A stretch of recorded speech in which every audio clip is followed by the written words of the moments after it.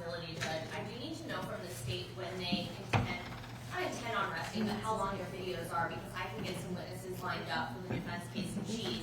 2 of them are on Zoom, and frankly, having them later is easier because they're in Arizona. Okay. So, but I need to know from the state. Well, she told me yesterday that she expected to rest by the end of the day. So if the end of the day means 5, and that leaves another hour of testimony, then you could do those 2 witnesses. So I will tell those witnesses to be available at 5 Eastern, which will be 3 or 2 years. That's fine, but let me confirm with the jurors that they're available, because anytime I drop on them a change in the schedule, I always make sure that it's something they can accommodate. Okay? All right, so that's the plan then. All right. I'm going to start with publishing some evidence this morning. So Okay. if we could just have the TV moved and then. You need it moved up? Okay, all right, Mark, can you take care of that? And then when you're ready, you can bring the jurors out. Mark, if you please moved it back. I'm going to plug that and move back to Okay.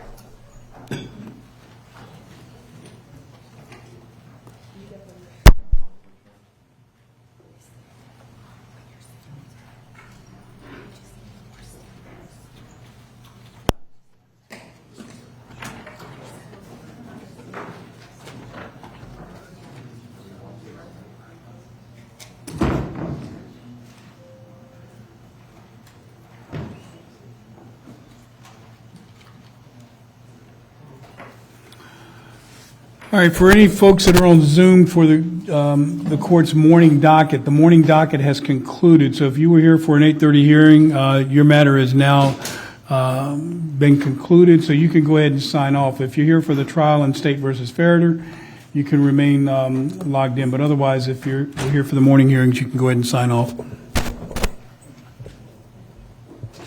Yeah, that's good. Yeah.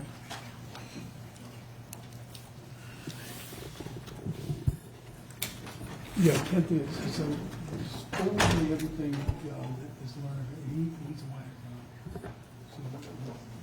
So that's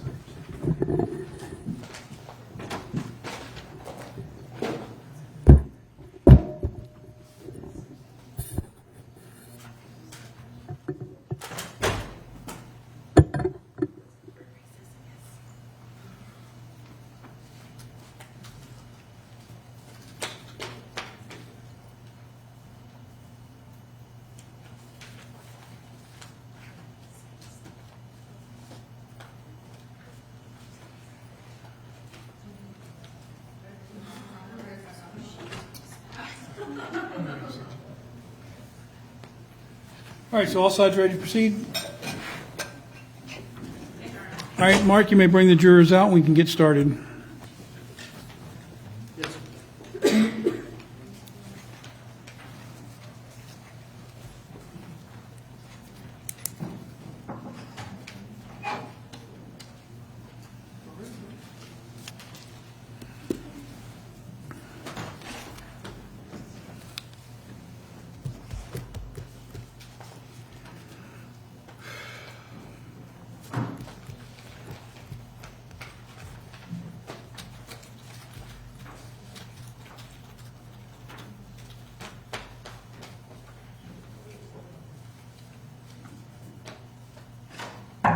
All rise.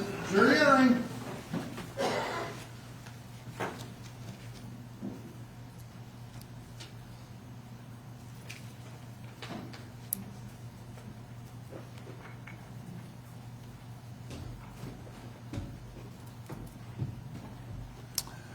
All right, everyone may be seated. All right, ladies and gentlemen of the jury, welcome back this morning. I hope everyone had a good evening, rest, and had the opportunity to rest and relax. I want to bring, I told you at the beginning, if we had any issues with the scheduling, I would let you know at the earliest opportunity once I became aware of it. And unfortunately, I need to let you know that we are not running on schedule as we had planned. We are running a little bit behind. So I'm going to do a couple things to try to get us back on schedule. The plan today would be to go to 6 o'clock, but I won't do that on the day that you get here without making sure that all of you can stay to 6 today. And secondly, I would start tomorrow at 8:30 instead of 10 and go to 6 tomorrow. The idea being that that would create at least a reasonable possibility we would be done with the completion of the submission of the evidence. Unfortunately, that means that we probably will not get to closing arguments tomorrow, that we would not get to closing arguments at the earliest until Tuesday. I don't know if Monday is a holiday for all of you, but it's a holiday for the court, so we would not start back on Monday. We would start back on Tuesday. So the first question I have for you, is there anybody that has a logistical issue that you could not stay to 6 today? If you do, then we won't stay to 6. We'll end at 5 like we had planned. And I see someone, you have a problem staying to 6? All right, so I told you at the beginning, you people are the most important people in this courtroom, and I meant that. So if you've got a problem, I'm not going to inconvenience you at this point. We'll finish at the normal time that you expected at 5 today. How about having time to prepare for tomorrow? Any issue being here at 8:30 and going to 6 tomorrow to try to squeeze out as much time as we can? All right. So that. I'm the bearer of the bad news for that. So let me tell you the other thing, that in terms of the closings, and there may be some submission of evidence, you need to plan for next week of being required to be here, I would say at least Tuesday and maybe Wednesday or Thursday, because I don't know how long deliberations are going to take. But what I do know is that under the current plan, the expectation would be that you would get the case sometime on Tuesday, and then you would start deliberations, and we never know how long deliberations are going to take. And the only thing I need to work out is whether I would be available on Wednesday or we would go Tuesday, Thursday of next week. And I won't know the answer to that until tomorrow. I'll let you know. So, but at a minimum, you need to kind of plan that you could be on call for me Tuesday, Wednesday, and Thursday of next week. And this is one of those unfortunate times where you fall into that 10% that run over the original estimate, but it happens. And I apologize that it's happened, but it's something that we have to deal with. And as I told you at the very beginning, once we start, we have to finish. So I do ask in advance for your understanding, and certainly don't hold it against anybody, one side or the other, because we are going over. You can hold it against me. I'm fine. I'm a big boy. You can hold it against me, but certainly don't hold it against either the state or the defendant in this case, okay? All right, everybody understand that? So we'll go to 5 today like the original schedule, and tomorrow we'll start at 8:30 and then go to 6, and you'll get your normal morning breaks, okay? All right?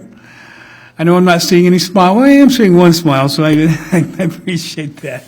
Okay, so with that, is the state ready to continue? Anything else you want me to? Yeah.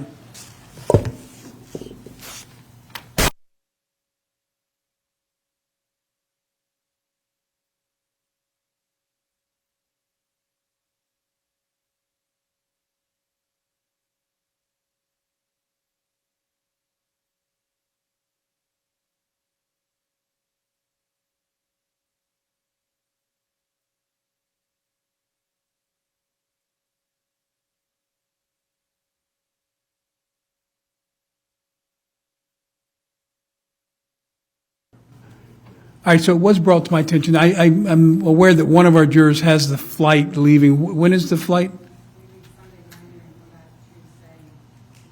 Tuesday evening, so you'd be out Tuesday. So we will speak with you and address that. I mean, we knew it was a risk, and we didn't anticipate that it was a risk that was going to cause much of an issue, but we will address your situation at the appropriate time, and I'm not going to force you to change your plans, I can tell you that.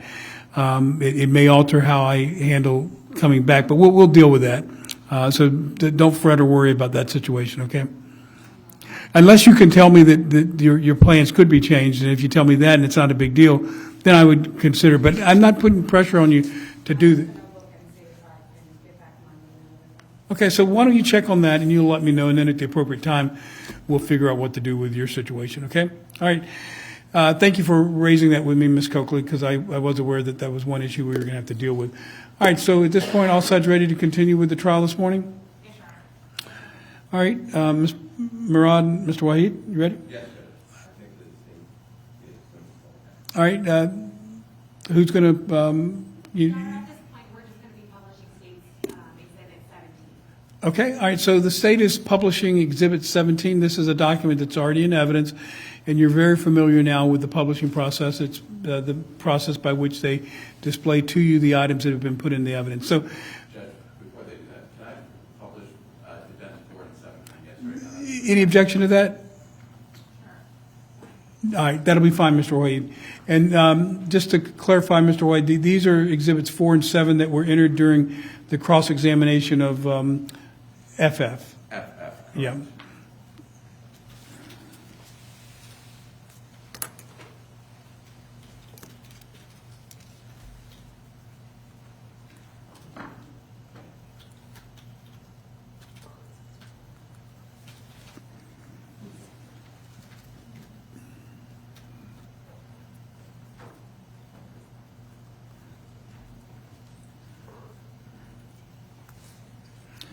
And while they're doing that, Ms. Coakley, just for purposes of the court managing the mid-morning break, how long are the publishing, if there's any one that's going to go 30 minutes, an hour, just give me some estimate so I can manage the breaks. And just look at, the whole exhibit is longer, we're gonna break that part of it out and then part of it later. Okay, so when I typically don't like to go more than an hour, hour and a half, so if it gets up to one of those stopping points, let me know and we'll take a break at the appropriate time.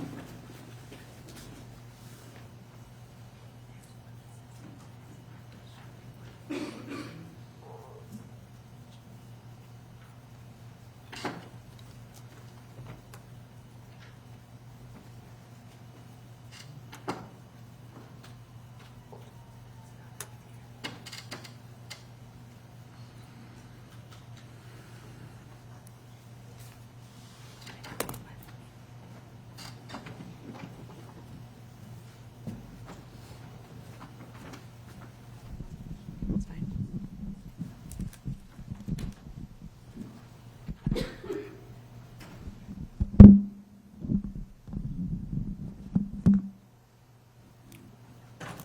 Thank you, Mr. Wahid. Thank you, Judge.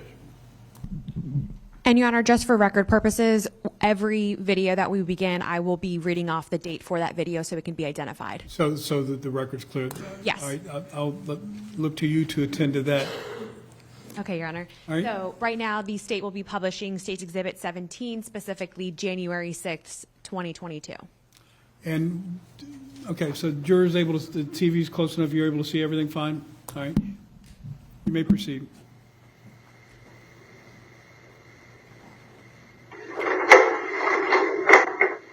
Morning. Good morning. Head to the bathroom. Can you come back? Can you make it up?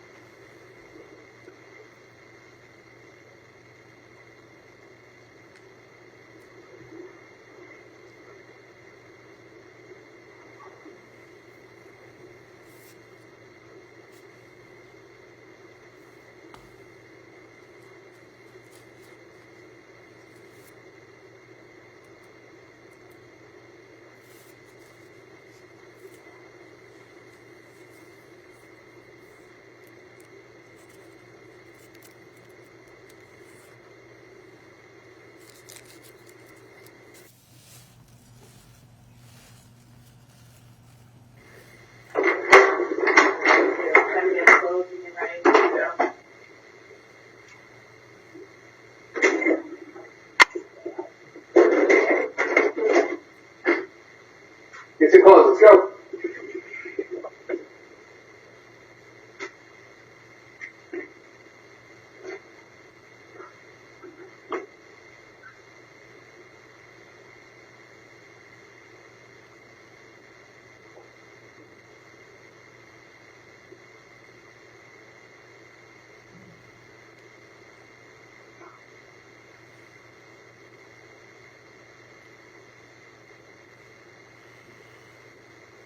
Go.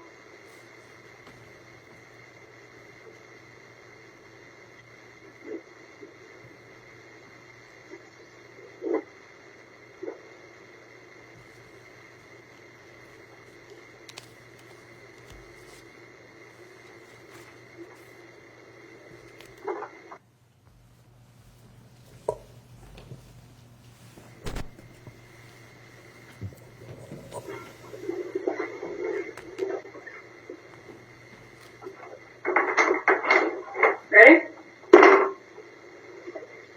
You ready? Can you replay?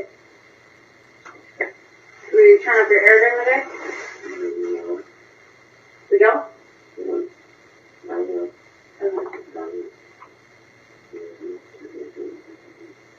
Okay. Did you want to throw your blanket on there and make your bed nice? Are those dirty clothes? Okay. So put whatever that you need to put in here. Put your dirty ones and dirty ones. In the bathroom.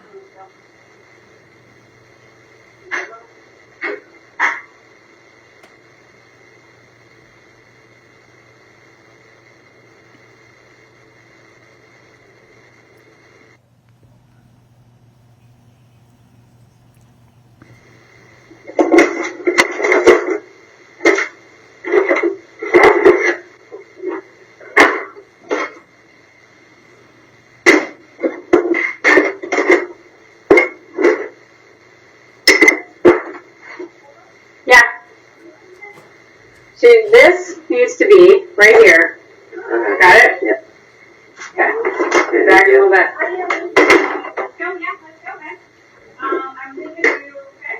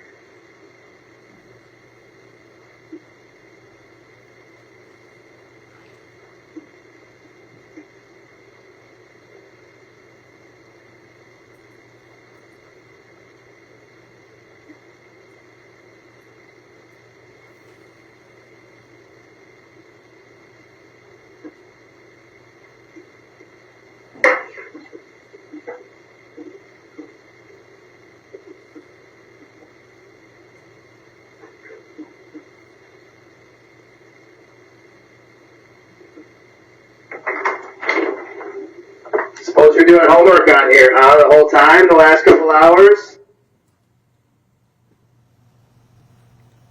Suppose homework, right? Any games? Are you blocking it so you can't try to be like on the camera? Are you doing that? strategically? No. Let's go. When you lie, you pee in there? No. Let's go. No time for liars.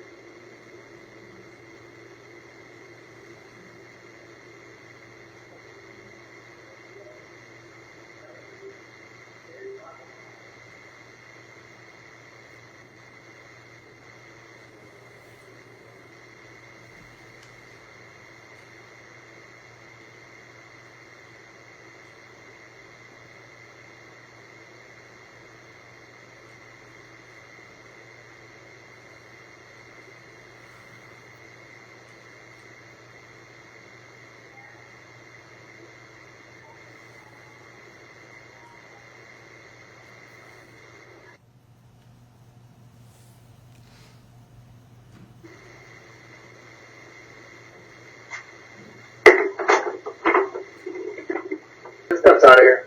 Give me that.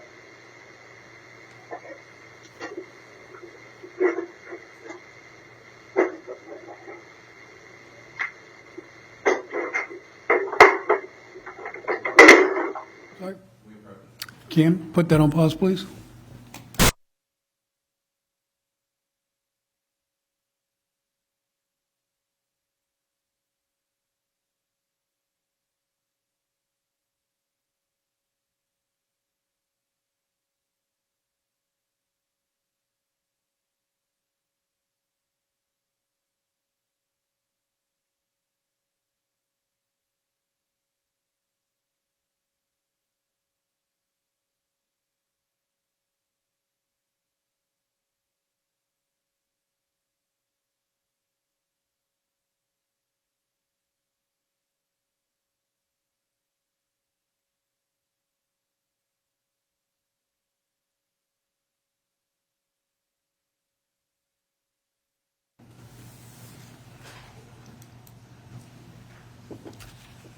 All right, Ms. Black, you may proceed.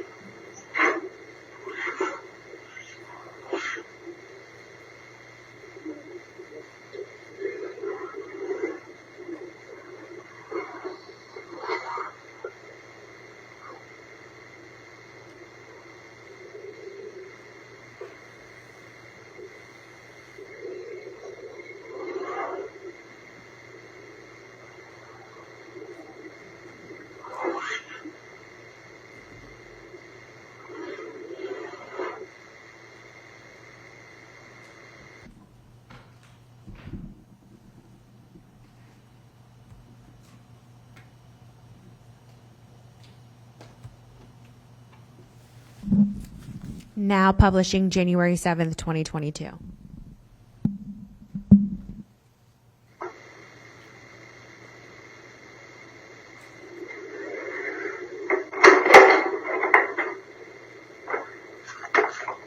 Let's go.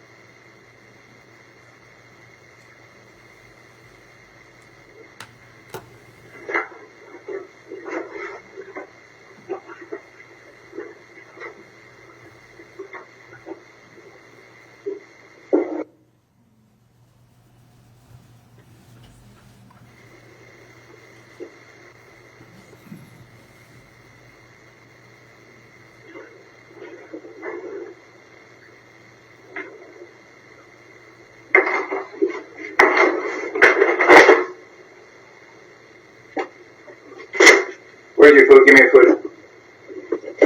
Roll that like the other ones.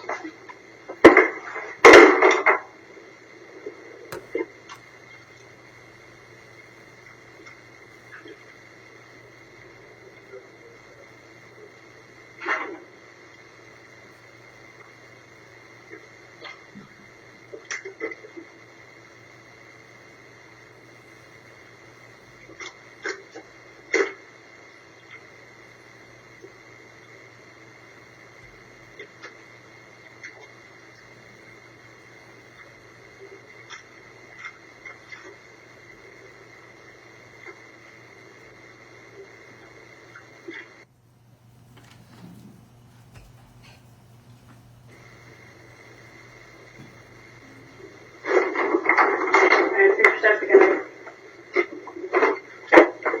What are those? Probably gonna be next result. Okay.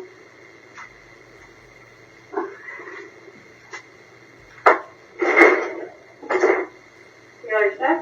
Yes, you get some.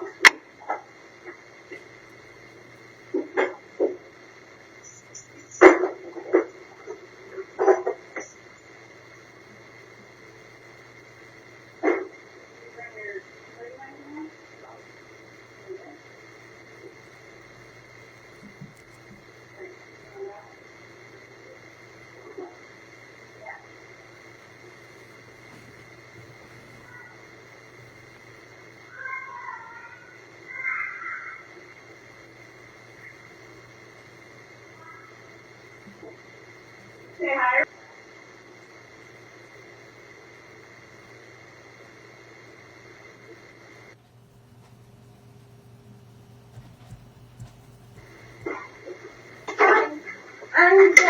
No, let's go. We're gonna go do that. No, it's wrong. He's gonna eat.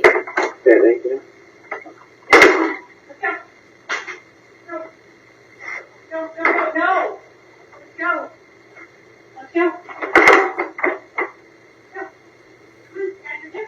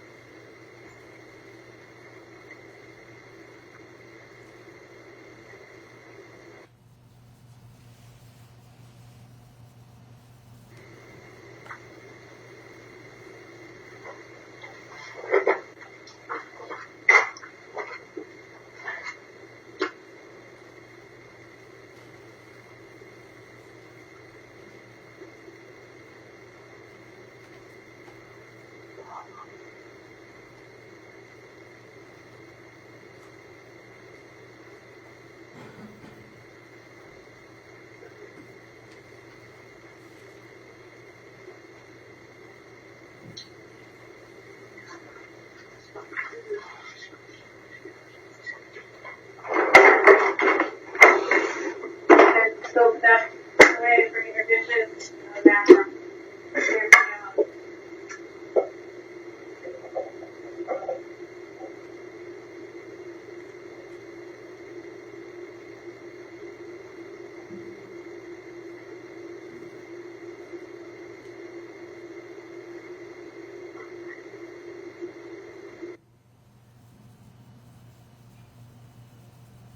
You change the extra batteries down very much. We can get them.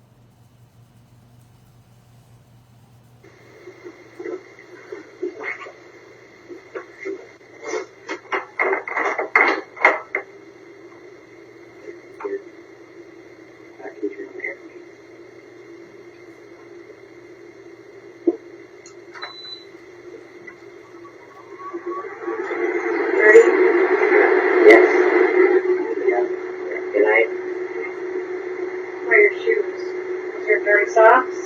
Yeah, there's shoes out there.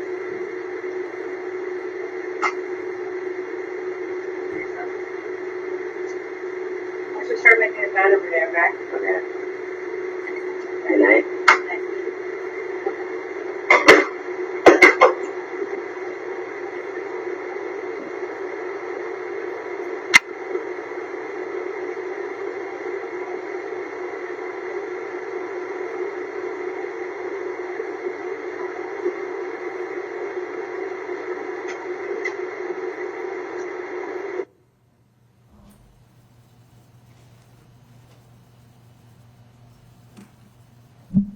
Now publishing January 8th, 2022.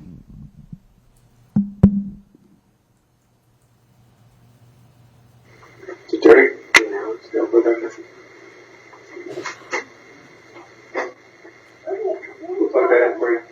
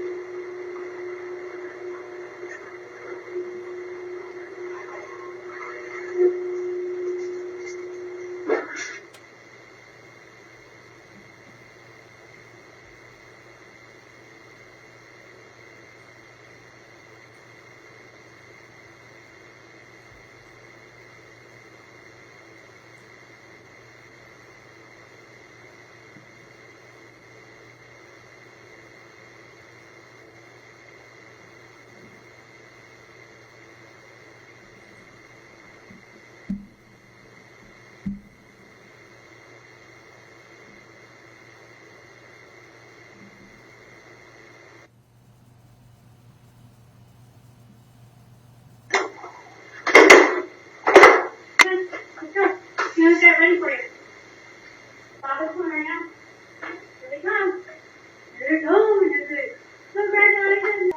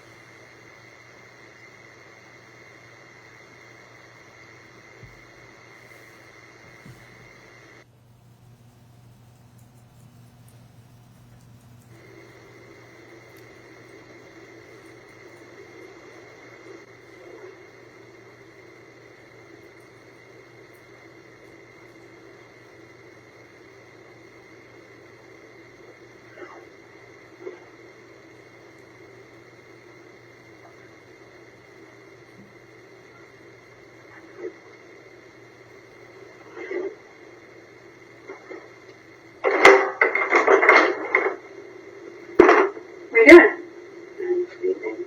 Why? You want to eat dinner? Yeah. Okay. We'll eat dinner. What's wrong with you? Nothing. Okay. Thank you, Mama, for bringing me dinner. Yeah, I'm hungry. Yeah, that'll be great. Thank you.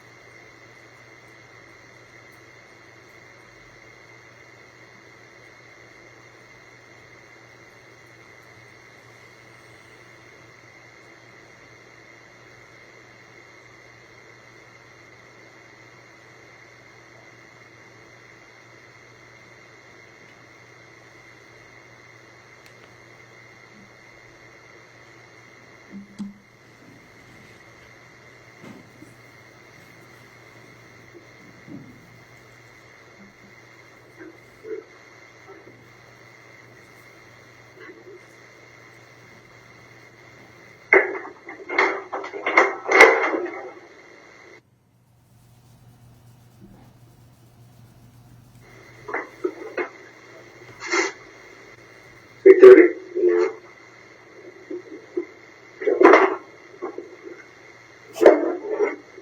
You walk out back. Yeah.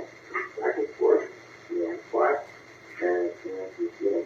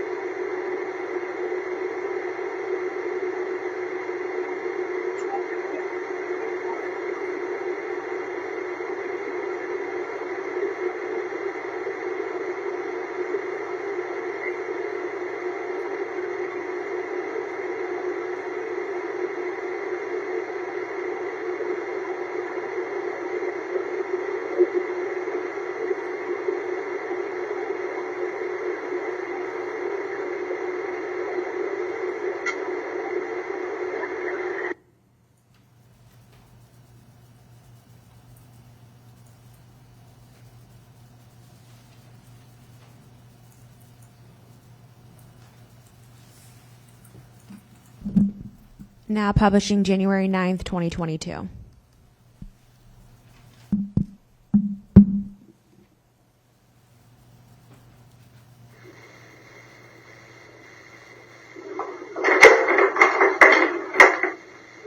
Good morning.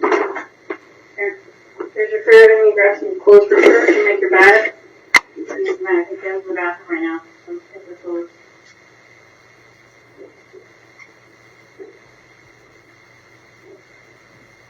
Anything else? No, just you. Okay, alright. You can start eating, and then a couple minutes again, I'll come get you.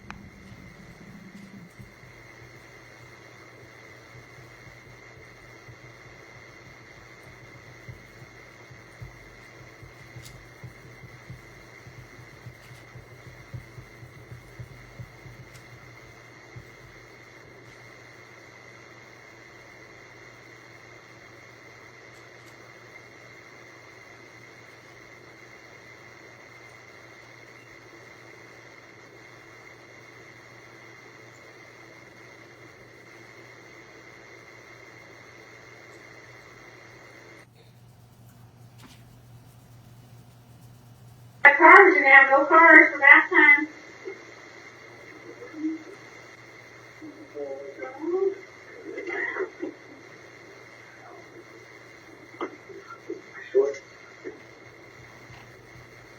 Come on, there. But no, no, have me. Come on. I'm the man in those. No, come on, maybe later. If here's a coach, go, we're gonna do back time, and get your cars from your room. Okay, man, we gotta go. No, Alan. No. No, Alan. Here, let's go, hurry. Oh no, you have no cars. You have no cars, oh no. Wait, let's go. Let's go. Here goes Mary, here goes Fiona. We're gonna have no cars then. No, we have cars. Lights are gonna be turned off in a second. Turn off. Wait, let's go. Right here. Let's go. Go get your cars. If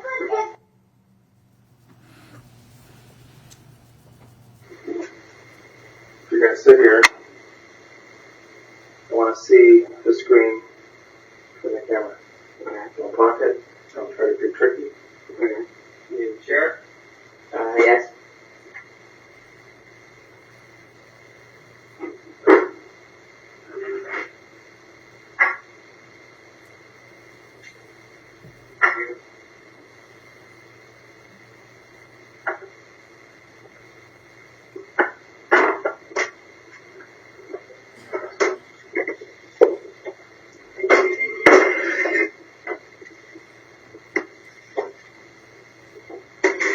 Did I give you that book?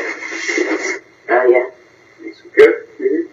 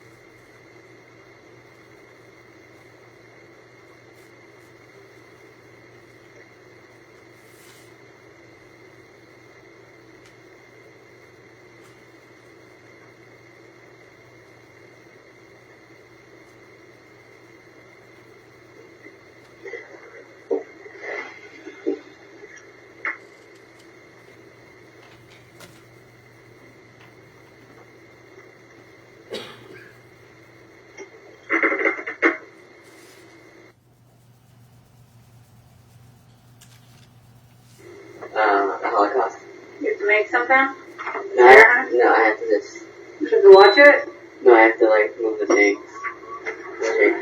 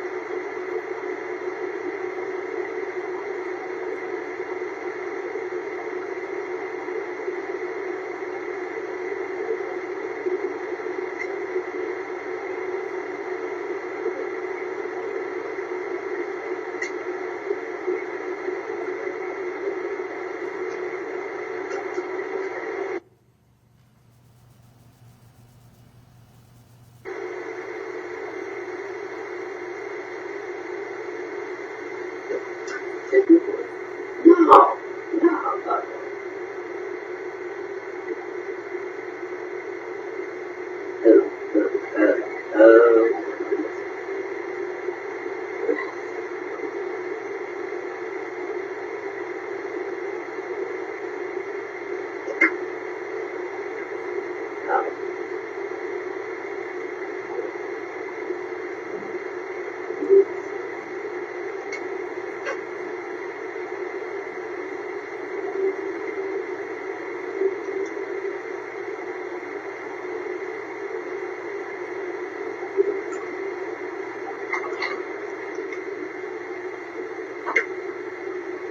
What are we doing in trouble? I'm watching that kid. To what? Nice. What's a bowling hat on? What's all this stuff? Huh? It's nothing. So what were you just in? Weird here. No, step aside. Are you doing anything you shouldn't have done? No. Playing any games? No. Sure. Yeah. Go ahead, sit there.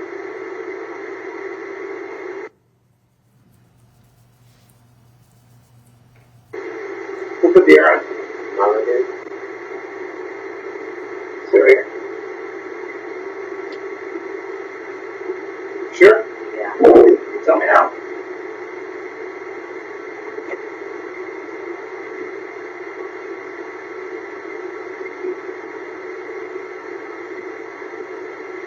What were you doing? I was walking back in. So you've not been in the thing the whole time? No. I closed Chrome and it kicked me out Why'd you close Chrome? because I was closing out stuff. What stuff? All the things I put about.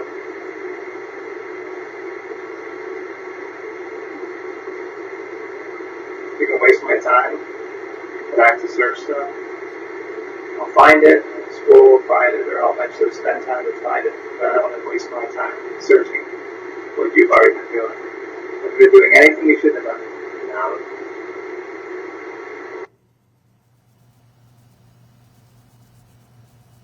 Holocaust and stuff. Huh? Holocaust, math. What were you doing on it tonight?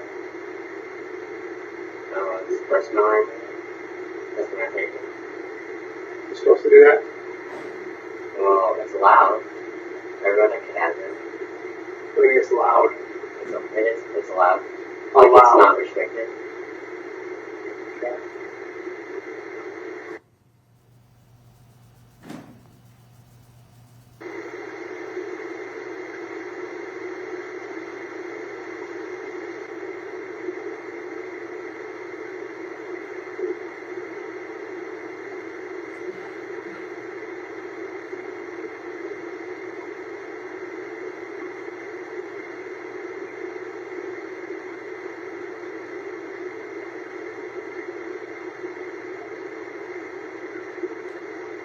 Who's Miss Hathaway? No. US history teacher.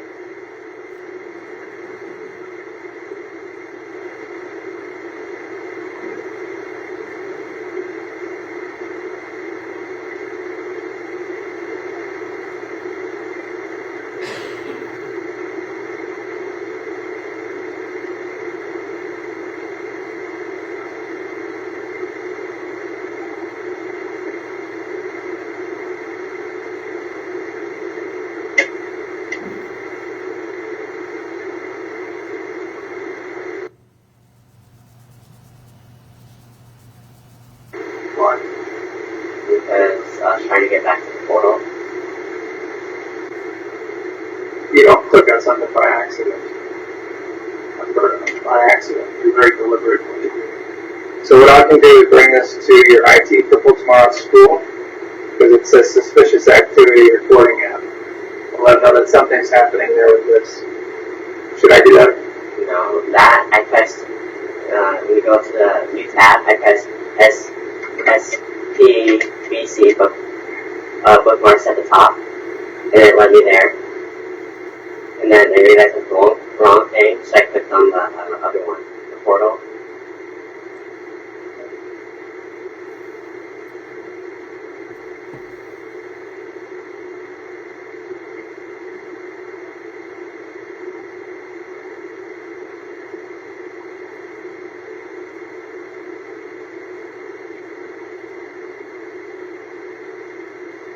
Automatically routes your tip report appropriately.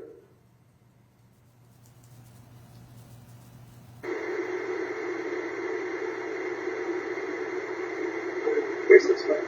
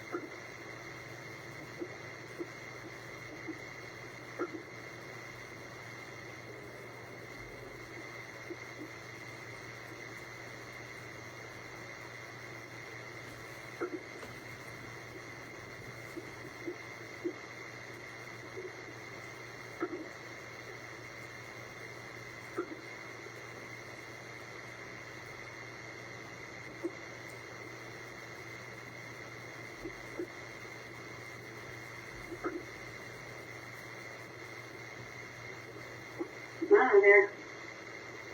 He said he was done with his homework, but he was still on his computer because it's something to do.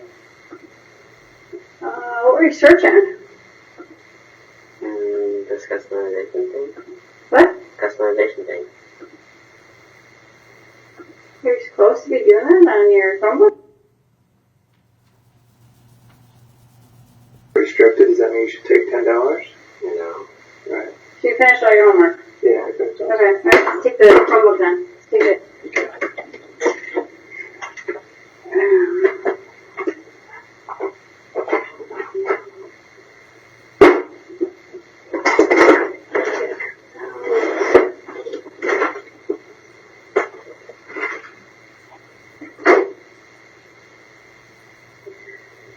So you say you're searching customization? Yeah. Okay.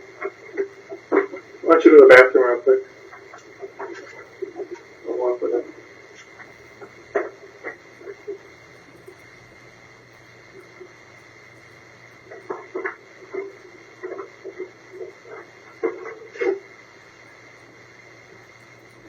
Did you get, hey Tim, did you, is his email open? His school email open?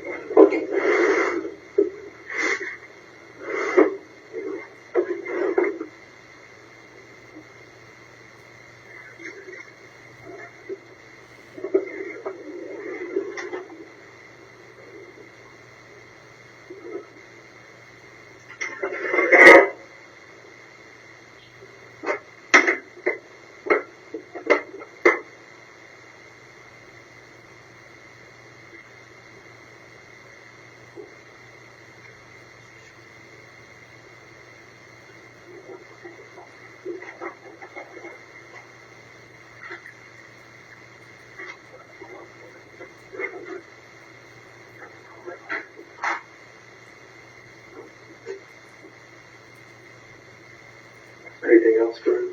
Did you turn the air on for him? I did, yes. Okay. There, I'll give him a minute. Good, good. Yeah.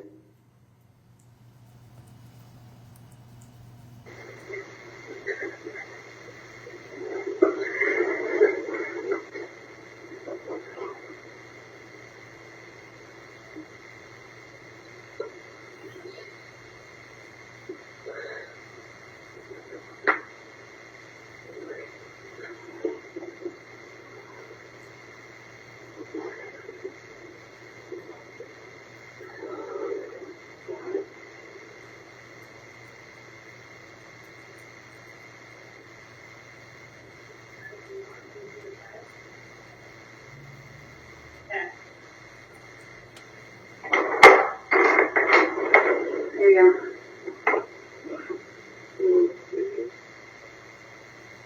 Sleeping any better? Oh, yeah, I don't. You can't tell. Okay. I'll see tonight, but I don't think I'm sleeping that much better.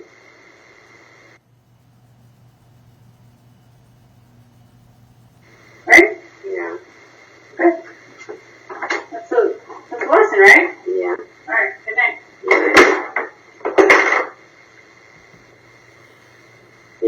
You turned the light on? Okay, thank you.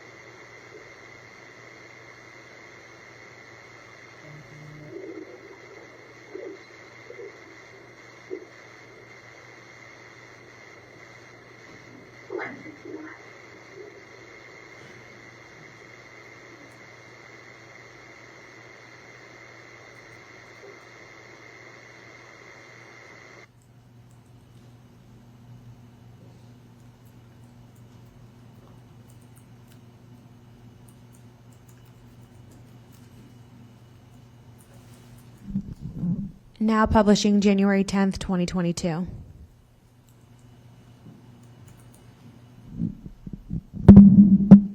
Dirty? Let's go.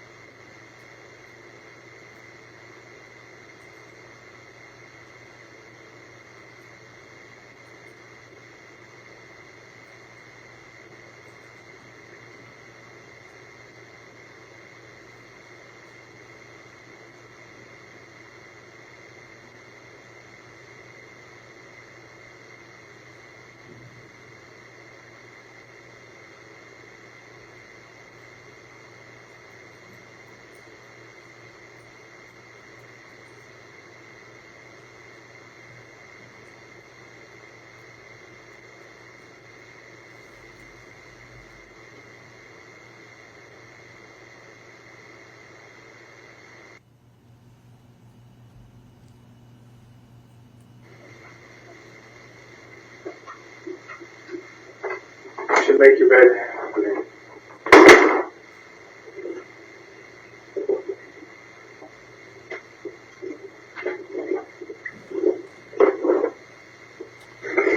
Ms. Black, are we at a stopping off point for a 10-minute break? Let's pause it. Let me go ahead and take a 10-minute break now. All right, so ladies and gentlemen, it's 20 after. We've been going about an hour. We're going to take a 10-minute break. We'll start back up 11:30.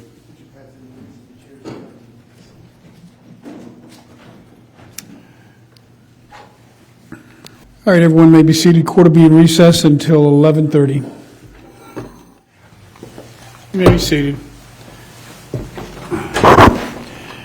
All right, before we get started, let me just make an announcement. I've been advised that there have been some instances of people taking photos with their cell phones or electronics in the courtroom. That is expressly and specifically prohibited unless you are a member of the press. It's been pre-authorized to either video. These proceedings are to take still photography through our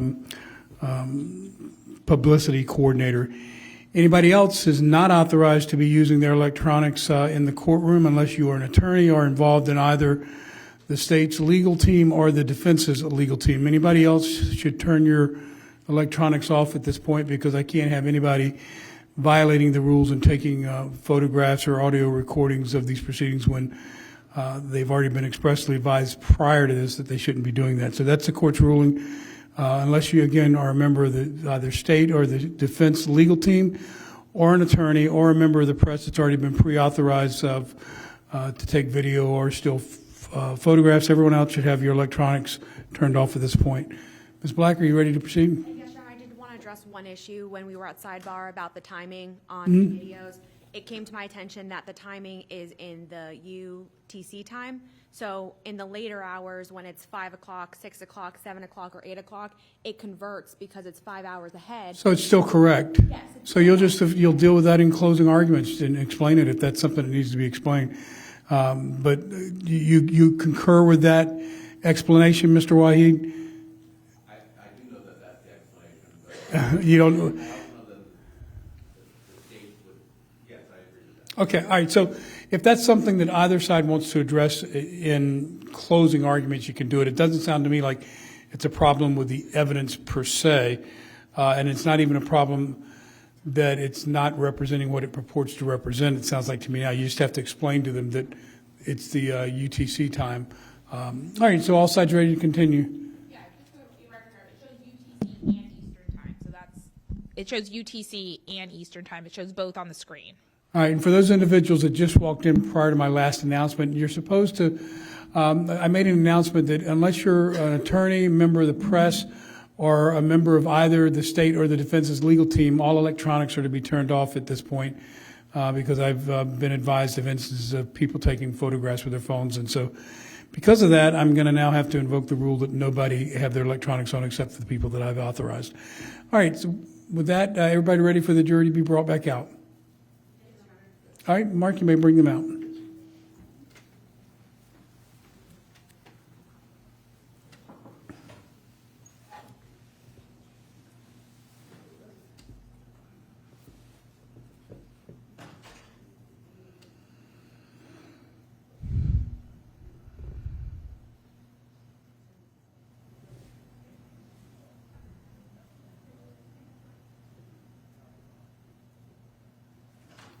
All rise. Jury entering.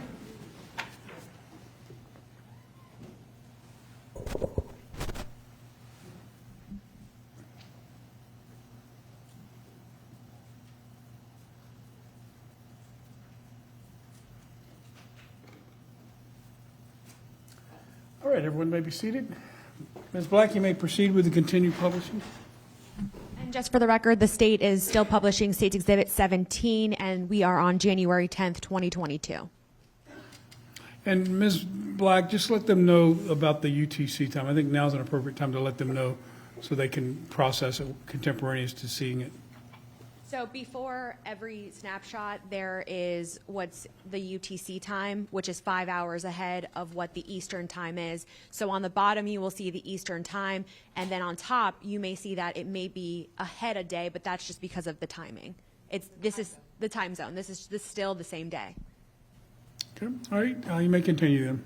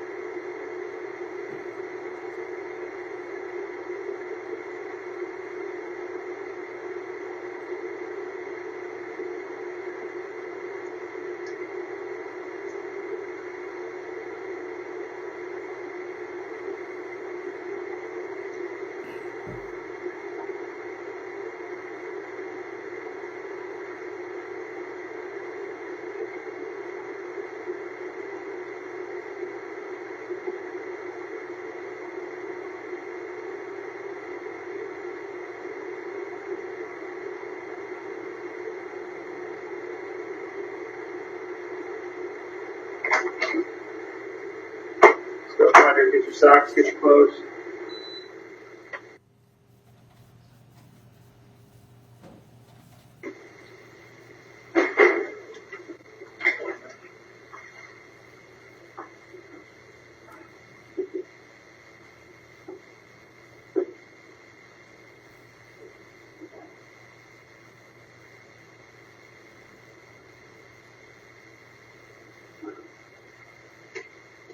Just go through there. Yeah.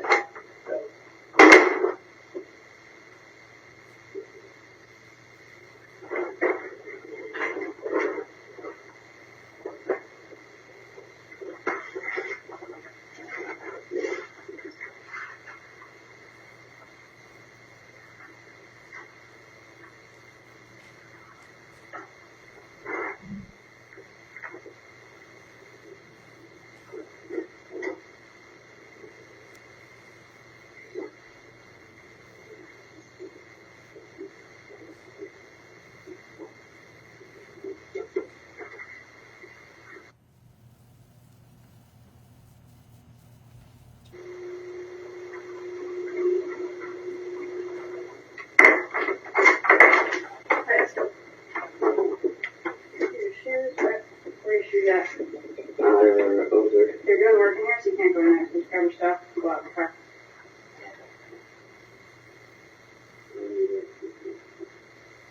Where are your shoes? They're over by the shelf. Okay, I'll go get them. Get your room there. This is dirty. Okay, go from the garage.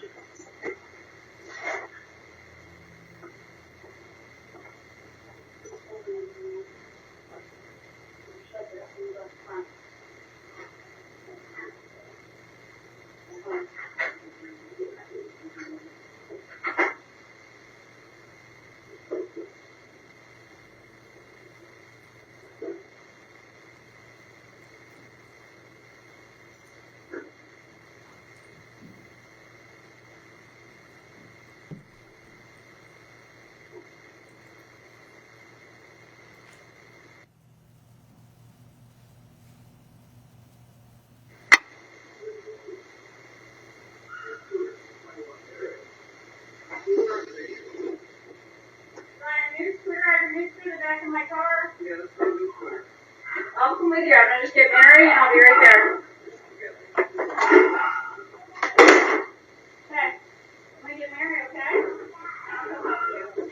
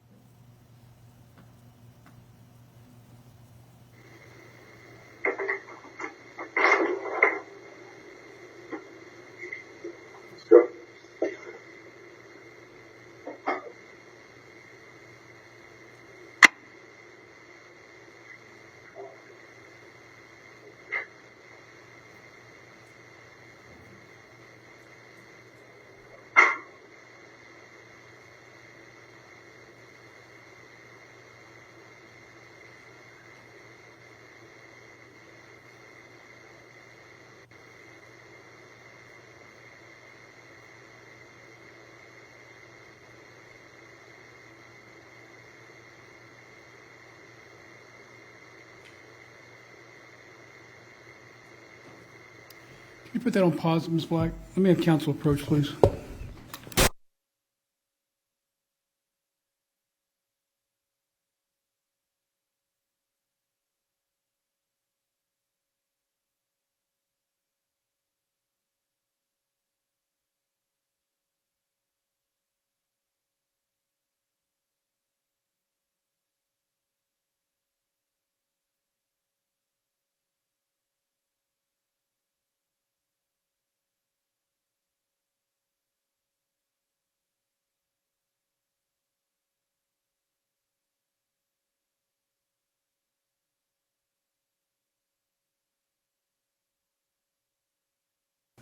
All right, you may continue with the publishing.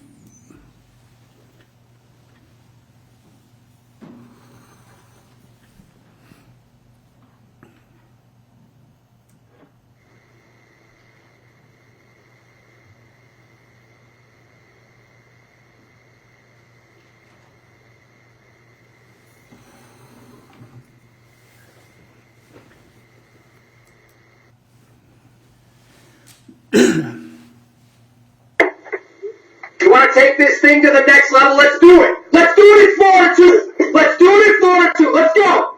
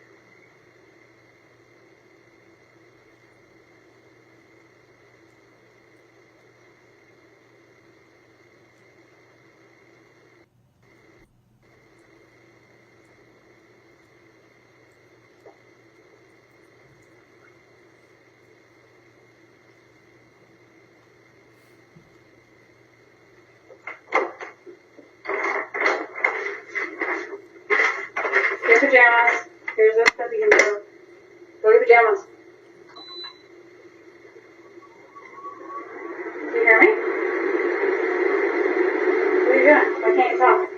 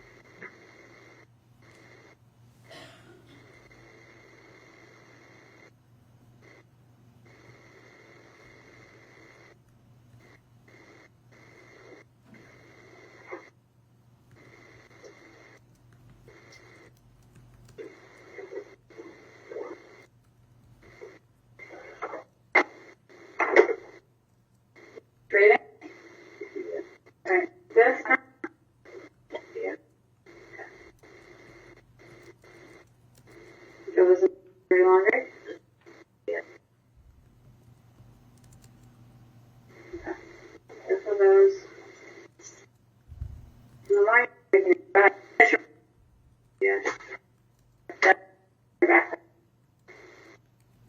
30?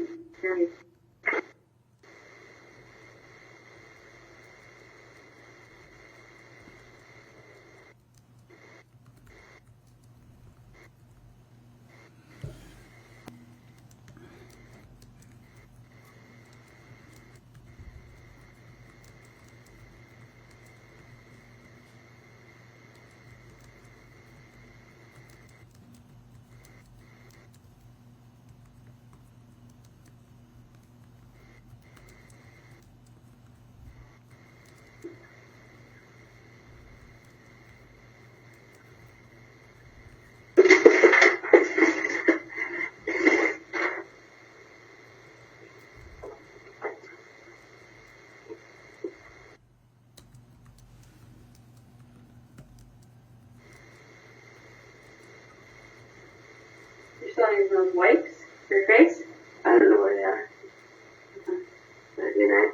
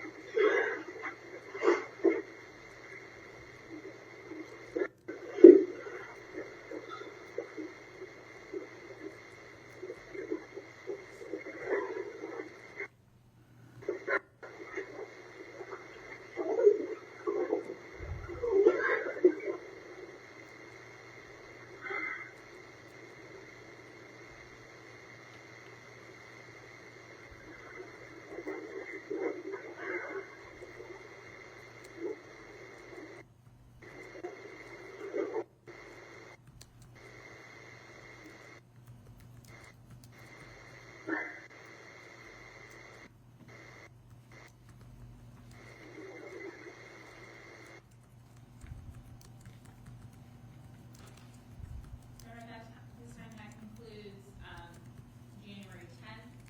At this time, the state would pause on this and like to call witness. Okay. At this time, we will call Dr. Wade Meyer. Okay.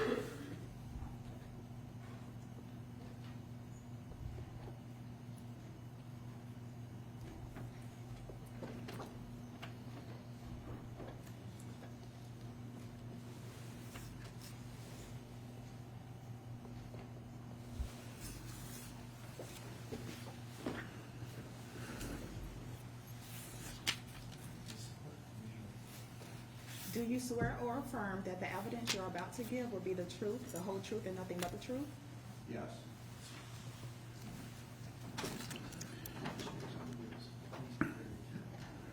All right, Ms. Coakley, you may begin at your convenience.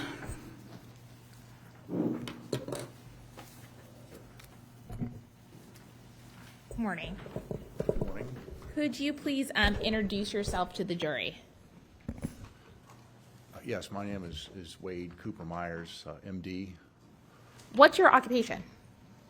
I'm a psychiatrist, and I am also a child psychiatrist and a forensic psychiatrist, and I'm a professor of psychiatry at Brown University in Rhode Island.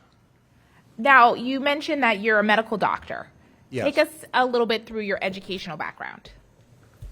I went to undergraduate college at Stetson University in DeLand, Florida, and I got a degree in biology. Then I went to medical school at Temple University in Philadelphia, where I got my MD degree. Then I went to University of Florida. Well, actually, before that, I did 1 year of general surgery at University of South Florida in Tampa, and then I switched over to psychiatry training, and I went to University of Florida in Gainesville, where I did a general psychiatry residency to become a psychiatrist, and then I did extra training in child and adolescent psychiatry, which was a 2-year fellowship there as well. And also I did a 1-year training program in forensic psychiatry, also at University of Florida. What's the difference between general psychiatry and forensic psychiatry? Like, what is forensic psychiatry? General psychiatry is more involved in the diagnosis and treatment of mental disorders. Forensic psychiatry is helping out the legal system in any way in which mental illness and the law may come together. So it could be criminal matters like the insanity defense. It could be child custody cases. It could be malpractice cases where you would opine on someone's medical care or psychiatric care of a patient. There's a broad array of things in forensic psychiatry. Sir, can you pull the mic up a little closer to you, please? Yes. After you finish your fellowship at the University of Florida, and are you licensed in Florida? I am, yes. And what about Rhode Island? Yes, I'm also licensed in Rhode Island. Now, you mentioned that you're currently a professor at Brown University. What did you do in between that fellowship at the University of Florida and then going to Brown? I was on the faculty at University of Florida for, I'm going to say about 15 years, 10 or 15 years, where I became a associate professor. Then I went to the University of South Florida, and I went there really to start a forensic psychiatry fellowship program, which we did. I was there at the University of South Florida for about 5 years. I was a professor there. And then for the last 14 years, I've been at Brown University, also where I was recruited to go up and to build a forensic psychiatry program. Do you treat patients? I do, yes. And you said that one of your areas is child psychiatry. So are predominantly your patients children? Yes, most of my patients are children. I also treat adults with a variety of mental conditions. Now, as a professor, are you involved in teaching in the areas that we talk about? I am, yes. Tell us what you, broadly, what that means you do as far as the teaching responsibilities. I give some lectures to students more in a lecture format, but a lot of my teaching is clinical instruction. And for instance, we have forensic psychiatry fellows who come and work with our faculty for a year in a training program. They become trained in forensic psychiatry. So they'll do cases with us, different types of cases. And then also we give them seminars every week, as well as they'll go to a law school class for a semester one afternoon a week. We participate in that as well with them. So sorry to interrupt. Do you do any academic research or publish in areas of child psychiatry or forensic psychiatry? Yes, I have regularly been involved in research during my career. And peer-reviewed scientific publications, that's what we're talking about? Yes. Now, as part of your work, do you also sometimes get involved to give an expert opinion in legal cases? I do, yes. Does that include in criminal cases? It does. Have you testified here in Palm Beach County before on criminal cases? Yes, I have. I believe on at least several occasions. And is that true in other places around the country as well? Yes. And so you have offered your expert opinion on topics involving psychiatry in places around the country. Is that accurate? Yes, that is. Now, did I reach out to you in this case to see if you could assist us in providing an expert opinion? Yes, you did. And did you agree to be involved and to review some of the items in this case? Yes. As part of that, did you review the witness statements that were given by his sister? Yes, I did. And did you also have the opportunity to review their depositions?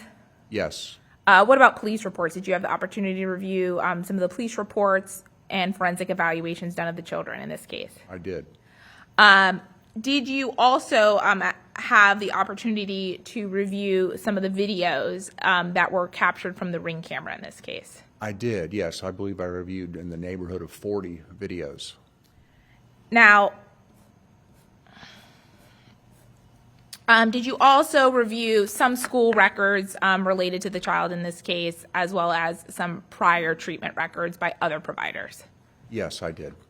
Now, I wanted to, based on your review of all of the documentation in this case, of the documentation that you reviewed in this case, were you able to reach a professional opinion as to whether or not the treatment that received from his parents in this case was harmful? Yes, I did. I felt it was severely harmful and very psychologically damaging to. And why is that?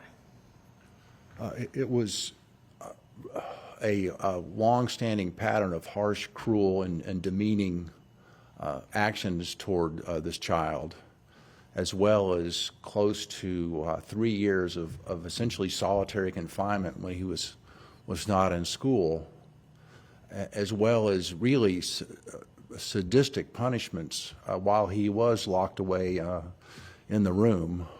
For instance, withholding meals if he misbehaved, taking his one book away as punishment, which is the one thing he had to do in the room towards the end, turning the lights out to punishment as punishment, and in fact he talked about being afraid of the dark. And when the lights would go off when he was being punished, he would pull the sheet over his head and really feel terror. Do you have an opinion as to whether or not this type of treatment of a child by the parents is malicious? It's malicious, it's cruel, there's really... Overall, You can go ahead. Do you have an opinion as to whether or not this type of treatment is malicious? Yes, my opinion is it's malicious, it's cruel. I can't think of any other way to describe it more accurately. Now, even in cases where this punishment may be in response to maybe a negative or unwanted behavior of a child, is that change at all your opinion? If the child did something wrong and then the parent, this is how they are punishing them, does that change your opinion on whether or not this type of action by the defendants is malicious and cruel? No, there's no set of circumstances concerning a child's behavior that would justify this sort of really torturous behavior. Would this type of behavior as punishment or as a punitive measure, or would it result in a positive behavior modification by the child? No, if I was asked that in a theoretical way, I would predict this sort of behavior to cause the child's reactions, the behavior, their psychological state to deteriorate even further. And what kind of behaviors might you see as a result of that, hypothetically, in a child who is subjected to this type of behavior, this type of treatment? It could go in a whole lot of directions that we see in children who are abused, children psychologically, emotionally abused, neglected, but it can go from depression to anxiety to self-injury, where they maybe even start cutting themselves, to trying to commit suicide, to aggression, to headbanging, to problems with peers, problems with concentration, nightmares, sleep disturbances. The list is very long in abused children, how different children will manifest the signs of abuse. Could it result in an increase of the type of behavior that is that the parent considers bad or inappropriate? Yes, it can cause the child to have a irritable mood. They can become aggressive with their peers. They can become aggressive with family members. They yes, they may often will try to run away. Now, is there any justification or possibility of a positive result from this type of punishment of a child, this type of treatment? No. Now, what can you tell us about the type of psychological impact this type of treatment can have? Again, it's a long list, but do you want me to kind of focus more broadly on or? I want you to say broadly first, and then we'll talk more specifically. So it can have, in general, it can cause more internalizing symptoms where the child will become depressed or withdrawn or isolating of themselves from others, or it can go the other way, externalizing, where they might start acting out, running away, being aggressive. It can affect their schoolwork, where they can't concentrate, their grades start going down. It can cause a lot of problems with them being able to interact positively and in a good way socially with their peers. They may have problems on the playground. They may have problems with even just following the general rules of the school, whatever that might be. Now, concentrating on kind of some of the videos that you were able to see of his reactions in the room. Anything about that you think was indicative of a psychological impact on the victim while he's in the room? Yes, it's consistent with a child who has post-traumatic stress disorder. There was when the parent, his father, would come in the room and approach him, he would stiffen up, he would lower his head, you could barely hear his speech when he did talk, and he seemed to be in a very high state of fear. But that tenseness is though the adrenaline's flowing, and he's afraid of another abusive episode occurring or being harmed, or he said he was even afraid of being killed. Now, do this type of treatment of a child, can it stunt their intellectual growth? Yes, it can. Can it stunt their psychological growth? It can, yes. Is there a reasonable likelihood when a person engages in this type of behavior towards a child that there is going to be psychological injury or mental injury as a result? You said, is there a likelihood? Yes, there is a substantial likelihood. Now, in this case, did you see, based on the evidence that you were able to review, is there a pattern of isolation of the child? Yes, it's he for nearly 3 years was isolated in the cell for the better part of each day. As far as hours, it sounds like when he wasn't at school, let's say he's at school for 8 hours, he's then in the box for 14, 16 hours a day. Now, on a daily basis, so a very much established pattern. Did you, and I think you say isolation, is it fair to say that there is also a pattern of confinement here of the child? Yes, they're essentially one and the same in this case, it would seem. Were you able to observe a pattern of a deprivation of the child? Yes, there was emotional deprivation, there was physical deprivation, there was intellectual or cognitive deprivation where he wasn't really provided much in the way of anything to stimulate his mind or to entertain himself. I mean, is isolation, confinement, and deprivation considered an acceptable way to punish a child? No, it's not. It would be counter-therapeutic to disciplining a child. But we're not talking about a 5-year-old who might have a temper tantrum and you want to give them a timeout for 5 minutes in their room. I mean, that's something. Timeouts are an accepted form of discipline. So does it make a difference, in your opinion, the duration of the isolation, confinement, and duration? and deprivation? Oh, it's a huge difference, sure. If it's of short duration for younger children, it can be appropriate. But again, I'm talking in terms of minutes, not hours. But in terms of doing it every day, day after day, for most of the day, there's just no comparison to, say, a short timeout with a younger child. And even just looking at the time frame that happened in Florida, those 5 to 6 weeks, that amount of time frame, is that harmful? Yes, undoubtedly it would be for about any child, I'm sure.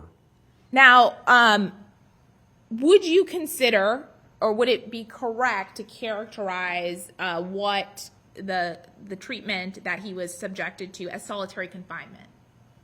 Yes. Is solitary confinement within the psychological and psychiatric and medical community, is that something that is considered appropriate for a child? No, and in fact, years ago, the American Academy of Child and Adolescent Psychiatry, which I'm a member of, came out with a statement strongly arguing against children even in juvenile detention centers having solitary confinement because it's detrimental psychological impacts. Is it considered damaging to brain development of a child?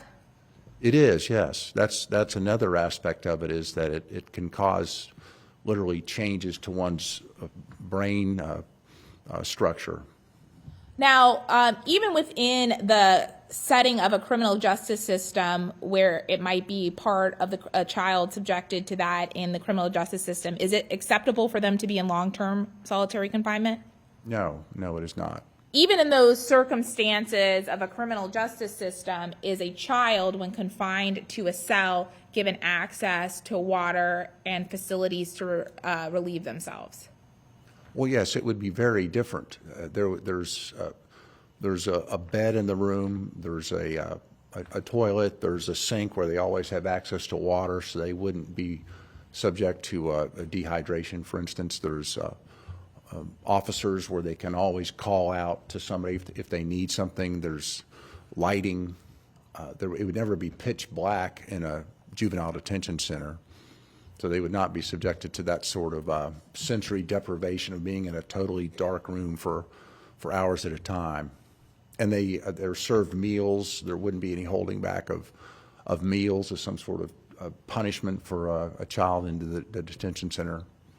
Now, discussing the isolation specifically, is there a detrimental impact to a child to be socially and physically isolated the way that there was from the rest of the family? I'm sorry. Is there a negative impact associated with the social and physical isolation? Well, that's part of the trauma of this, is that he's kept from having a normal family environment where he comes out and is socializing with his peers and spending time with his parents and doing things together and having fun and just having a normal family experience. He's segregated as soon as he gets home, and the children all know he's in the box, but it's giving him the message that you're not valued, you're unloved, you're not important, you're not part of this family, you're being rejected. Is it sending a message that he fundamentally is bad? Yes, and that you're right, and that you're bad. You're not able to be part of this family because you're bad. Now, during the course of reviewing the evidence in this case, did you become aware of whether or not his confinement in the structure in the garage was absolute? Was it at all times? With infrequent exceptions, yes. I mean, he did occasionally have some after-school activities, as I understand, more so I think in Arizona than when he got to Florida, where he might be allowed to run track or do some track at school. And he went to school? Yes. You saw that. And did you find that there were some also infrequent examples of when he was allowed to interact with the family? Yes, he went to, for instance, siblings' softball practices. They did go out to, I think they went out to dinner a few times. Does the isolation and confinement and deprivation, does it have to be absolute, like at all times, in order for it to be harmful? No, it doesn't, no. In reaching your opinion that the conduct that this defendant engaged in towards his son was harmful and was malicious and cruel, did you take into consideration the fact that there were occasions where he wasn't in the room? I did, yes. Now, I want to talk... It's the totality of it, that he's literally, for 3 years, spending most of his life, the majority of it, in solitary confinement, with very little stimulation and interaction when he is in there. Now, I want to talk for a second about sensory deprivation, which I think you mentioned. What is sensory deprivation? It's a lack of any kind of external stimuli, really, that is so important to adolescent development, like being able to go out and play with your peers or your friends after school, or ride a bike around the neighborhood, or throw a baseball, or come out and eat dinner with your family, or have some things to play with, like a computer or an iPad, or games, or Legos, or something to do to occupy your mind. Now, what kind of impact can that type of sensory deprivation have? Well, in extreme cases, children can literally become psychotic and lose contact with reality, but it very predictably causes severe psychological problems, again, like depression, or repetitive behaviors like self-injury, or self-stimulation behaviors, that somehow you start doing things to stimulate yourself because you need something to occupy your mind after a while when you're in a locked room with nothing to do, hour after hour after hour. Now, what about being in the dark? How does that impact someone? I mean, is that bad? In general, it would be frightening for, I believe, any child to be locked in a room and have the lights totally turned out. But even more so when that happens and you know you're going to be in that room with little or no ability to contact anybody if something bad happens. I mean, you can't even come out and use the bathroom. You have to find your way to a bucket in a dark room I guess it's in the corner, and try to figure out how to go to the bathroom in the dark in a bucket. And then you're going to be with that bucket for the remainder of the night, depending on what time you use the bucket. Is that type of forced sensory deprivation, being forced to sit in the dark and have no control over the lights, is that harmful? Yes, it's a form of psychological trauma. It's really a form of torture to do that to a child. Now, you mentioned the bucket. I want to talk a little bit about that. What kind of impact, or how can that be perceived by a child who is forced to use that as a way in which to relieve themselves? It's mean, it's degrading, it's unsanitary, it's extremely unpleasant to, at least, to have to be in the room and then locked in a room with your own excrement, with no way to do anything about it. Now, can being subject to that kind of humiliating and degrading lifestyle impact cause a psychological injury to a child? Psychological what? Injury. Yes, it definitely can. It's psychological abuse is the simplest way to put it, and it's also really a form of medical neglect because of the unsanitary aspects of it. Now, would you say, or do you have an opinion as to whether or not these these specific factors are cruel, demeaning, and injurious. I think you already said that for the having to use the facilities in a bucket. What about giving little stimulation or limiting the stimulation of the child? That's another form of psychological abuse when you limit a child's, an adolescent's abilities and access to intellectual or academic stimulation when they're at home. What So about you're really stunting their brain development and their intellectual development?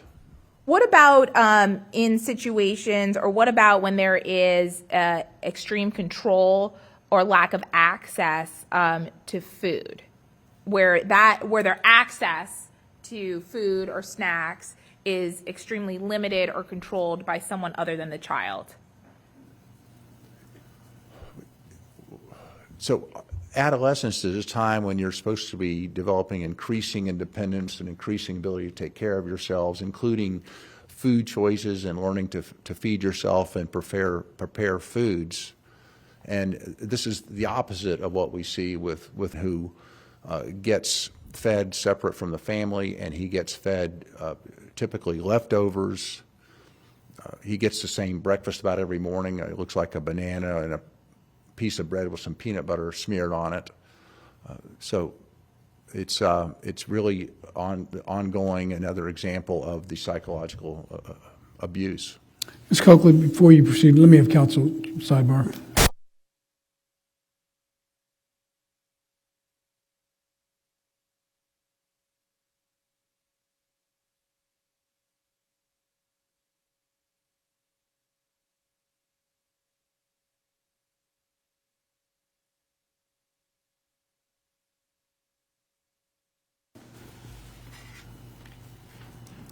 All right, so ladies and gentlemen, it's lunchtime, 12:30. We're going to break for lunch for an hour.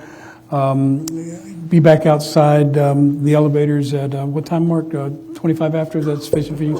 25 after 1, and he'll bring you to the jury room, and we'll shoot for 1:30 sharp start time. Remember the same instruction I've given you every day. Don't talk with anybody about the case. Don't do any research or investigation or anything like that. Other than that, have a good lunch. Is it better? Is it better? Yeah.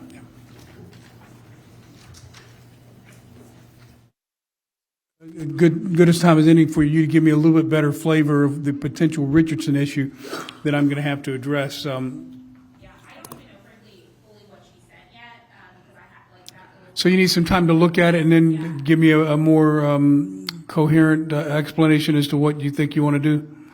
Right. All right. So I'll punt right now. I won't do anything, but I am going to want to address it at the earliest opportunity that you've had a chance to look at it. Ms. Murad, you look like you have something for me. Have anything for me?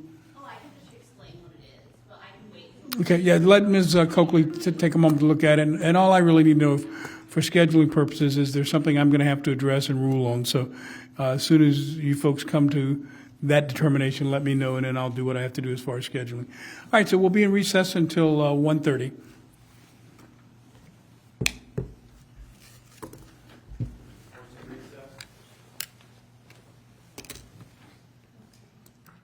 Back in session, the Honorable Judge Howard Coates presiding.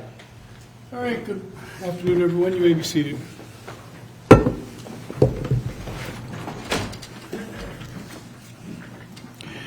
All right, all sides ready to proceed with the continuation? Yes, Your Honor. All right, defense, ready? Okay. All right, you may go ahead and bring the jurors out.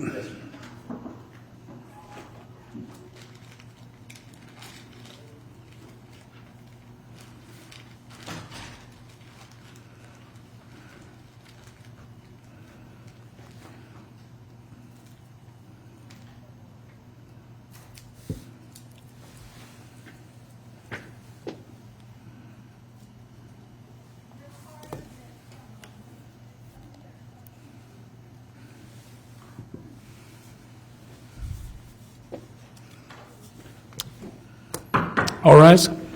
Jury entering.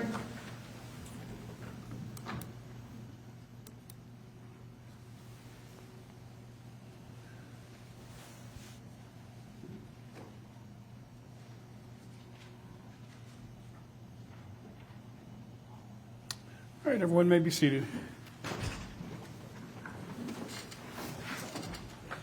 All right, ladies and gentlemen, welcome back. We're in the middle of the direct examination of the current witness. With that, Ms. Coakley, you ready to proceed? Yes. All right, you may do so.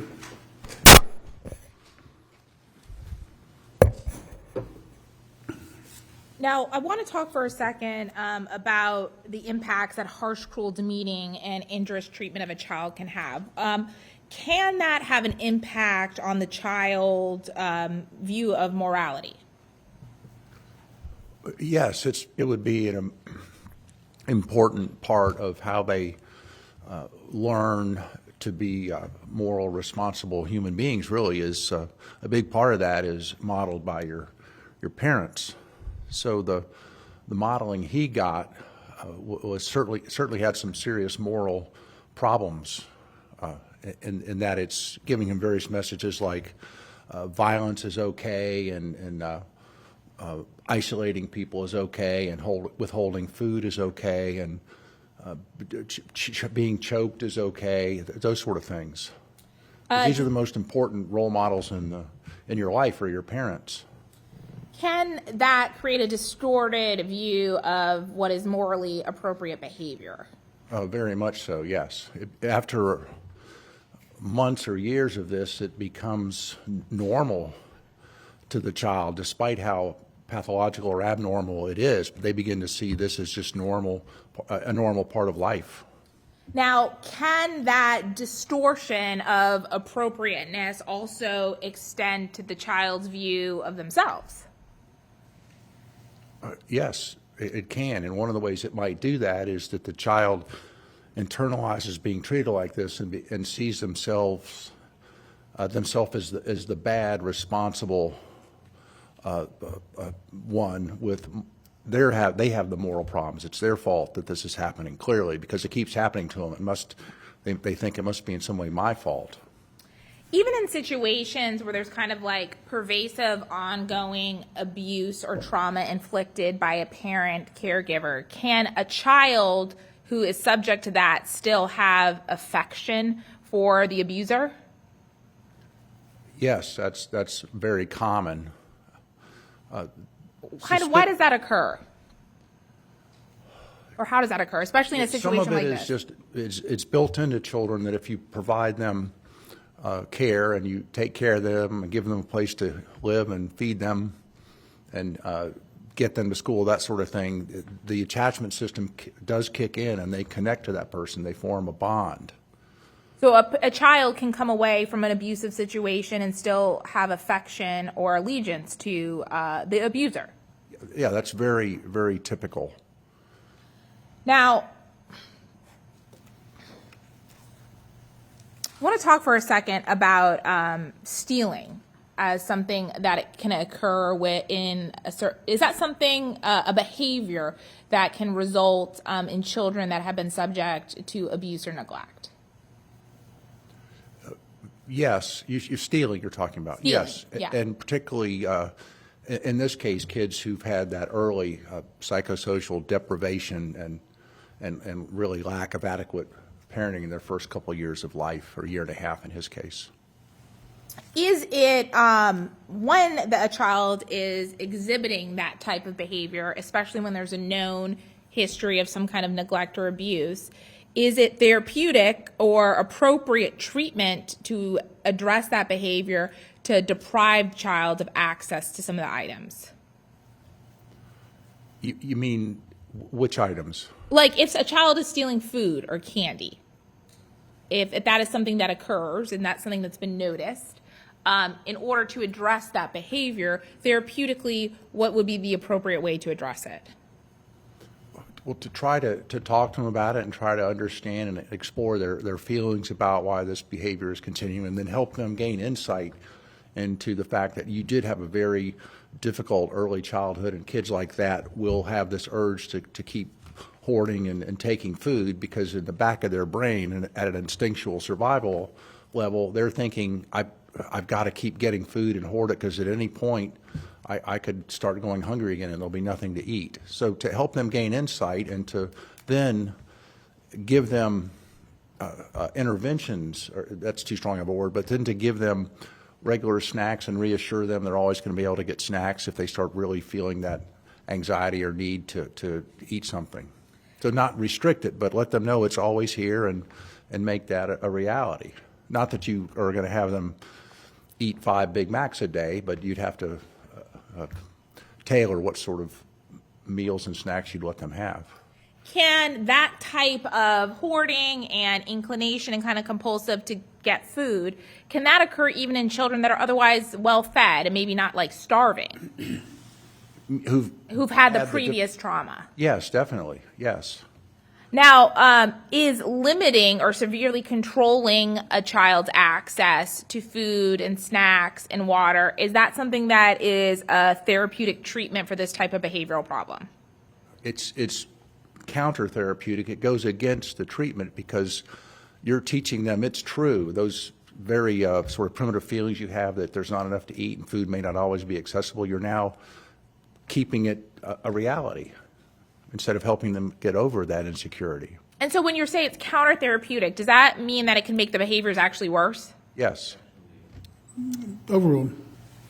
Does that mean that it could increase, or would that have what kind of impact would it have on the behaviors? It reinforces it. It might increase it. It may just keep it, sustain it. It depends on the child, but I would not predict that would make it any better at all. Now, you mentioned psychosocial deprivation and cognitive deprivation. What are those things? So children really of any age, and probably it's true for adults too, but they need consistent caregiving. They need nurturance. They need support. They need affection.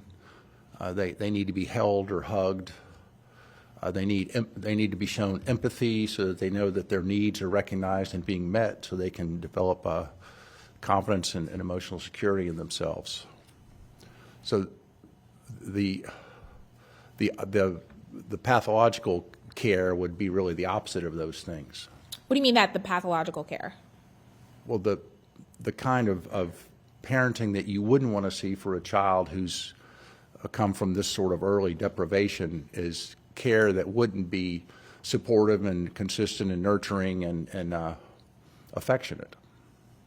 The type of care that you saw that occurred between January, that's on the videos, between January 5th and January 28th, will you characterize that as supportive, caring, empathetic care? No, I would see it as the opposite of those. Okay, how would you describe it? Unempathic,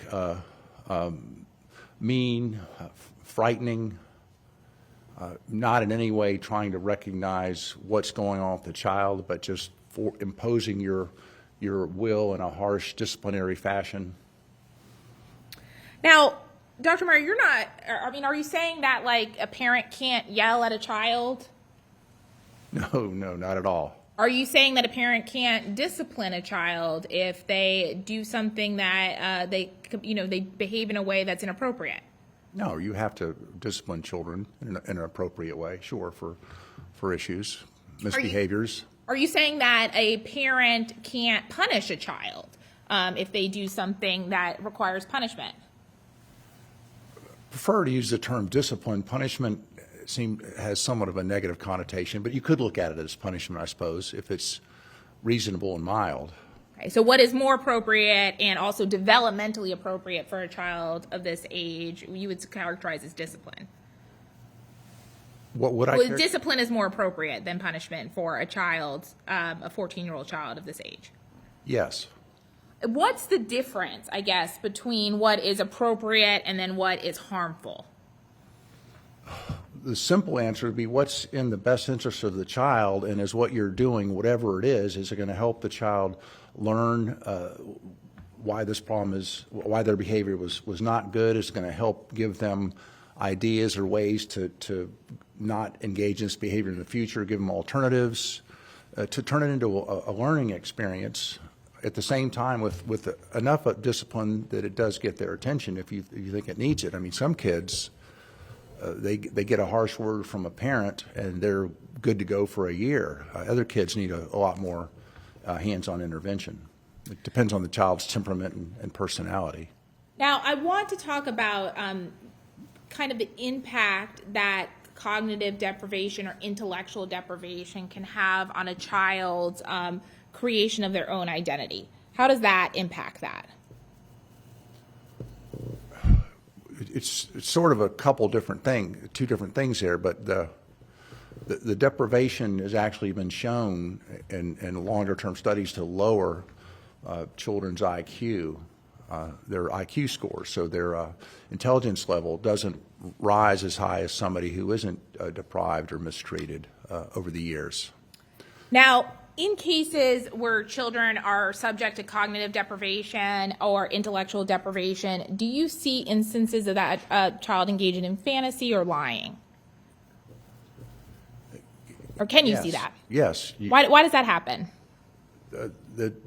Some kids will start engaging in fantasy thinking and make up stories, and it's a coping mechanism to try to sort of fill the void of having so little mental stimulation or intellectual or cognitive outlets. So they then begin creating their own stories and fantasies to sort of fill that hole. Now, I want to talk about a child expressing frustration and anger. Is a child expressing frustration and anger the same thing as violence, necessarily? No, not at all. But violence would be one sliver of children who are frustrated and angry. Some will act violently. Now, during the course of the review of some of the videos, did you see a few videos where Ronan is expressing inside the room frustration or anger? Yes. Or a great deal of emotional pain that he doesn't know how else to release, it seems like, than when he starts just like tearing the posters off the wall or kicking his Legos around. Now, just generally, outside of the specific facts of this case, is something like kicking Legos or screaming in frustration or tearing posters off the wall, is for a 14-year-old child, is that like a clinically significant type of anger or frustration just in general if a 14-year-old does that? In and of itself, that's not necessarily a pathological or a behavior or some sign of serious mental illness. If it's infrequent and the child has really had a terribly, say, frustrating experience or something, they might come home and kick something on the floor. But no, in and of itself, no. Could it be a completely normal expression of frustration or anger in a 14-year-old boy? It could be, yes. To react to maybe some kind of adverse experience or just whatever frustration it is? Yes. Now, in this type of situation, does that, being in that situation, locked in the room alone and having that type of response, does that tell you anything about how he's dealing with the trauma of the situation? Well, he's only got a limited number of things he can do with all this angst and emotional pain and the effects of this mistreatment building up and building up. It's got to come out somehow. It always comes out one way or another in human beings. And it seems like in him, the only sort of outlets he's really got are to kind of throw things around or kick whatever's in the room that's left. He did become suicidal a couple times from it as well.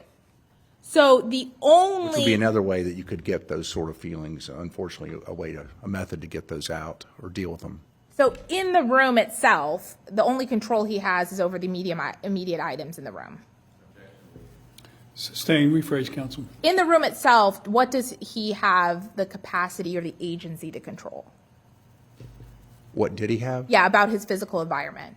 Well, very little, because he's in a box, and essentially the only other things in there are a bed and a sheet and a pillow and a desk, and I believe towards the end again one book.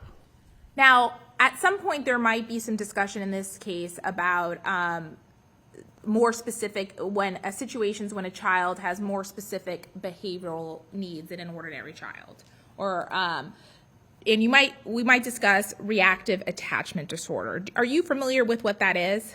Oh yes, I am. What is it?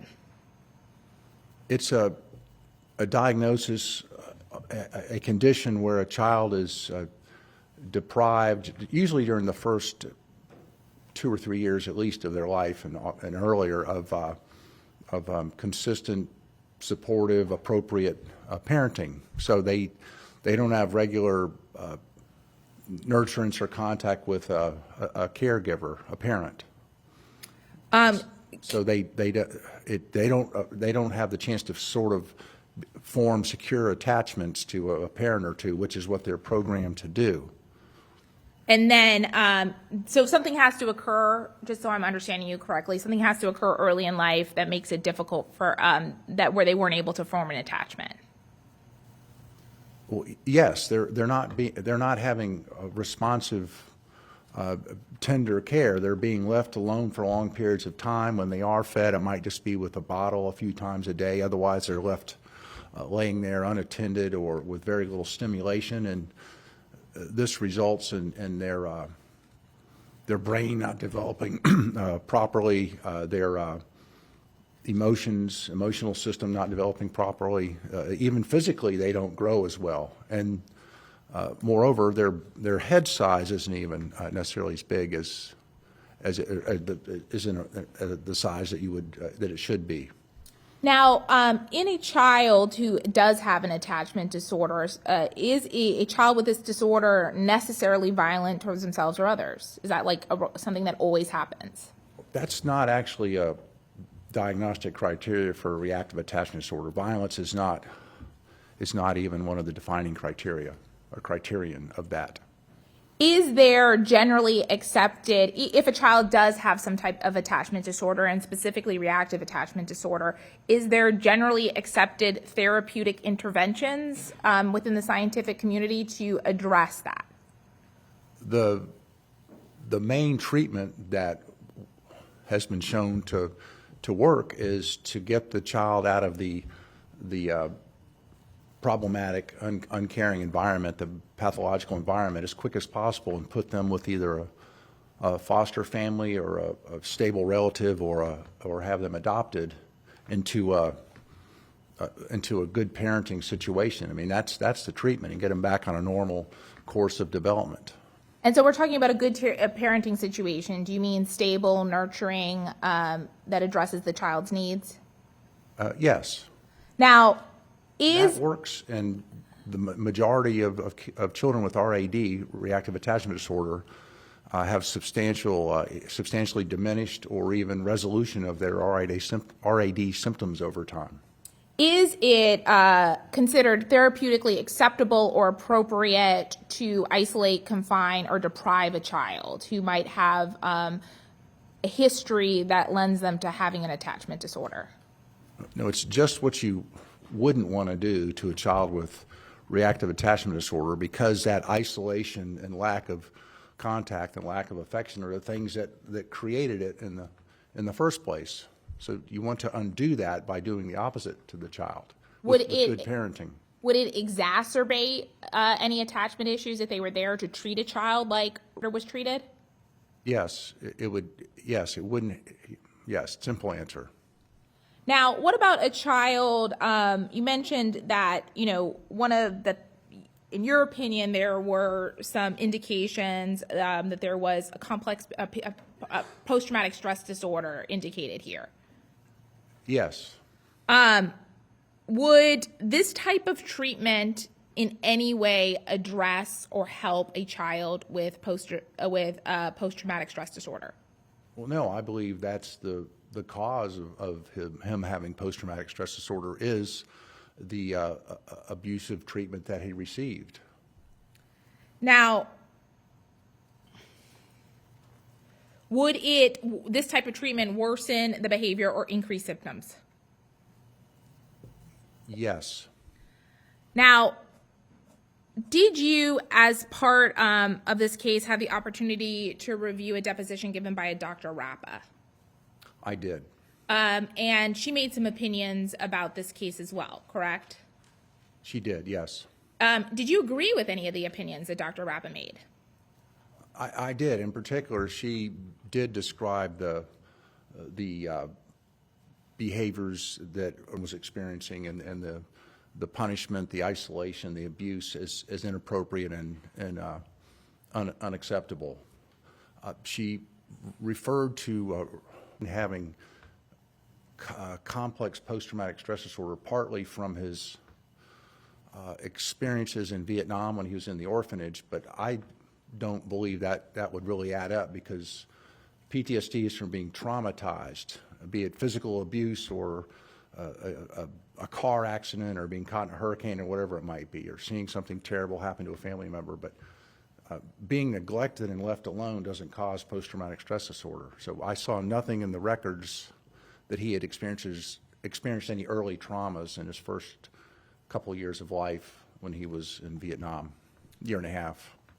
So you would be in agreement with Dr. Rappa that there are indicators that the victim in this case has experienced trauma?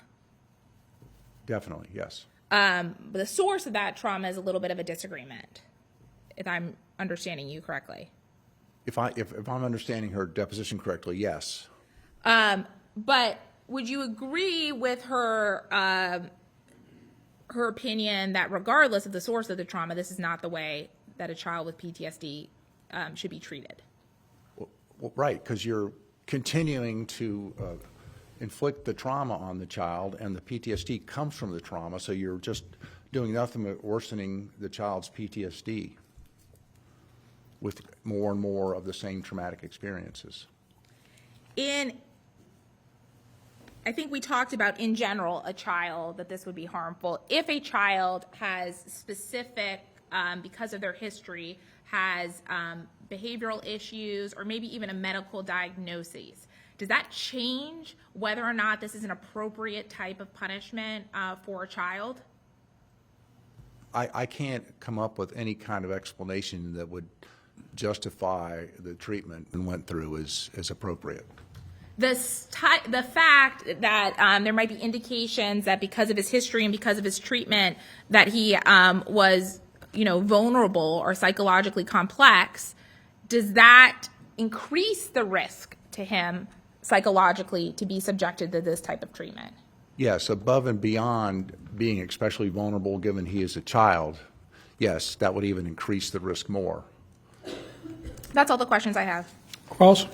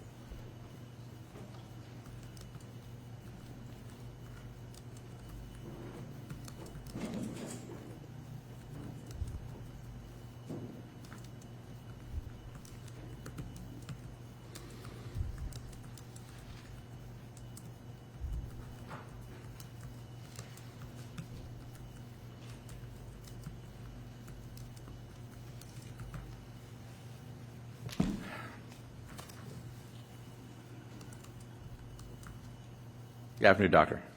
Good afternoon. Let me start with I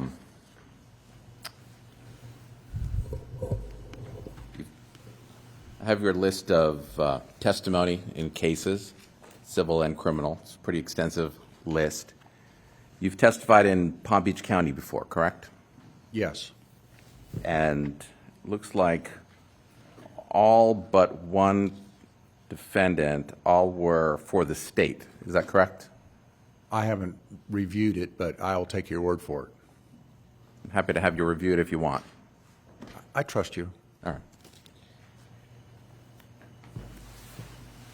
And can you tell me what you're being compensated for your testimony here today? I'm sorry? How much are you being compensated for your testimony? I'm being compensated for my time, but $350 an hour. All right. And how much time have you put into the preparation of your testimony here today? Approximately. Preparation for testimony? I'm going to break it down. Yes, testimony. I would say in the neighborhood of 5 hours. All right. And in addition to that, any other preparation that you did, how much time did you put in? Reviewing the records, I have a sheet on my office desk. I'm going to estimate it's probably in the ballpark of probably 8 hours, 9 hours of record review to get through all the materials, which I tried to reread as much as I could in the last day or two, because there's a lot of information. Yeah, and we'll get to what you reviewed in a minute, but I appreciate your answer. I'm looking at your CV, very extensive, thick CV, because it has all the publications that you wrote, plus those which you've contributed to, correct? Yes. I'm going to go through a few here. I noticed, going back a little ways, in 94 you wrote one called Sexual Homicide by Adolescents. Yes. Staying with the 90s, 95, you wrote one called The Psychopathology, Biopsychopathology Factors, Crime Characteristics, and Classification of 25 Homicidal Youth. Yes. Staying with the 90s, you wrote one called The Psychopathology and Personality in Juvenile Sexual Homicide Offenders. Yes. In 2000, you wrote one with a co-author called Anger, Experience, and Styles of Expression Among Juvenile Sexual Homicide Offenders. Yes.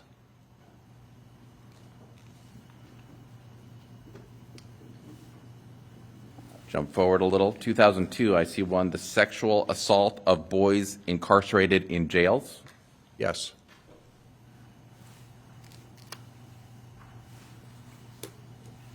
(2005) Personality Comorbidity in Adolescent Females with ADHD. Yes. I know you wrote that with others. I'm just trying to move it along, though. There's one that you wrote with somebody else in 2006, The Motivation Behind Serial Sexual Homicide. Is it sex, power, and or control or anger? Yes. 2008, The Relationship Between Serial Sexual Murder and Autoerotic Asphyxiation. Yes. I tried that word twice and didn't get it. Jumping forward a little, 2012, Adolescent Parricide and Psychopathy. Oh, psychopathy, yes. Psychopathy, thank you. What's parricide? The murder of a parent by a child.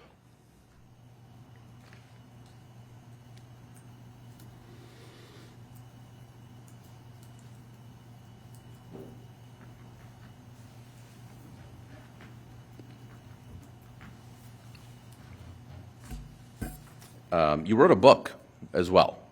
I did, yes. Which it's hard to get, but I got your book. It's out of print. It's out of print, but, you know, someone still had it. It's called Juvenile Sexual Homicide. It's a 2002 book. Yes. All right. And you've also contributed in chapters in other books, correct? I have. So, for example, Current Perspectives on Conduct Disorder, and that was for the Adolescent Medicine State of the Art Review. Yes. Serial Offending in Childhood. Yes. The Juvenile Justice System, Delinquency, and the Juvenile Court. Yes. So you've written extensively on, seems a lot of your focus is on when juveniles commit crimes. That's a bulk of your work of study, correct? Really, it's been more in the area of homicide, and often probably the majority of the homicide research I've done has been with children, meaning people under the age of 18. Who commit homicides. Yes.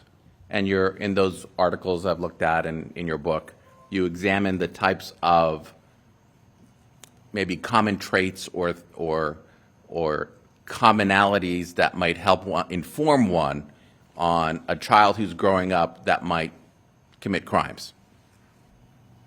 Well, yeah, you hope that it would have some impact on predicting it in children to avoid or help cut down on the number of murders in the future. Yes, that would be the ultimate aim. So and in a couple of the articles, and in fact in your book, you go through some checklists of the types of those common factors, correct? Yes.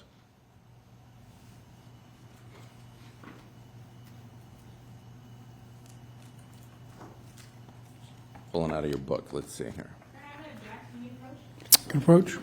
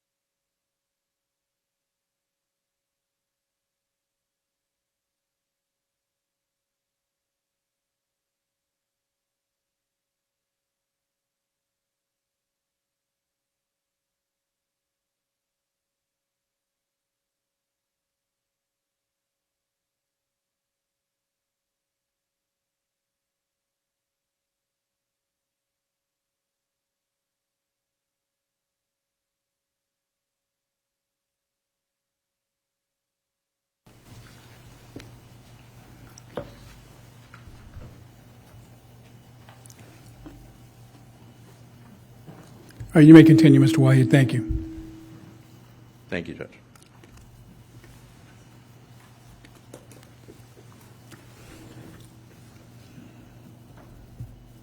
You talked a lot about psychopathy on your direct. There is a thing called a PCLR, correct? Yes. And what is that? That is the psychopathy checklist, and it's 20 items that you rate to get an idea of how much of a really a criminal personality they have. And it's a score of 0 to 40. And some of those items on the checklist are. Let me have you approach.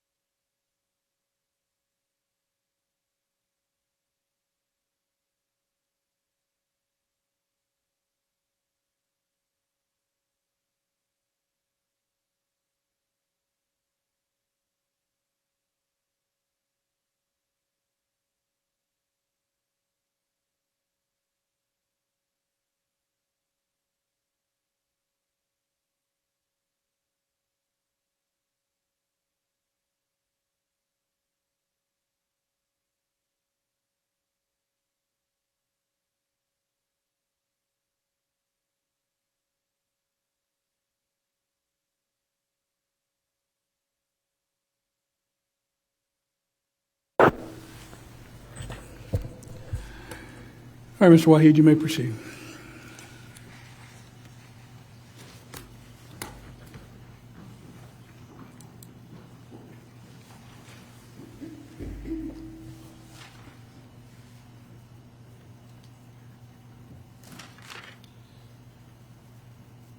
So, again, on direct examination, you discussed psychopathy, correct? I don't recall that I did. Did you make any opinion today about connecting psychopathy with what happened in this case?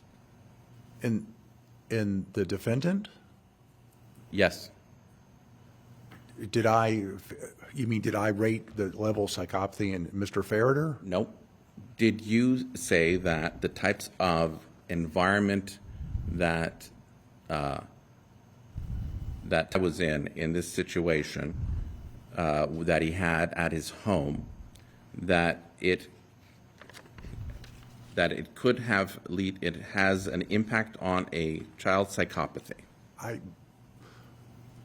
As I recall, I used the word psychopathology, meaning mental illness, not psychopathy, something very different. All right, so the objection sustained. You need to move on, Mr. Wahid. Let me ask you about things you reviewed. You reviewed, so the state provided you a list of items, correct? Yes. About 95 pages of items. Included witness statements. Yes. When you say witness statements, did that include the statements the witnesses made during the trial? No. Did you observe those or read those in any way? No.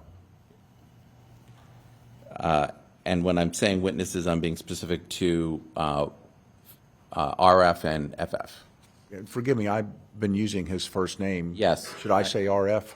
It can be confusing a little on the names, so I'm going to go with. Okay. So you did not watch or hear or read those trial testimonies. What I had was the child protection team interviews, and then his statements to the police in the beginning, and then their depositions I read as well. Okay.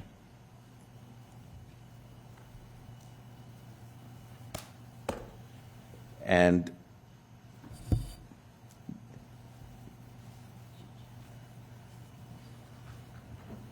you were provided by the defense a list of other items electronically. Did you review any of those?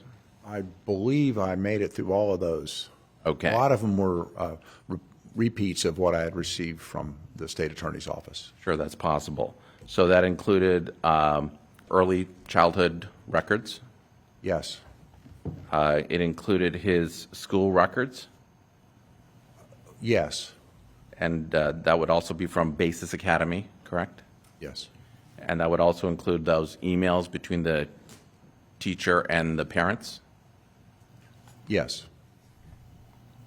You also reviewed disciplinary records and other school records from Immaculate Heart?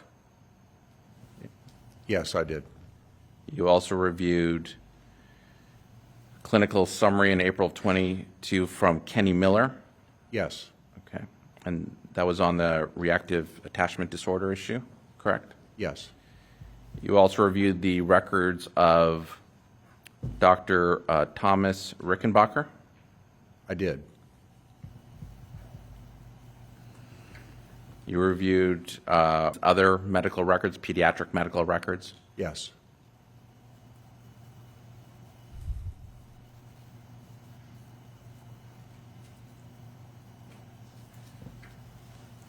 Did you review any of the photographs?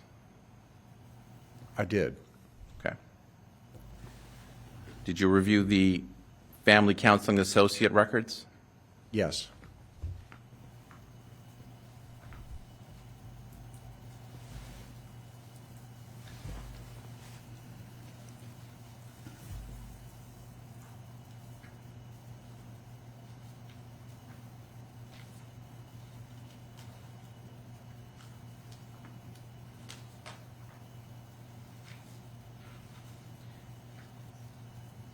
And there were some other records in there, though, that might go beyond the scope of what you testified to. So if they come up, I'll come back to those. Okay.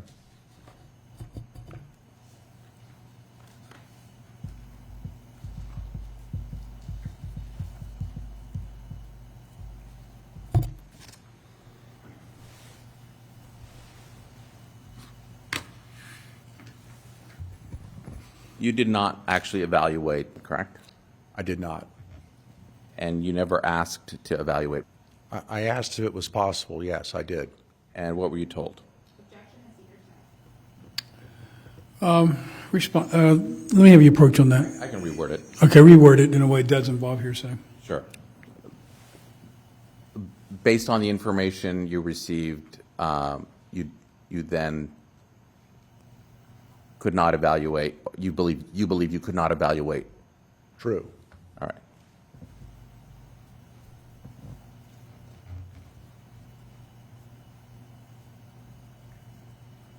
And so obviously without actually evaluating, you can't do anything in terms of diagnosis of him.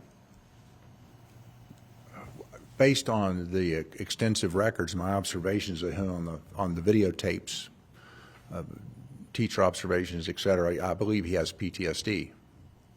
Well, is that your independent diagnosis or based on somebody else's diagnosis? It's mentioned on occasion in the records, but my independent assessment would be that he does have PTSD, yes. Well, but as a psychiatrist, is it not correct that you ethically under the rules are not allowed to make a diagnosis of an individual without actually conducting an examination and an evaluation on your own? Under Section 7.32 of the Principles of Medical Ethics for the American Psychiatric Association Ethics Committee.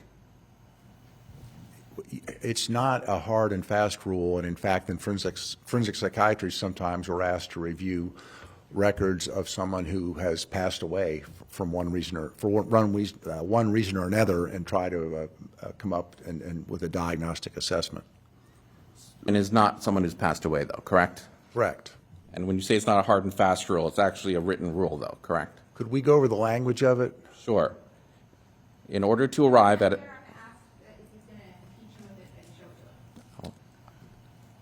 Sustain. Show him what rule you're referring to. You can approach. What was the last part? Oh, this. Let's show it to the state first, and then you can show it to the witness. Thank you, Mr. Waheed.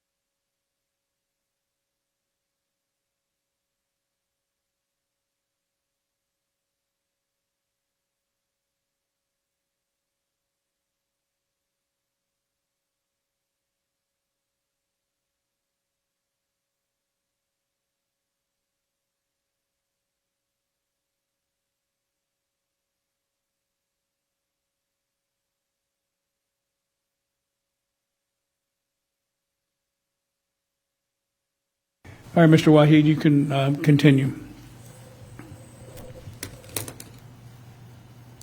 We're going to come back to that question in just a second. Let me talk to you about the pediatric records. which you've reviewed.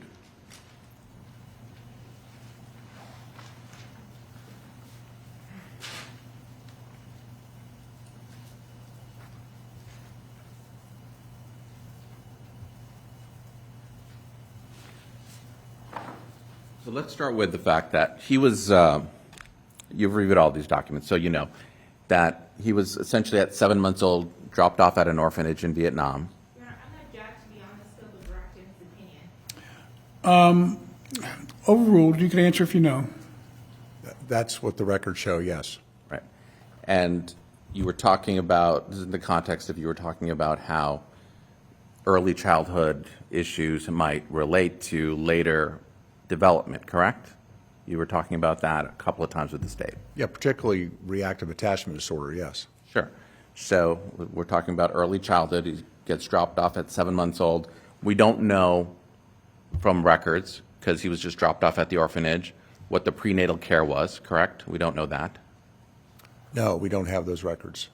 We don't know what type of delivery of that baby happened, correct? Correct. All right. And we don't really have a medical history for that first 7 months. That's right. Okay. Then the child's at the orphanage until about 17 months old, correct? Yes. And then he is adopted Correct. by the Ferriters, correct? Yes. Okay. So there's been a lot of conversation about his snacks and eating and that sort of thing. Looking at the 2021 medical records, which was literally the most recent prior to the running away that happened here in Florida, he had a 19.7 BMI, which was considered normal. That's normal, correct? It's, yes. His weight was low, normal, I would say, but in the normal range. His general appearance presented as well developed, correct? Yes. It was noted that he was well nourished and had no acute distress, correct? And you're reading from the pediatric records? Yes. That sounds accurate. Okay. And I'm picking a particular date of 2021 because I know it changes. I'm not going through all the records, but that was the most recent one, right? Yes.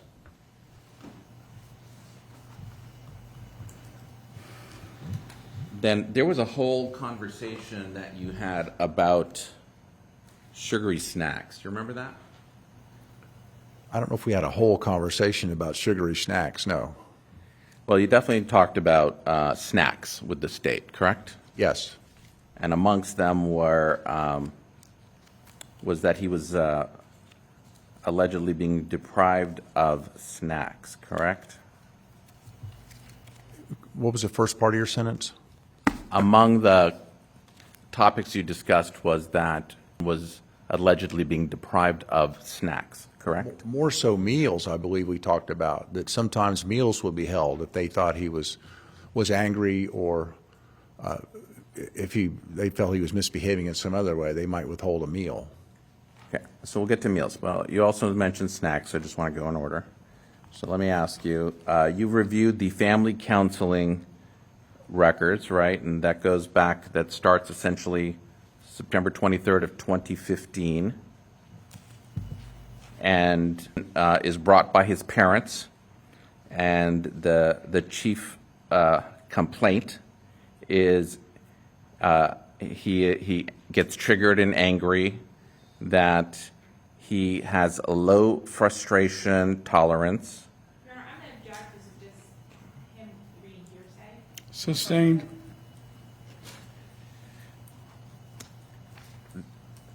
Isn't it true that there were a number of complaints that the parents came to the family counseling services folks with, which included what you were talking about with the RID, which was the hoarding of food, taking food from other kids, that sort of stuff? Ms. Martin, the counselor, said I believe she was considering RAD Right. as a diagnosis. Yeah, so this is now 20. Kathleen Martin was the counselor. Correct. I don't want to talk over you, so just when you're done, I'll then go. And in that first visit, though, one of the issues that was, or facts that was given to Ms. Martin was this taking food from kids, hoarding food, that issue. I believe that's in the records. I don't remember the exact timing. Okay. I'm happy to refresh your memory. It's right in front of me. Okay. Yeah. You can Thanks. approach Mr. White. Yeah, thank you. Thank you.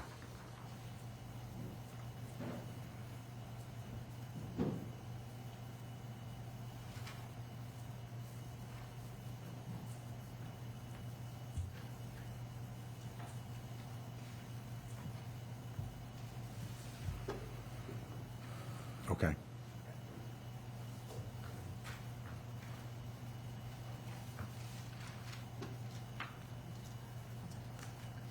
Yeah. Okay.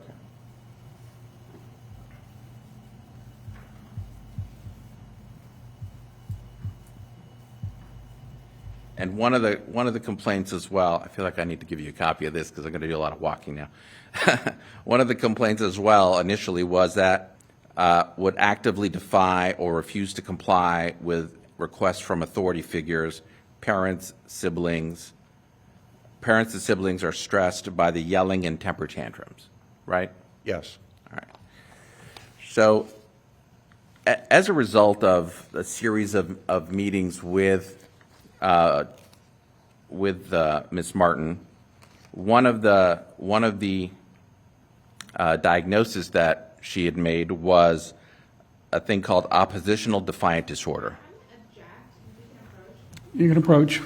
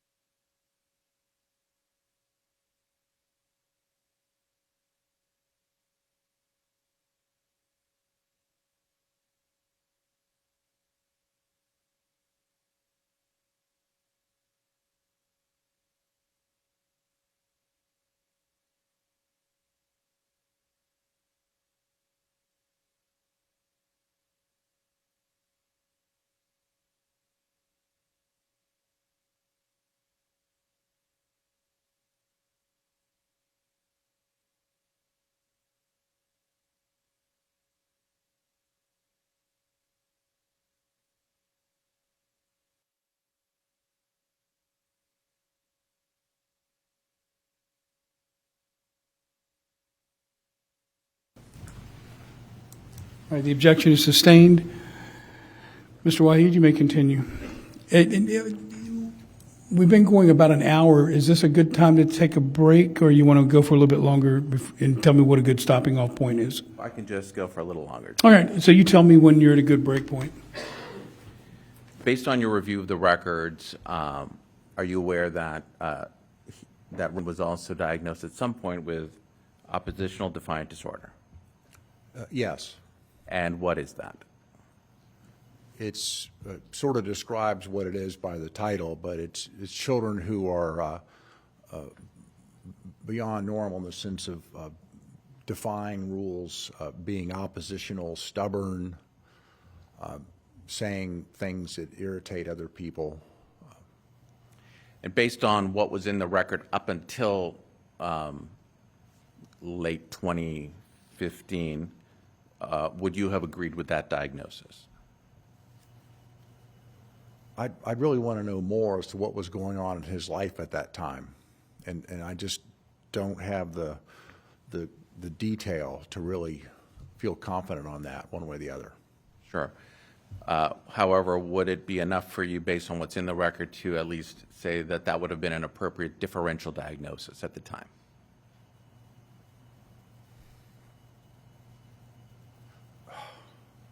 Well, there's a lot of reasons kids can be defiant and screaming and going after snacks and sneaking them, that sort of thing, and stealing food from other children at school. So I really want to know more. All right.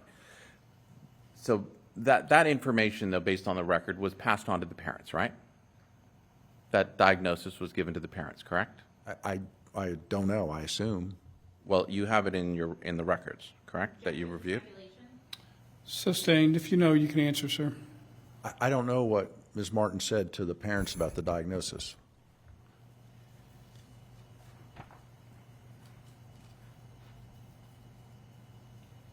Would a document from her report help refresh your recollection? Well, you asked me if they passed it on to the parents. So, Yes. if that would help me, yes. Sustained.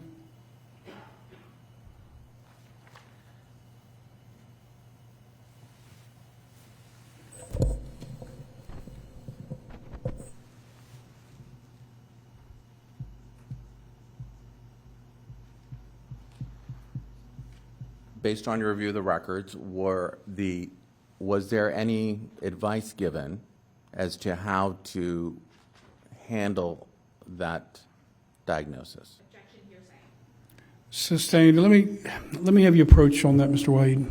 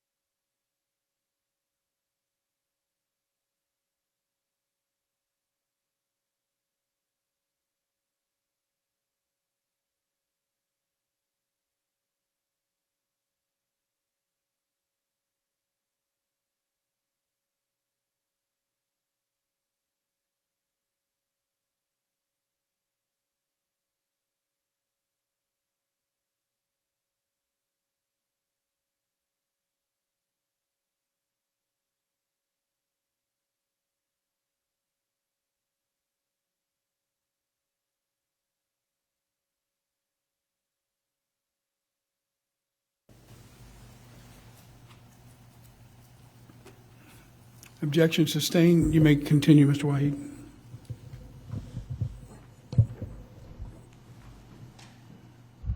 If hypothetically a child's diagnosed with ODD, what would you recommend to parents as treatment? Objection, relevance. A hypothetical. Sustained. Even a hypothetical still has to be relevant. So unless you want to argue the relevancy at sidebar, you can move on. I would like to do that. All right. So let's approach again.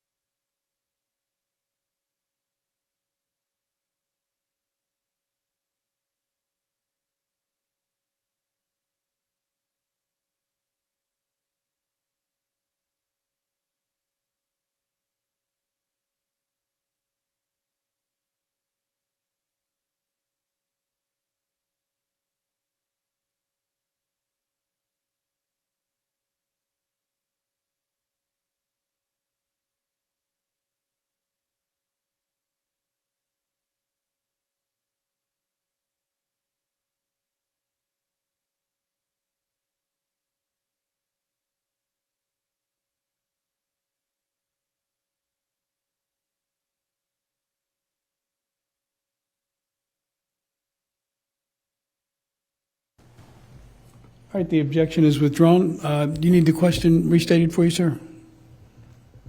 I'll just, Go ahead and restate it. what would be the treatment you would recommend for ODD, oppositional defiance disorder? In general, learning as much as you can about the ODD symptoms and where they're happening and what's happening, and is it happening everywhere, or is it happening just at home? And then how long has it been occurring? And then once you kind of get a real understanding of it, then it might be approached with individual therapy, or just be meeting with a child, or you might be doing parent training and working with the parents, and or you might also do family sessions where you meet with the child and the parents to work on the oppositional defiant behavior. And sometimes if it's really problematic and you're not getting anywhere with those treatments, you could consider medications. A medication like, is it clonidine? It's a... Clonidine? Clonidine. Possibly, yes. You could try that. Okay. Yes. And is your understanding that that was ever tried on? That was tried for, I believe, ADHD. But it was tried on him? Yes. And sometimes children who are depressed will show ODD type symptoms, so you might end up treating them for depression and using an antidepressant. And would limit setting be one of the things that you would recommend when treating a child with ODD, that parents have limit setting where they put limits on the child? Yes, that may well be part of it, yes. And I'm not sure if you said it, but also would therapy sessions be a part of that? Generally, yes. Would you take steps to reduce sugar or other types of caffeinated things that would make one more hyper? That's very rarely going to explain ODD. I mean, could that be a small part of it? Maybe. But that isn't going to be the source of a child coming in with ODD symptoms. You said a moment ago that at some point that Dr. Martin, in the review of the records, had also come to a conclusion later on in her work that there's a possibility of reactive attachment disorder. Correct? It was mentioned, but I read through the records. They're a little bit vague, but yet she had a couple hour-long sessions with Malone, and she described him as compliant, cooperative, normal speech, insightful, judgment intact, adequate impulse control, good memory. Are you reading from a particular document? That's from her notes from November 4th of 2015. So he didn't come across at all as having ODD in these. She had two, I believe, 60-minute individual sessions with him. He came across as very sort of, really in a lot of ways, unremarkable as far as having mental illness symptoms of an ODD nature. But in that same November 4th, 2015, isn't it correct that she also pointed out he was eating too many sugars and sweets, and that the parents had to, and that this was leading to emotionally liable behavior, and that the parents, including screaming, tantrums, and that the parents eventually, she opines that they need to monitor his diet, correct? I'm summarizing without reading the document. That sounds correct, yes. Okay. But again, eating some sugary sweets isn't going to explain that diagnosis. We can take a break at this time, Judge. Okay, all right, we're going to take a 10-minute break. Ladies and gentlemen of the jury, Mark, if you could escort them back. Actually, we'll take a 15-minute break. It's 2:45, and we'll be in recess until 3. All right, everyone may be seated. All right, court will be in recess until 3 o'clock. Presiding. All right, good afternoon, everyone may be seated. All right, Wahid, you ready to continue with your cross? I am. All right, Mark, you may bring the jurors in. Yes, sir.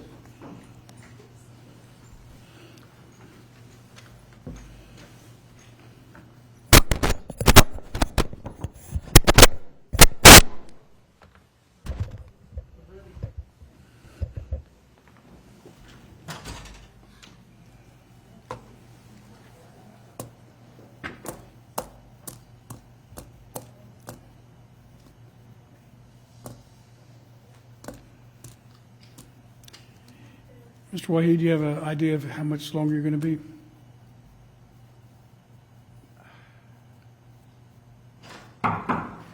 Sorry, I don't. Jury entering. All rise.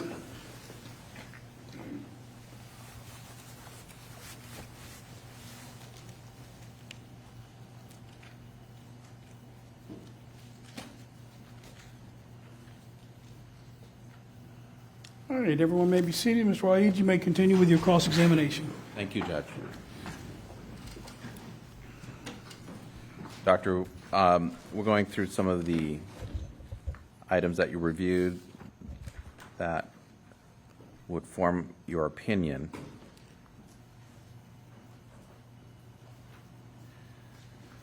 So Brennan was also diagnosed at some point in the records with ADHD. Can you tell us what that is? Attention deficit hyperactivity disorder affects about 5% of kids, and they have trouble paying attention, concentrating, completing tasks, sitting still. That's also called hyperactivity, where they have trouble. And that was, he was about 10 years old back then. Yes, in that neighborhood. And so well, first, based on your review of the records, would you concur with that opinion?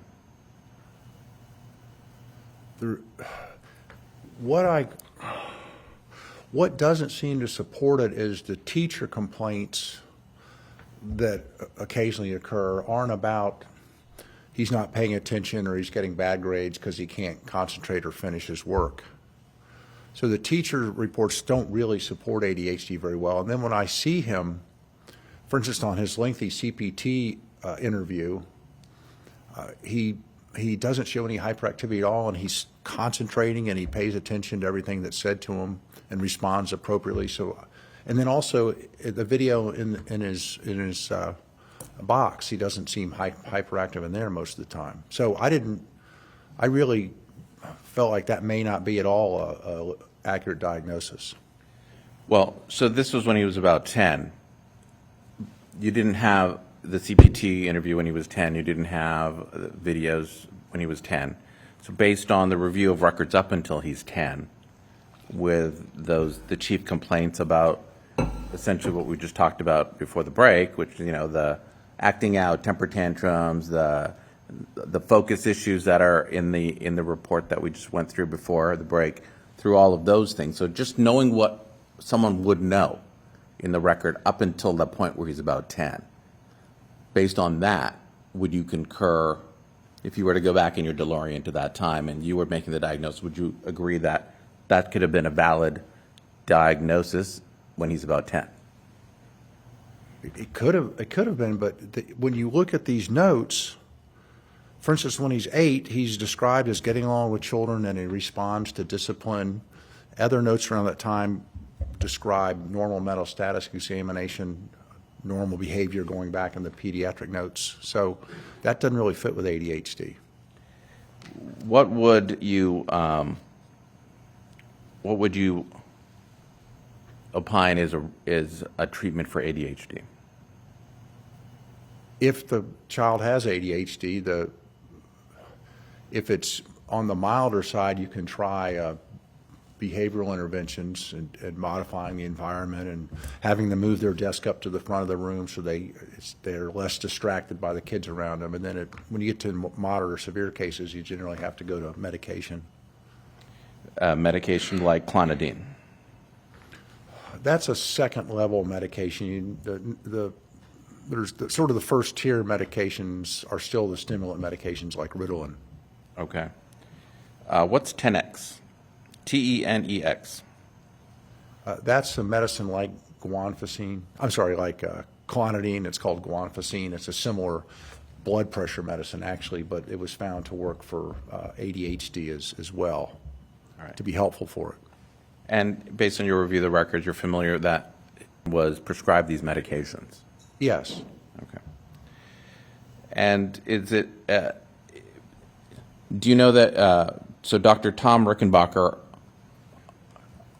found that he had ADHD ADHD and also the reactive attachment disorder, correct? At the same time. I'd have to refresh my memory. I think he was considering reactive attachment disorder also. I thought the wording was that there's RAD issues, but maybe he made the diagnosis. I can refresh your recollection if you want. Okay. My You pleasure. can Thank approach. you.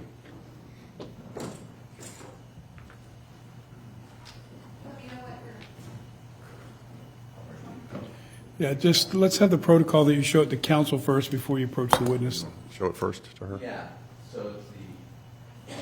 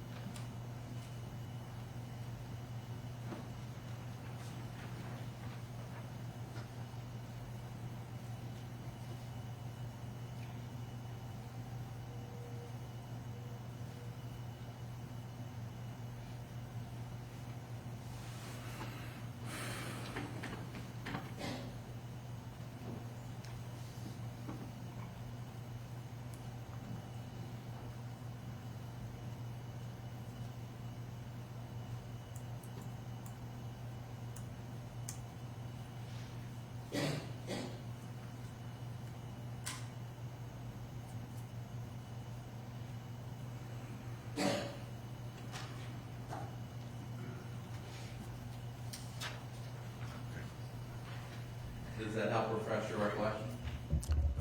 It does, yes. So it's fair to say that back in 2019 was diagnosed with reactive attachment disorder and ADHD. Yes, I don't believe Dr. Rickenbacker had the entire story at that time. I don't see any mention of, that's 2019, around the time that would have been starting to be isolated and put in the box, to my understanding. So you if he didn't know that, that could be the reason why he's roaming around at night inside the cell, and that he's having behavior problems at school. All right. So you didn't agree with the ODD, oppositional defiance disorder diagnosis. You don't agree with the ADHD diagnosis here. What about the RAD diagnosis? And again, I'm questioning those diagnoses because I think there's conflicting information, and the people who were assessing him at the time, I don't believe had the full picture. All right. Now, it's fair to say, though, they were closer to the opportunity to assess than you are sitting here, correct? As far as being in the room with him, yes, but they didn't have the benefit of many, many years of observations and records on him. They would not have been provided that or had the time to review all that anyway. All right. So is that your opinion because you believe that, I just want to be right about this. I think what you just said is that because they don't know that this is generally what you said, they don't know that he, and I assume, was in the box, the room, at the time, and that's an added fact that makes a difference for you, correct? It does, yes. Again, because maltreatment can look like ADHD. And all these diagnoses say you have to exclude any other potential cause for this before you make, say, a diagnosis of ODD or ADHD. But earlier when we were talking about Kathleen Martin and her family counseling associate records, those were in 2015. There's no allegation anywhere in the record that was in that room in the garage in 2015, correct? Correct. But he's still acting out and doing all these things and, being disruptive and throwing tantrums and uncontrollable, correct? It's not like he's always like that. I mean, I didn't see any really big school problems at that time. So when you say that's the history that is coming out from I believe, a parent. And then when she's in the room with him, he comes across as a pretty normal kid. When who's in the room with who? Ms. Martin is in the room with with him for those two-hour sessions.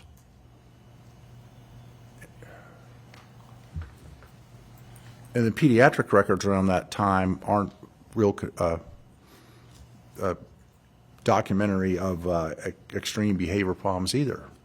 Yet but after she's in the room with him for those sessions, she still opines he has oppositional defiance disorder, though, correct? And he's still not, in a room in the garage at this point. I believe that's correct, yes. Okay. But you still don't think you think you're in a better position to now decide he did not have ODD back in 2015. Is that it? What I tried to explain was I would want more information so that I could feel comfortable ruling in or ruling out that diagnosis. And I just don't know. I really just don't know. I don't have enough information. So it's fair to say also you don't have enough information to say that Kathleen Martin's diagnosis is incorrect back in 2015. Or right? correct. That's right. Either way. All right. Would that also apply to the psychiatrist, Dr. Tom Rickenbacher's opinions? You don't have enough information to decide whether it is or isn't accurate? Is that your opinion? It is, yes. All right.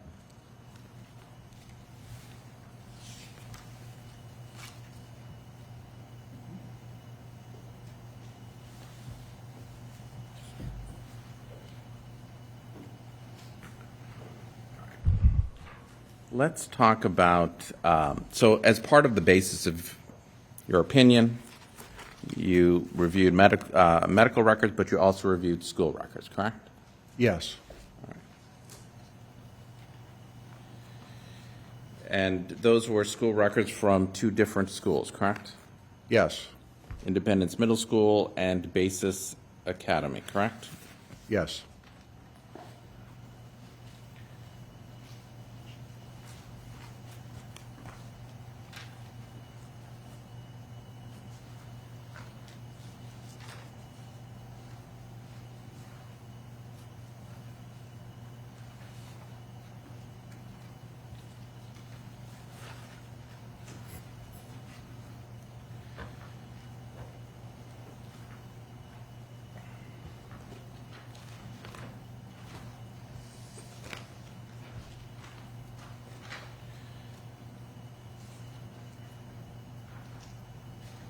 I believe Independence Middle School is earlier in time.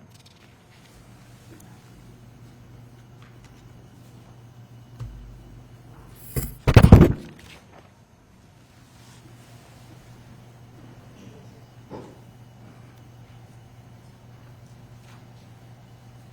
me say that again. I believe Basis Academy is earlier in time. Right. All right. And so you reviewed those log entries, right?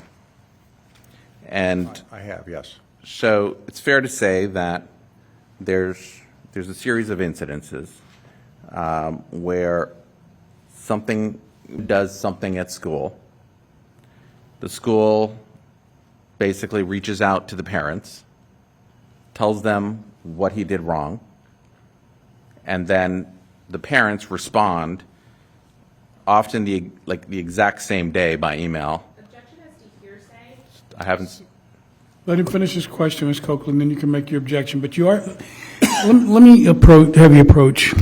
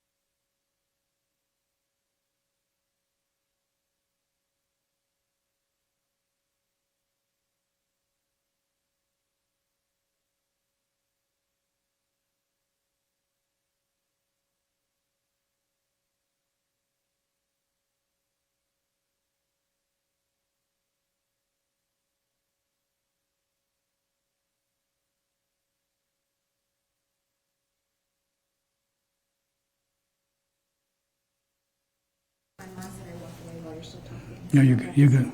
Okay. All right, objection sustained. All right, you can rephrase and move on, Mr. Wahid. All right. So before we start getting into this, one of the things that you opined earlier was that that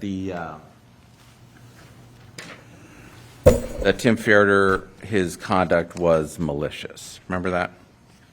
I do, yes.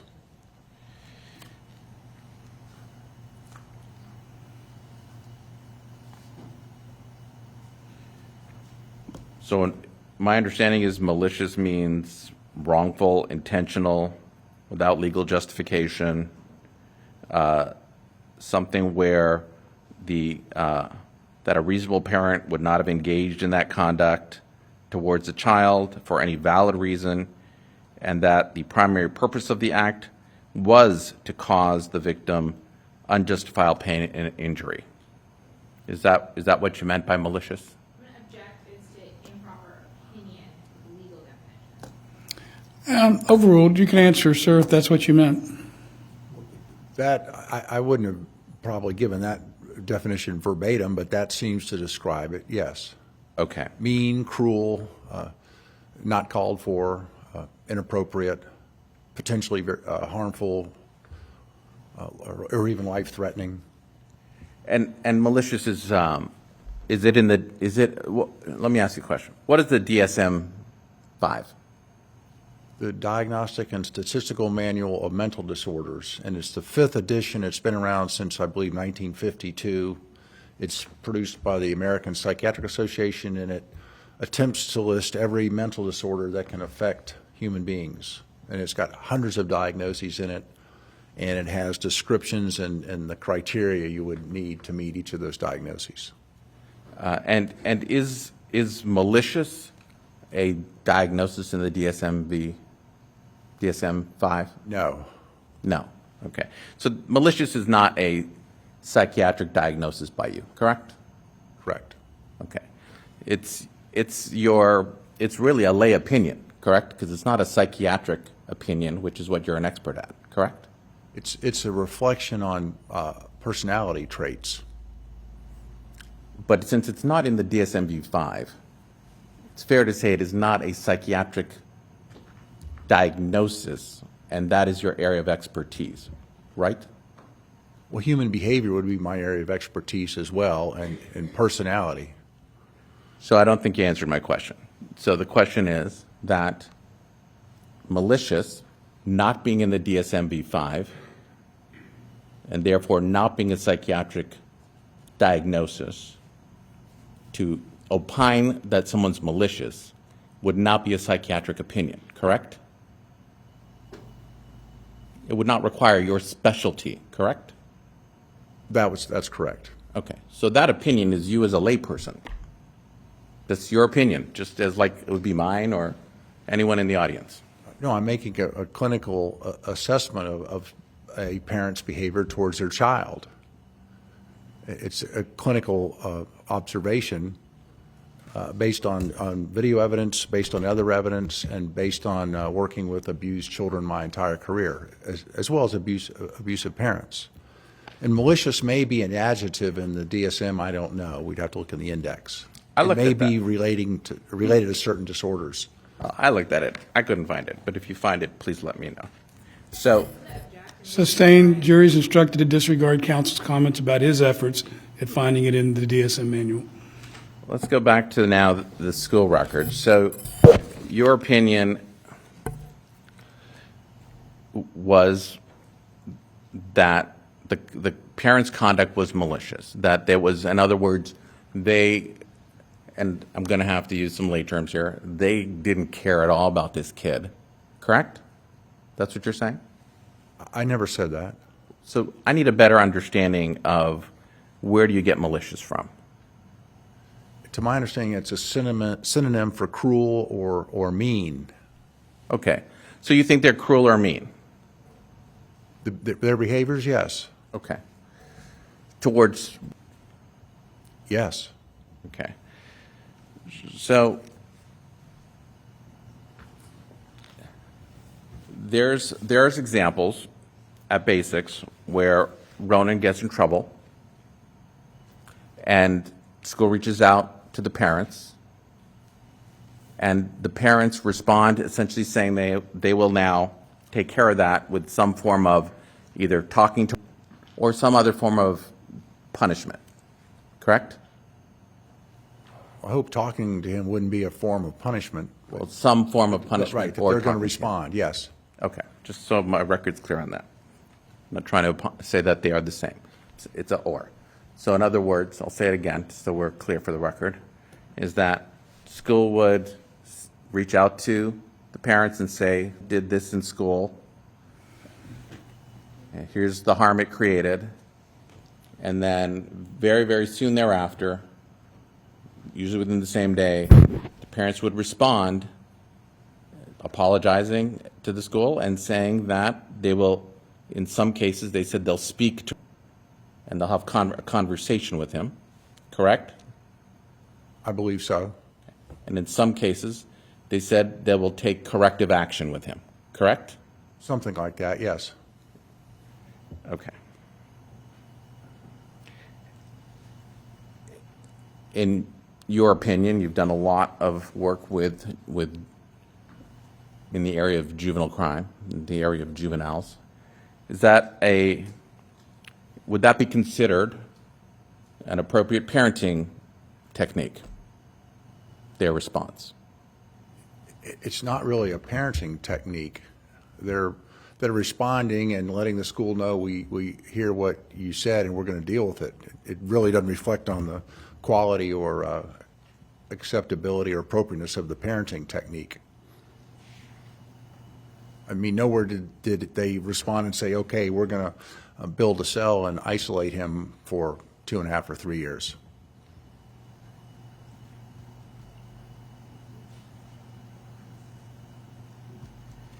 And in your review of the records, some of those instances that happened at Basics actually hurt other children, correct? That's not entirely accurate. I don't know of any child that was significantly hurt. There was... I didn't use the word significantly. I just said hurt other children.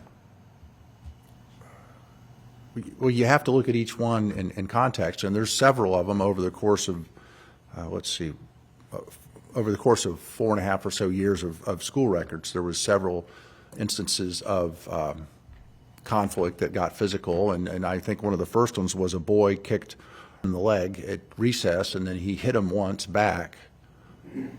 So it wasn't even who apparently did the hit first. He got hit, and he was responding defensively. Sure, mutual combat. Both children got punished, correct? Yes. Yeah. There's also a situation, though, where he took his finger and thumb and pushed it up against a boy's neck, right? Yes.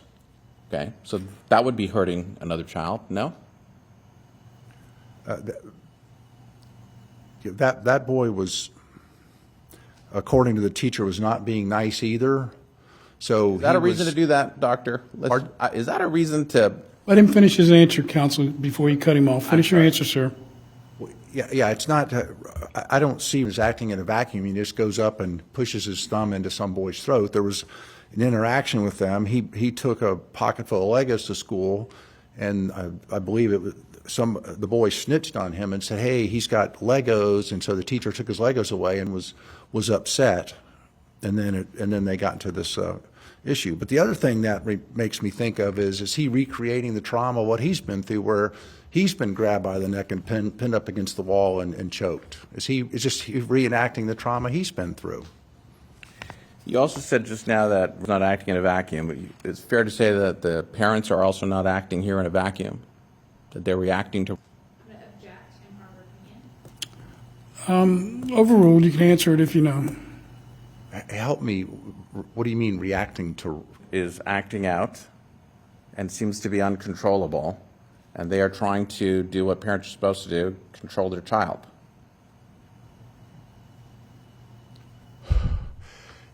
We're getting into which comes first, the chicken or the egg. Did their escalating of abuse of cause his behavior to get worse and worse, and it just became a vicious cycle? And the worse he was mistreated, the worse he behaved. I mean, that's kind of what it looks like to me, because we don't have a whole lot of behavior problems going on before he was, say, 8, and then it seemed to start around that time.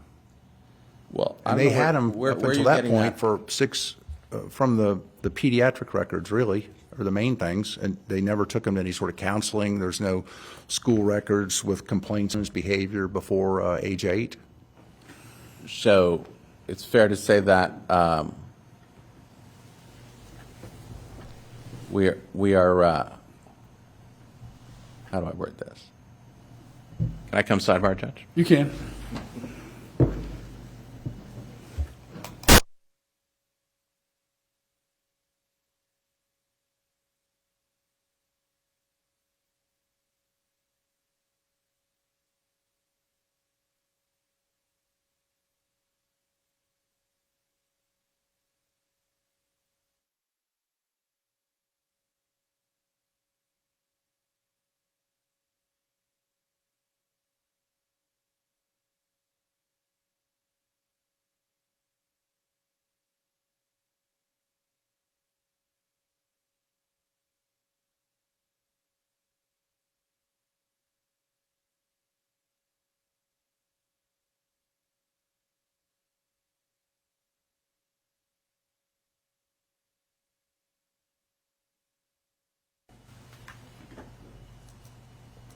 All right, the objection is sustained.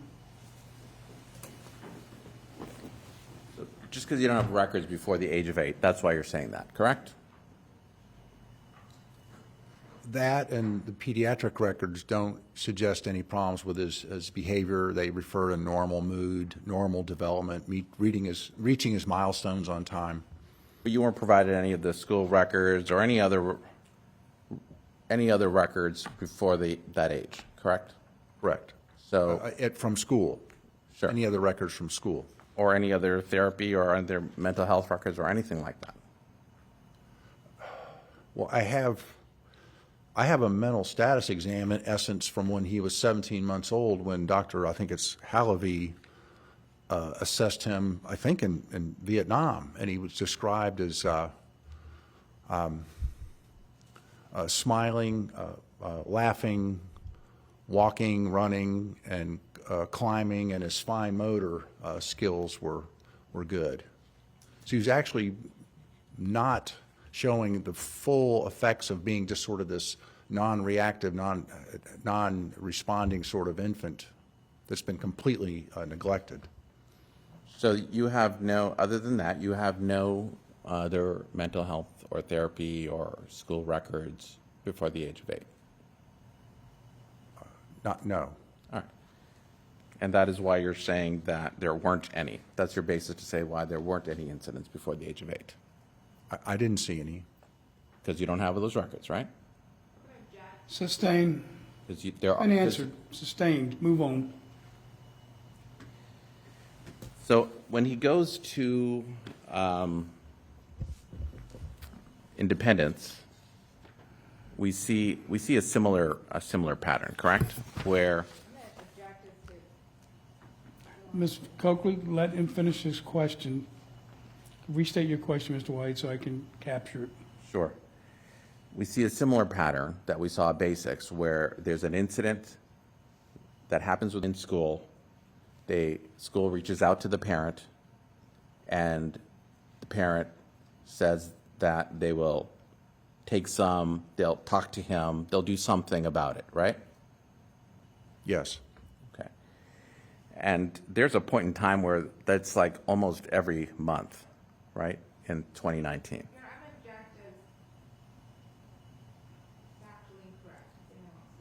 Approach.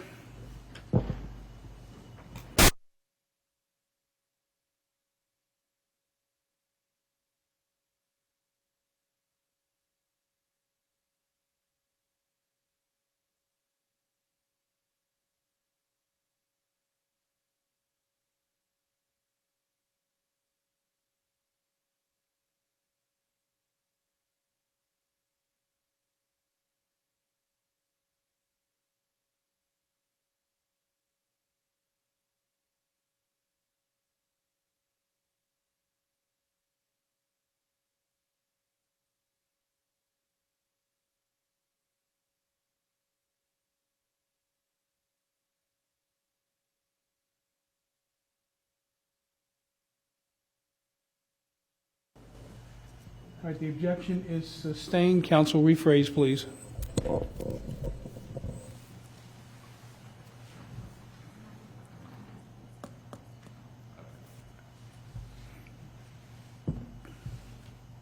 So I'm going to talk through the year of 2019. It's 2 schools. So he was at Immaculate Heart, and then he is at, for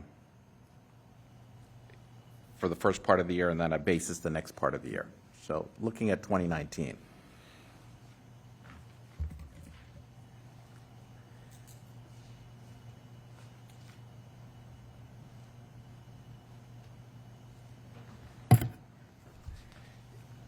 Just in February, March, April, just in those months, there seems to be an incident. There's at least 5 incidents, correct? A very short span of time. In which month? Late February of 2019 through early April of 2019. I tried to list them out. I may have missed some, but I have 12 of them over a period of 4.5 years, 12 teacher communications with the parents about the behaviors. All right. So that's probably out of 800 school days. I've got roughly 12 complaints. So the question, though, is within a very short span of time, from February 28th to April 5th, there are 6 incidents where the school has to reach out to the parents in a manner we just talked about, where they are complaining about his acting out, his behavior, injuring other children during recess, or taking electrical items, calculators, whatever from other kids, and the parents respond to each one of those within a day, saying that they will take some corrective action. And what period are you saying that starts in? What month and year? February 28th, 2019. Okay, gotcha. Okay. Okay. So this February 28th, 2019. I have March 8th, 2019, March 16th, March 22, March 27th, April 5th. Correct? I don't have all those. I'm not sure if they're related or not. I have the the February 28th, 2019 one marked down, where he got into an altercation with another boy, and they were both throwing punches. So the question I have, first, I can't ask the question until I know. Are you agreeing or disagreeing with the foundation of what I'm saying? I didn't document all those, so if you want to show them to me, if there's 6 of them there or 5 of them, I don't have those documented. But if they're all about the same incident, that's why I would not have documented all 5 instances, if it's just more about the same incident. The different incidences. Each is a different incident. I understand your question. So I can show you. Hang on. Do you need to approach? I do, Judge. I just get organized first. All right, you may approach.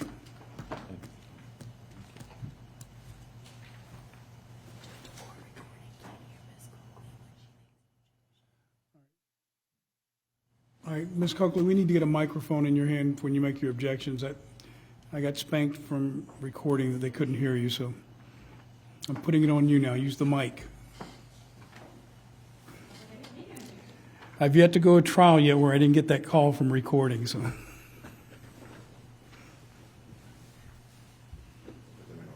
Thank you. And when you're walking away, if you're talking to Mr. Wahid, you need to have the mic.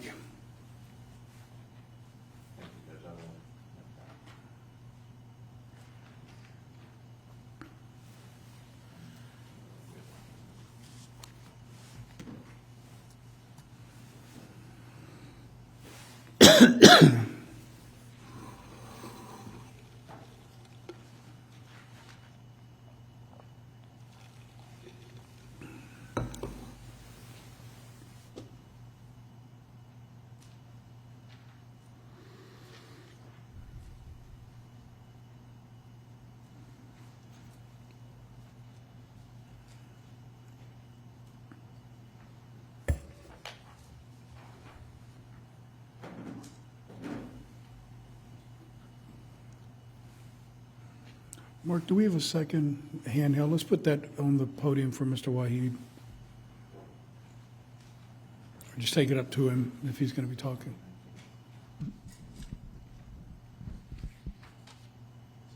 Okay. So for the record, just showing the witness for his, to help refresh his recollection. Thank you.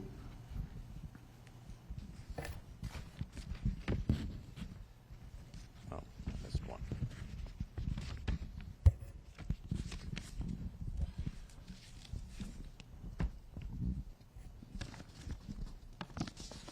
So when you're done looking at the documents that are being used to refresh your recollection, you'll put them down, turn them over, and then you'll be asked if that refreshes your recollection.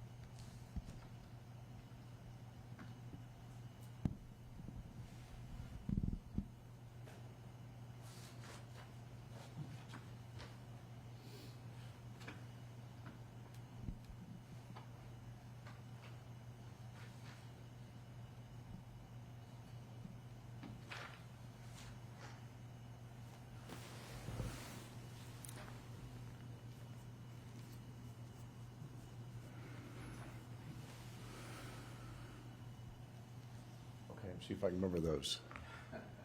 I'll leave them there for a minute. Sorry, Judge. That's all right.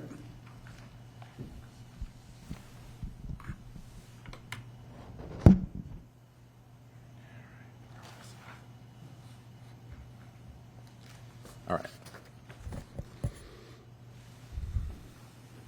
So during the time period of, and I actually forgot a couple. There's a January and another February here, now I think about it. You can approach if you need to show it to him. Judge.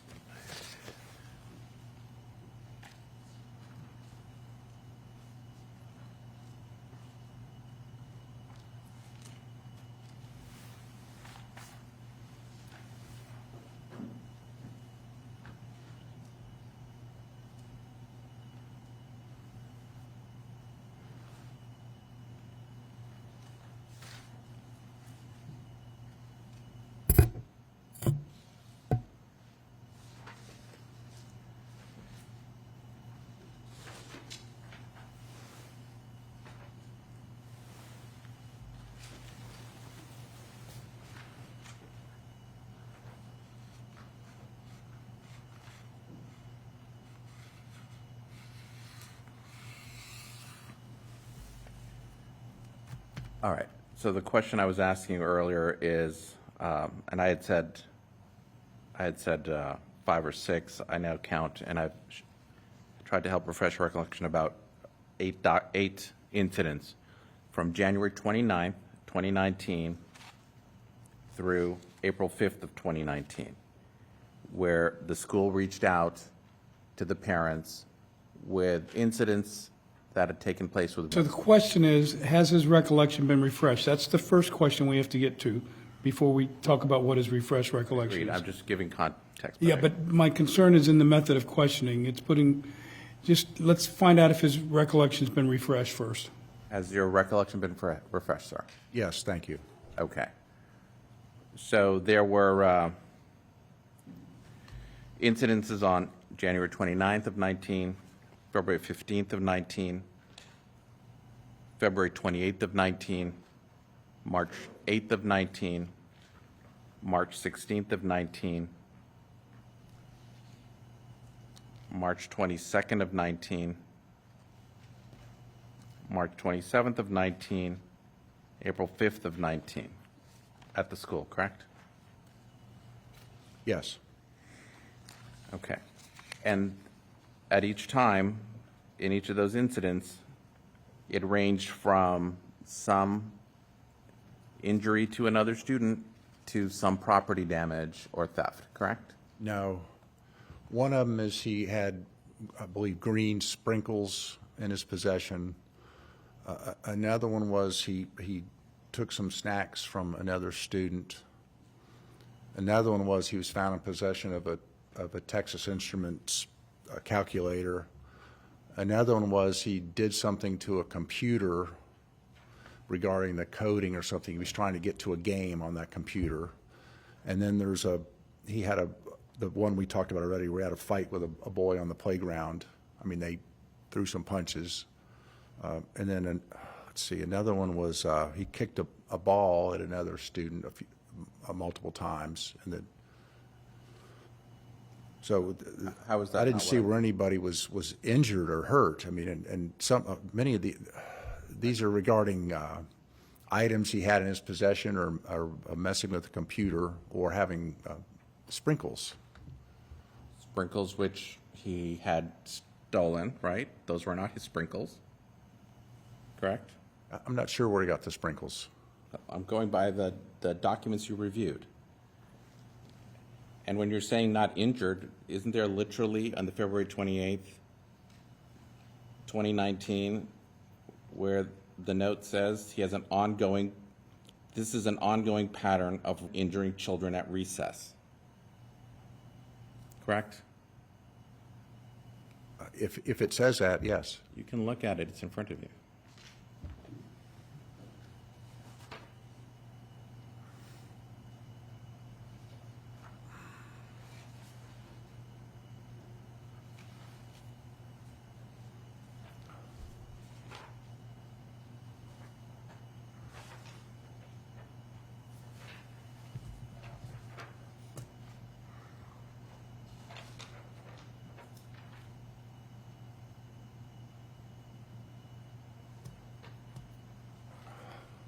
I thought I had them in order.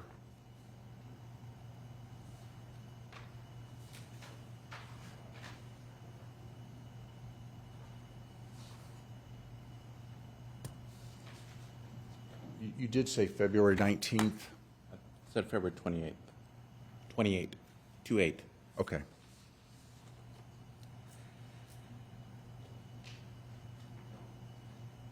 Yes, it does say that.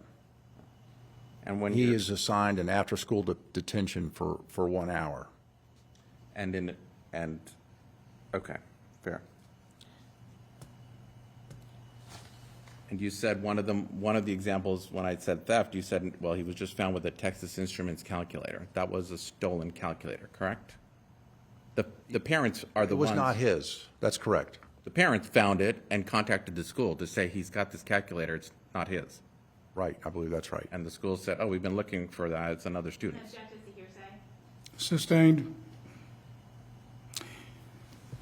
So you'd agree that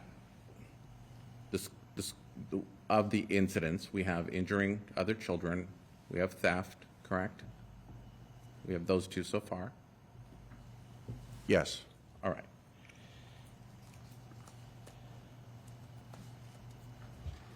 And it's appropriate for parents to react to that in a way to try and curb that type of behavior of their child, correct? Depends on how they react. But yes, they should deal with it appropriately, yes. So, and we went through the medical records already, but at this time, he's already been seeing a therapist. He has also seen a psychiatrist, Dr. Rickenbacker, at this point already, and this conduct continues to happen, correct? Well, you're bringing up a lot of things from 2019, and that's around the time he was put in the box. So how much of this is acting out from being put in the box? It would be my first question, because you do document a blip up, a increase in his behavior issues at school. Well, I went through I went through all of the records before that as well, and we can keep going through records in 2018. I could do those too, and you have them. And if you want, we can go through 2018. Sustained. Well, is it your position that this acting out that I just went through in 2019 did not occur in 2018. We talked about some of the things that happened before, like the boy kicked him on the field, and then he punched the boy, and then the Legos incident. And the finger and thumb incident? Yes. Okay. So there were things in 2018 as well? Yes. Going from February of 2018 all the way to December of 2018.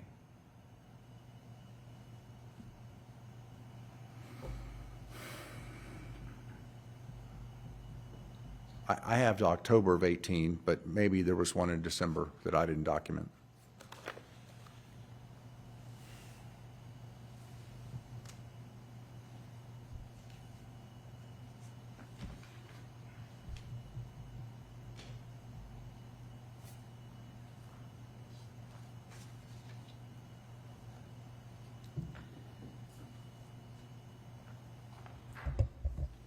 So on direct, you had talked a bit about the him being in essentially solitary confinement, correct? Yes. So it's your position that he was in that room 14 to 16 hours on a daily basis. Yes? It's not my position, it's what the records reflect. Which records? All of them put together, CPT records, police interviews, collateral interviews, for instance, what said.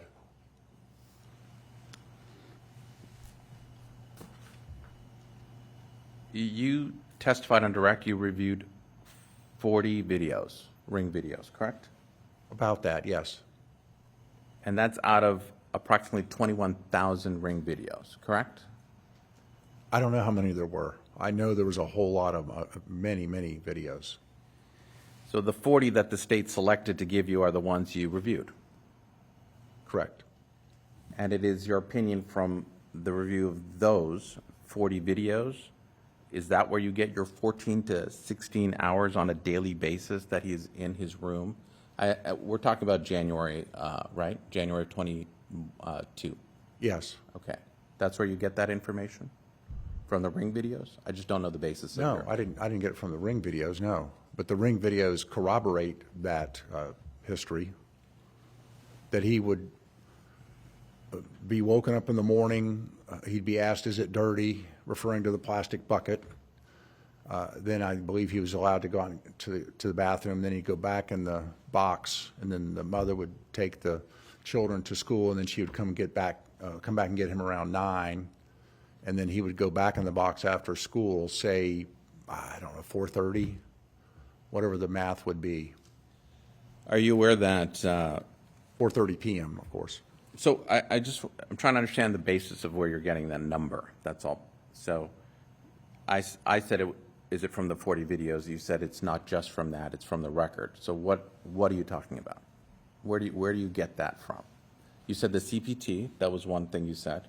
So who in the CPT said that? CPT record? Okay. Said he was in there 14 to 16 hours per day? What I had was a ballpark of when he left the house, when he was let out of the box, and then when he got home from after school, when he was put in the box. And then he was kept in the box, my understanding, almost every night, fed in the box after everybody else had ate. And then he stayed in the box throughout the night until he was let out in the morning. So if you add up the hours, it's probably, I don't know, even if you went 5 o'clock to midnight, that's 7. Then midnight to 8 is 8, so that's 15 hours. I'm just ballparking it. I don't have an exact number of hours. If I were to tell you that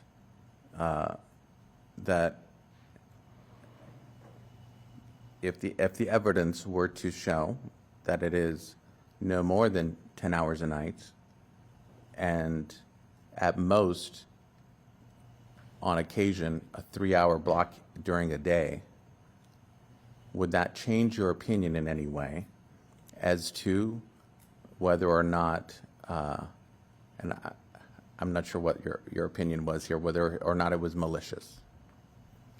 Any amount of solitary confinement for hours to me is unacceptable.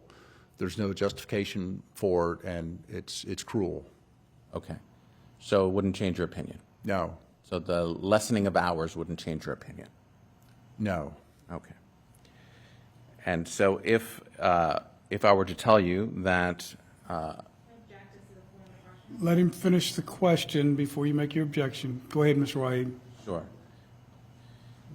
If I were to tell you that, hypothetically, that that he was out with family on various occasions, he participated in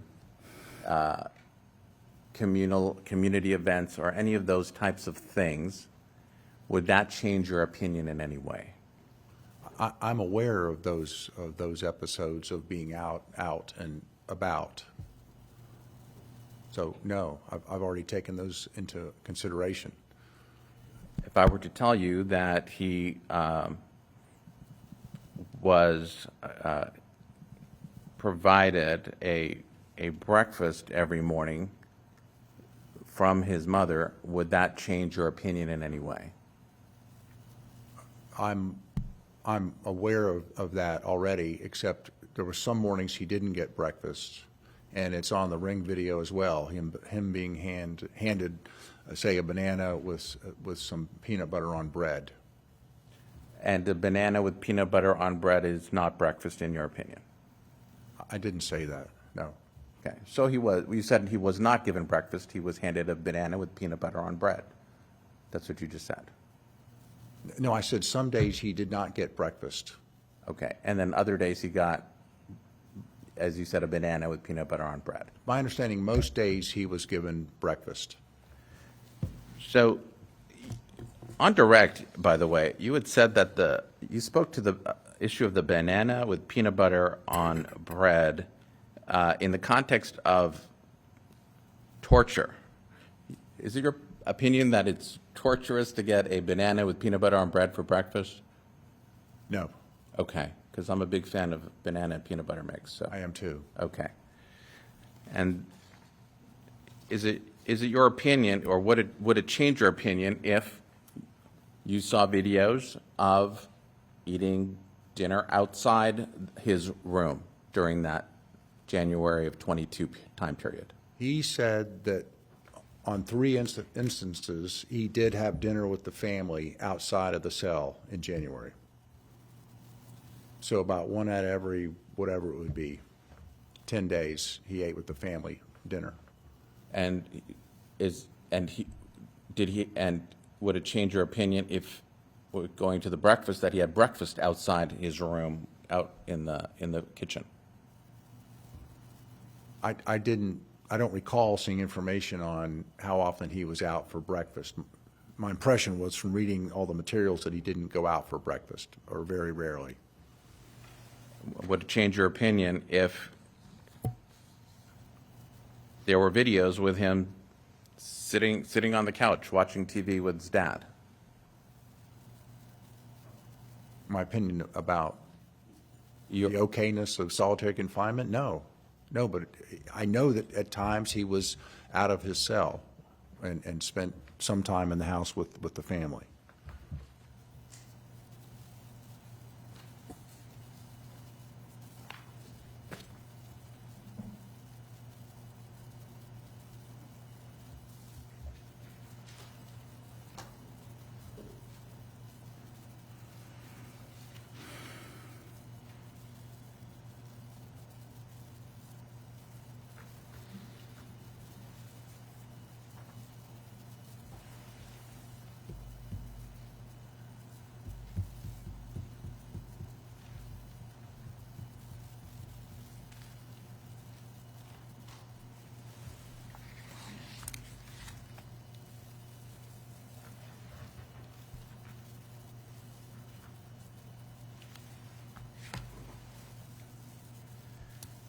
So it's fair to say your opinion. So give me your opinion again, in like sum it up, because I'm a little vague on it. What is the opinion you are trying to, as an expert psychiatrist, convey to this jury? I've given multiple opinions. What opinion would you like to know that I can repeat? Something that a psychiatrist would opine on. That the parents' treatment of was psychologically abusive. It was physical abusive. It was neglectful. It put him at serious risk of harm and health issues, or even worse. It was cruel. It was malicious. It was dehumanizing. It was degrading.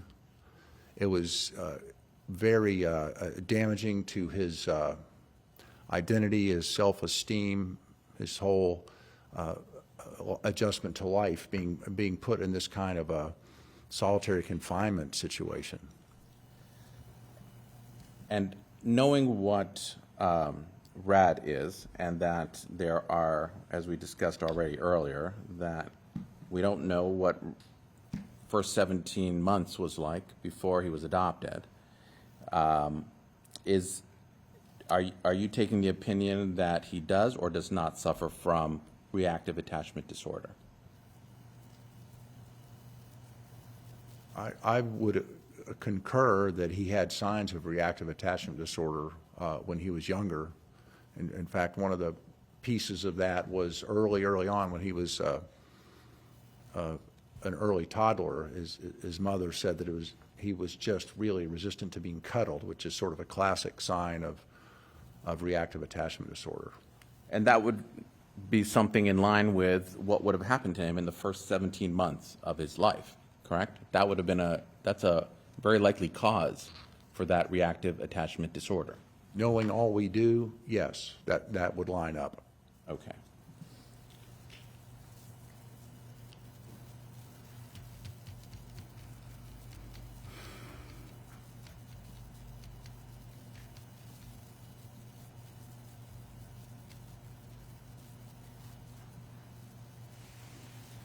And is it your opinion that that Tim Ferriter caused the reactive attachment disorder? No. Okay. Did his behavior exacerbate it and bring signs of it back? I would say yes. But Okay. he didn't cause it. It was caused by his first 17 or so months in Vietnam. You also know, though, from review of all the records we've already talked about here today, that he was given medical advice, and he followed that advice, right? Objection. Sustained.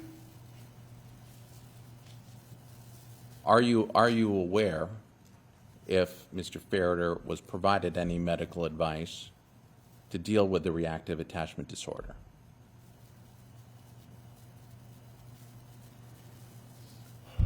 What I'm aware of is that he was taken to several counselors when he was younger, and what kind of struck me was he didn't stay with any counselor more than really a few sessions, and then he wouldn't go anymore, and then later he would go to another counselor and see them maybe once or twice or three times, and then it would stop. So I question why there was not consistency and follow through with the first or the second or the third counselor to try to treat his problems. I don't know the answer to that. And if I were to tell you, hypothetically, that that Tim Ferriter was provided medical guidance from all the records we've looked at, and that he attempted to follow that as best he and his family could under the circumstances, would that change your opinion in any way? Improper objection, improper question. Thank you. Approach.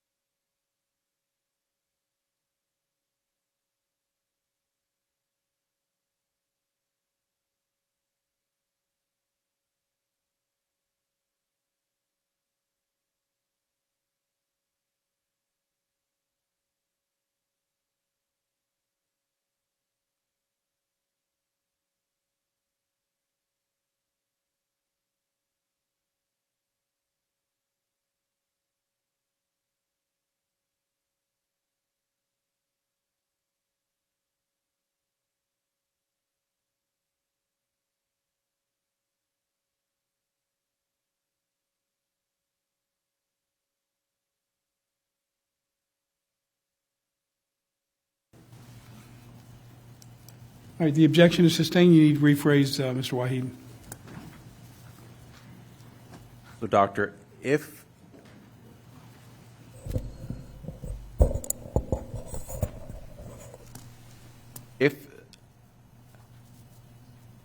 Mr. Ferriter was provided medical advice and relied upon it, would that change your opinion?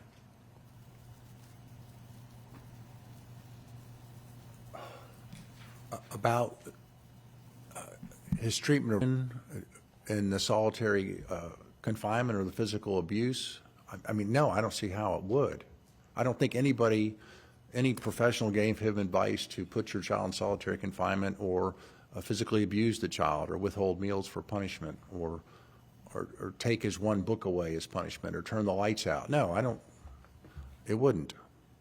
In terms of if any of the behavior of Tim Ferriter, do you believe it was in response to, because we had a conversation earlier about chicken and egg, or you did, so your position is that Mr. Ferriter is the chicken and the egg,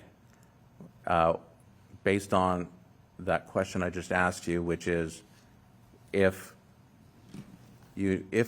hypothetically Mr. Ferriter was provided medical advice and relied upon it in his journey with Rome, would that change your opinion as to who's the chicken and who's the egg in this scenario?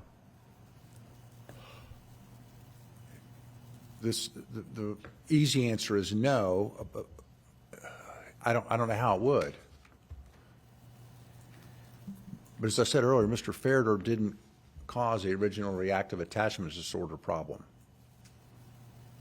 Correct. So did Mr. Ferriter, so the short answer you just gave is no, it wouldn't change your opinion, correct? Correct. All right.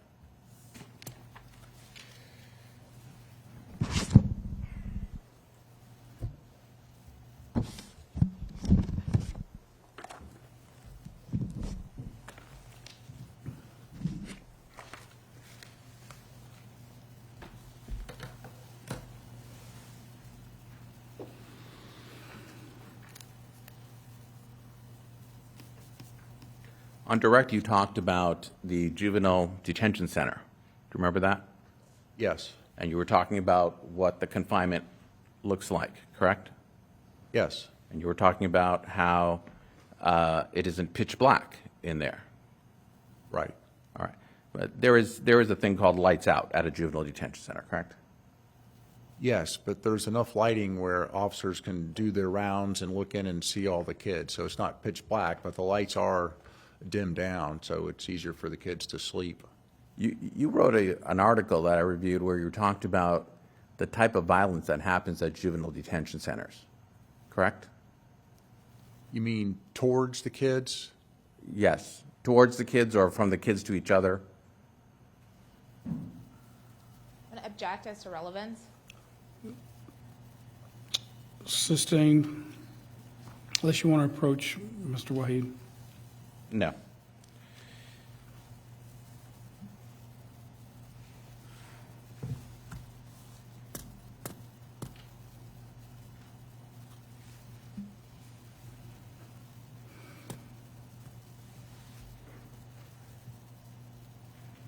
It's fair to say you've written substantially on juvenile crime, correct?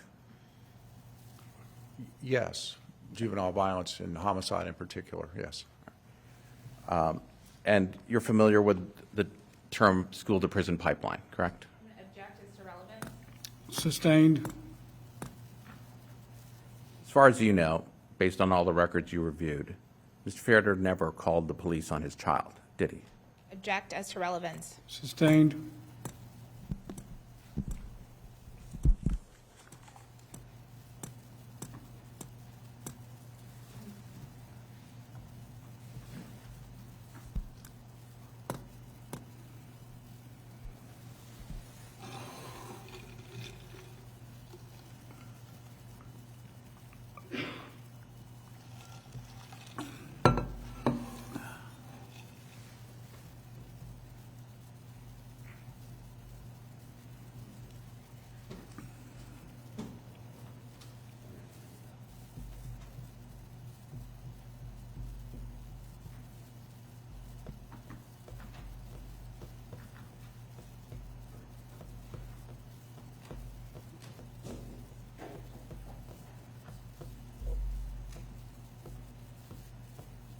ask you about what are the options for parents who have a child with reactive attachment disorder in terms of private pay solutions? Objection, relevant. Sustained. Go sidebar, Judge, on that. You can approach.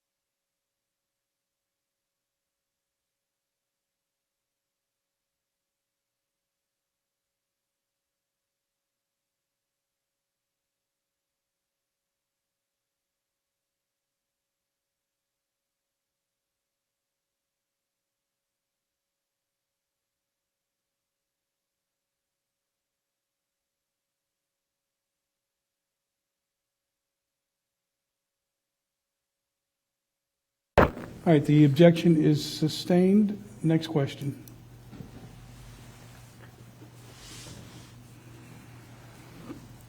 Doctor, now, I don't know, a couple hours ago, I asked you about the ability to opine on a diagnosis without having evaluated a patient or an individual.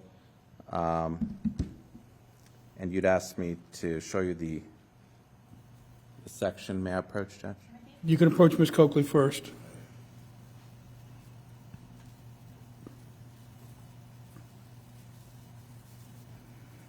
And then you can approach the witness, Mr. Wade.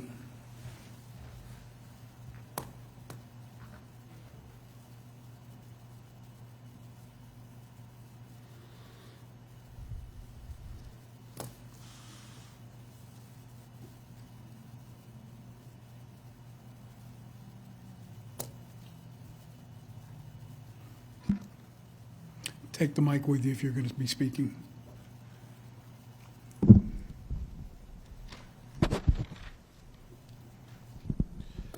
Showing you the section 7, and I think I earlier stated it was section 7 sub 3 of the Principles of Medical Ethics with annotations, especially applicable to psychiatrists.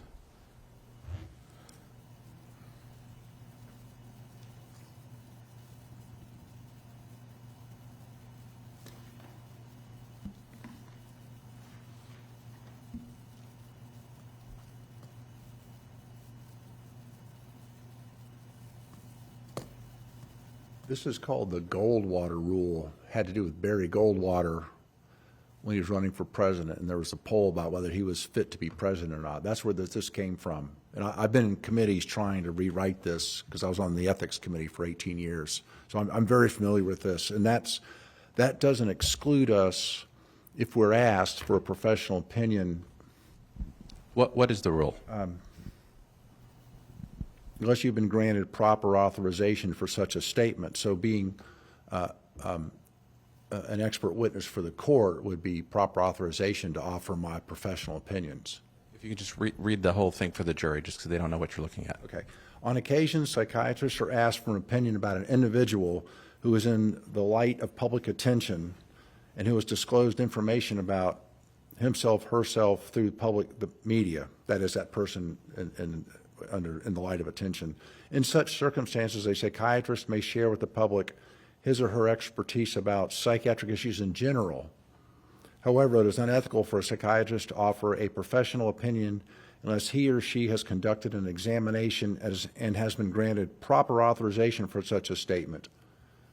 And it should say there, from that person in light of public attention. So this is really about talking heads getting on TV and talking about somebody and making a psychiatric diagnosis, say some serial killer or some other typically those sorts of crimes, or the psychiatrist will make opinions without having done an examination, There's no without having anything to go on other than what they've learned about from, say, the media. So it's trying to stop that sort of attention-seeking behavior by people who like to get attention being on one of these talking head shows, to put it bluntly. There's no exception in the rule, though, written, correct? Unless you're granted appropriate legal authorization or whatever it is. Yes. Thank you. No other questions? All right, Ms. Copeland, how long do you expect on your redirect? Because we've been going over an hour. I want to give the jury. All right, I'm going to give the jury a 10-minute break then before we go to the redirect. It's 4:20. We'll be in recess until 4:30.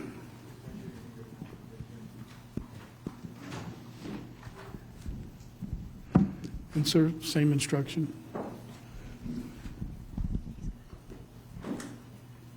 All right, everyone can be seated. Before I let the attorneys go, my feeling is that we'll conclude with his redirect, and then we'll be done for the day. I decided to put in a few more ring videos, and so I have the witness here just to put those in. That should be like 1 minute. Okay, but my understanding was you have a substantial amount of other publications or publishing that you're going to do, so that's going to have to wait until tomorrow. That's perfectly fine, Your Honor, but if I could I just put that witness on You- very quickly after him? Oh, you have another witness? Yeah, I'm just going to put the detective on again to see these. All right, we need to squeeze every minute out of the day that we have, so if you can finish that witness and we don't keep the folks, because one of the jurors indicated a problem staying after 5 today, so I don't want to push that. All right, that'll be fine. Okay, all right, good enough. All right, sir, you can step down during the break and just, obviously, same instruction, don't speak with anyone regarding your testimony.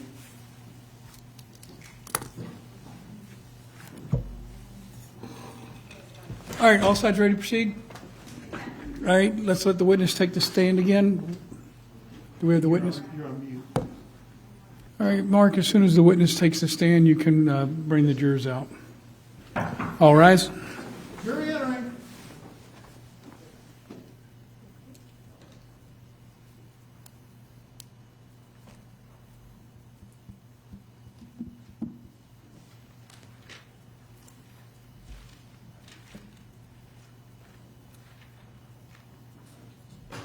All right, everyone may be seated.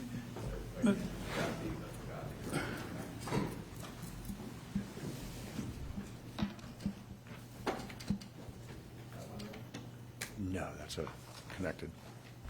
All right, Ms. Coakley, you may go ahead and begin. So just to go back to that Goldwater doctrine, are you allowed to opine on whether or not the President of the United States has a psychological condition based on their interviews on television? No. Are It's you? considered unethical to do that. Would you be allowed to just watch the TV coverage of this case and come in and do an opinion? No.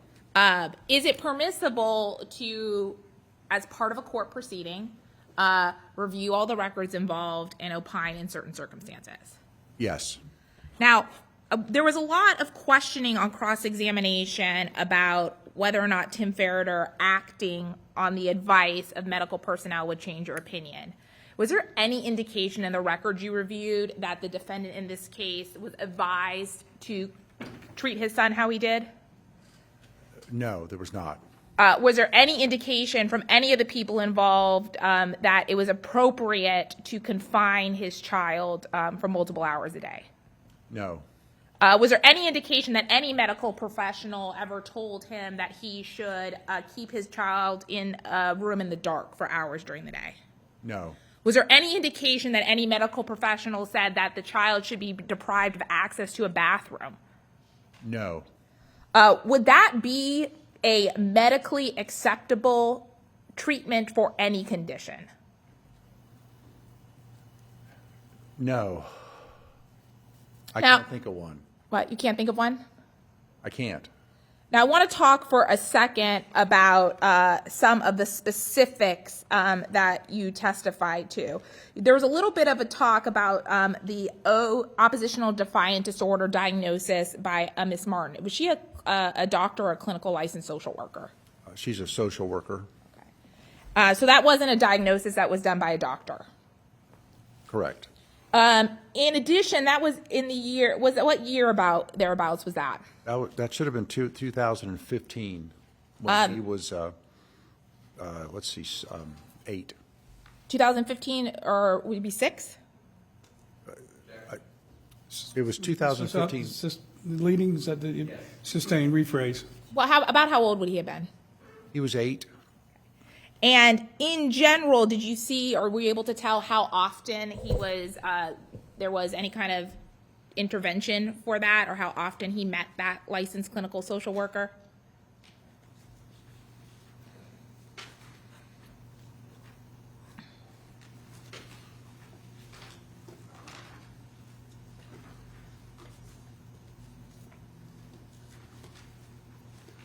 Sorry.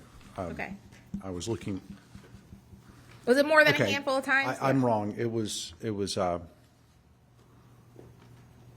yes, okay, I'm with you. We're talking about Kathleen Martin. Right. Yes, and that was, I have in my records, September to November of 2015, when he would have been 8 in 2nd grade. So a 3-month period? If that, I could only find 3 sessions, the intake and then a couple of those, a couple others. And in reviewing of the records that were made available to you, is she the only practitioner that found that oppositional defiant disorder? Susan Martin, in the same year, a counselor also who saw him, very limited notes from her as well, but she had ODD as a diagnosis or possibility. And would that not reflect later on? Was that reflected in the findings of the other people he saw, like in 2018 and 2019? Which would be like Dr. Reinbacher? Yeah, he focused more on the ADHD. I believe ODD may have surfaced. Okay. I'm not positive. Now, or was he, take a look, was he just reactive attachment disorder and ADHD? Yes. Now, is there a treatment for oppositional defiant disorder if it in fact is accurate? Yes. Does it involve locking a child in a room? No. Does it involve isolation or confinement of a child? No. Would it be just therapy and medicine? Yes. Now, is there any indication that that was pursued beyond those 3 appointments that you told us about? No, and that's what I could never sort of find a reason in these couple therapists he went to as to why it just stopped after 1 or 2 or 3 sessions. There was no sort of explanation. It just stopped. Now, we also discussed with defense that there was diagnoses at some point in his history for ADHD. Is ever it's confining a child a treatment for that? No. Now, we talked about what Dr. Reichenbacher found between 2000 and the end of 2018 and the beginning of 2019. About how old was he at that point? He would have been 11 at that time. And even then, with the reactive attachment disorder and the ADHD, is it a treatment for a reactive attachment disorder to confine a child for long periods of time? No. And in Dr. Reinbacher's records, is there a reflection or a consideration about whether or not it is experiencing aggression? You're saying, does it address that? Yeah, does it address whether or not that is a symptom that is he is struggling with? Well, January, it says, of 2019, it says he's doing better with not getting angry, and he's been apologizing, and then in May, it says he's not having severe aggression, and that he's having adequate behavior at school, and that's in May of 2019. And is that, based on the records that you reviewed, the last professional intervention with a psychiatrist, psychologist, or a clinical social worker in 2019? Yes. And that's it. In total, about how many times did he even see Dr. Reichenbach?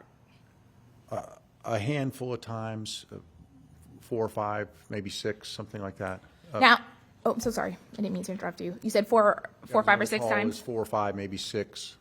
Now, you mentioned that you had some disagreements about, or maybe some questions about the diagnoses that Dr. Reichenberger came to. Is it important for a psychiatrist when making a differential diagnosis to know something like the conditions in which the child is living? It's extremely important, yes. I mean, is the child being abused? Is the child being neglected? Is the child in solitary confinement? And around the end of the time that Dr. Reichenbacher was seeing him, that was occurring, and there's nowhere in the notes he had any idea of that. Would that be important information that would influence an expert making an opinion about the cause of some type of behavior by a child? No, absolutely. That would be a huge influence on your assessment of why the child's having problems at school. I want to talk for a second about some of the school misbehaviors that the defense went into. You talked about behaviors that started occurring in a cluster in February of 2019. Does that coincide with when he starts to be confined in a room in a garage in Arizona? Yes, it does. And can that type of treatment impact his behavior? I believe it would have had a huge impact on his behavior, yes. Now, when we talk about like the correspondence for these types of behavioral problems, are you also seeing very minor infractions committed behaviorally? Yes. Things like bad language?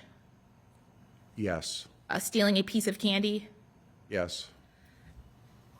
Now, are those, even with the acts of a mutual combat with another child, getting into a fight with another child, are those the level of behavioral issues that you would expect with a child that has a severe conduct or attachment disorder?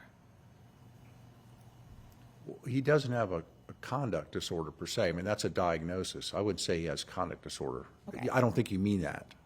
What do you think I mean? What do I mean? Tell you me. mean a behavioral? Yes. It's someone who has a behavioral problem that is clinically severe. Would you expect to see a higher level of behavioral problems in their life? Well, yeah, you would. Even with a child with reactive attachment disorder, they're going to, or symptoms of it, they're going to have some delay and maybe not, they're not going to be so great at their psychosocial skills, their social skills, so they can get into, more likely to get into conflicts or be teased by other kids. As far as like the level of adverse behaviors that his experience is indicating, would you consider these to be severe behaviors that, based on the records from the school? No, not at all. One of the most telling things is he never even got suspended. So often, in my own practice, for instance, I'll see kids that age, 10, 11, 12, 13, 15. If they get into a fight, they get suspended. It's sort of like the intent of the child and how severe is it. And so he's never once been suspended, which really tells you that nothing really rose to a particularly severe level of aggression. That fist fight that we read that email about, did both children get punished? They did, yes. Now, did you see in the review of the records, was there any indication that at any point had an IEP or any kind of individual educational plan to address behavioral issues at the school? No, I didn't see that, no. Was there an indication that the school was told that he didn't have behavioral issues in some cases? That he did or didn't? Did not. Yes, there were. Tell us about that. Well, there's some notes from the school that say that in general been doing fine this year and there hasn't been any problems. And then the other thing is when I had mentioned how many days of school he's been in the 5 years up to being put in the box, we're really talking about hundreds and hundreds of days at school, and yet we only have these isolated handful of events, whatever it is, 10 or 15, based on the email. So really you're talking about a boy who's getting in trouble not very frequently at all when you look at 180 school days a year. Now, when we're talking about the communication that the defendants had with the child's school indicating that they were notified of the punishment and they were going to address it, is there any indication that the defendants notified the school that the way that they were going to address it was to confine the child in a room in their garage? No. Did they ever inform the school of the living situation of which they were subjecting the child to? No. Now, you also talked briefly about a report by another licensed clinical social worker, Kenny Miller. In reviewing his report, was there a bias in his report that you perceived?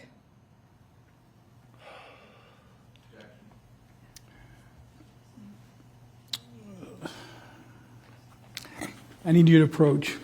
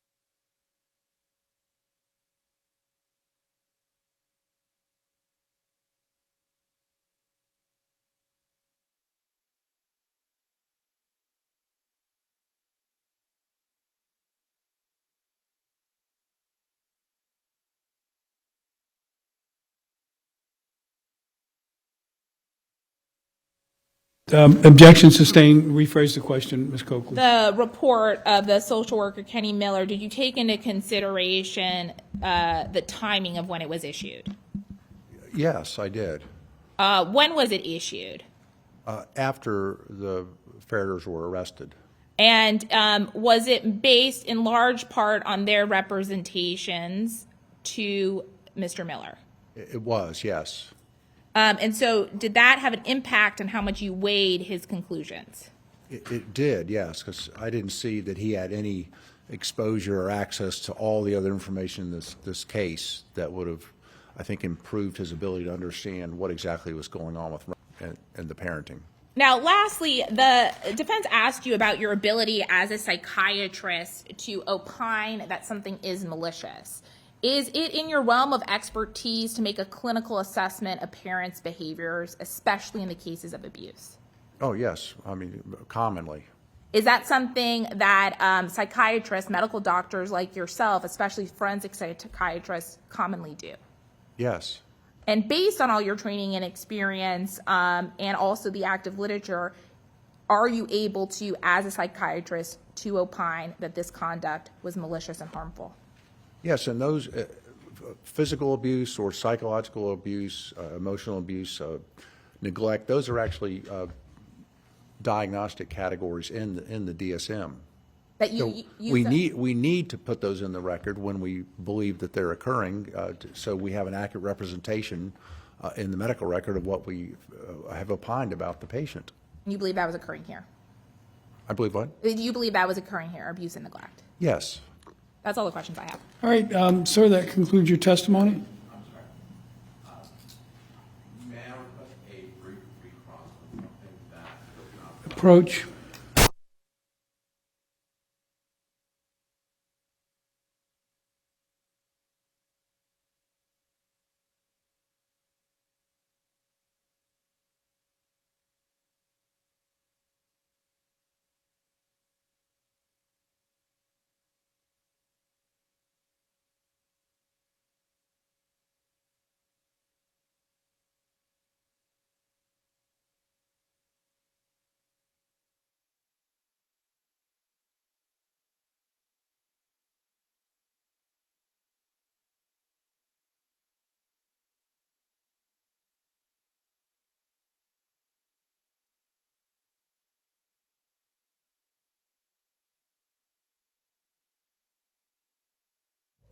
All right, the request for recross is denied. That concludes your testimony, sir. You may step down. Thank you for being here. You have one more witness. It's going to be very quick, Ms. Coakley. All right, call your next witness. Your Honor, he's going to recall the time Chris left.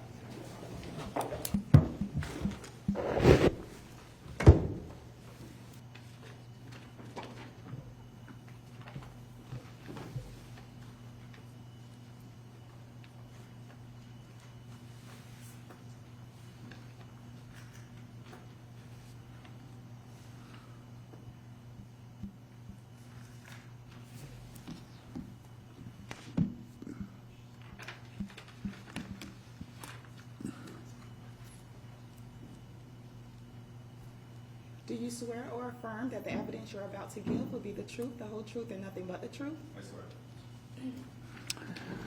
All right, Ms. Coakley, you may begin. Detective Lowe, can you just introduce yourself quickly? Yes, I'm Christopher Lowe, agent with the Jupiter Police Department, and my role there is a digital forensic agent. We met you yesterday Yes, and ma'am. talked to you a lot. Did you make a further further exhibits for the court as it relates to some of the ring video? I did. Yesterday, we entered in a few videos related to the rocks and the shells. Did you expand that time period to include those videos that are already admitted, but also the surrounding time frame of that? Yes, That is what contains on these USB drives? correct.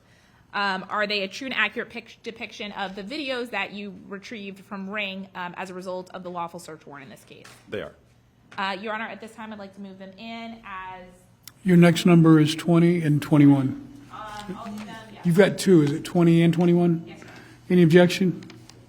All right, court receives and accepts States Exhibit 20 and 21 in evidence without objection. That's all the questions I have, Your Honor. All right, any cross? No, Your Honor, it's under defense. All right, sir, that concludes your testimony. You may step down. Thank you for being here again.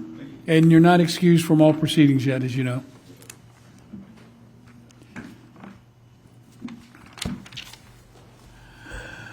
All right, so, ladies and gentlemen, we're late in the day now, so we're going to go ahead and break. We're still in the state's portion of the case that will continue tomorrow. As I advised you this morning, because of my expectation that we are behind schedule, we're going to try to squeeze as much out of the days going forward as possible so we can get this trial concluded. Which means for tomorrow, your schedule is going to be different than it was today. I'm shooting for an 8:30 sharp start time for the trial. I've cleared my morning docket, so everything is put in place so that 8:30 should not be a problem. You need to check in with the jury office no later than 8 o'clock and meet my deputy at the elevators by quarter after, so he can get you into the jury room. You can get settled, and then we'll shoot for the 8:30 start time. Remember, during the break, don't discuss the case with each other or anyone else. Do any kind of research. And again, I know at the risk of stating the obvious at this point, make sure you do everything possible to avoid any inadvertent media exposure.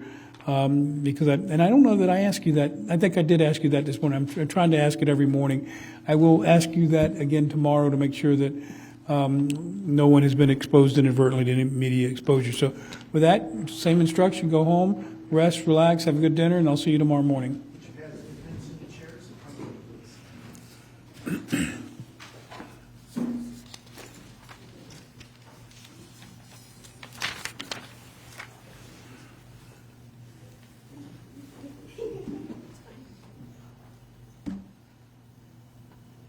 All right, everyone may be seated. So before I let you folks go, you can be seated.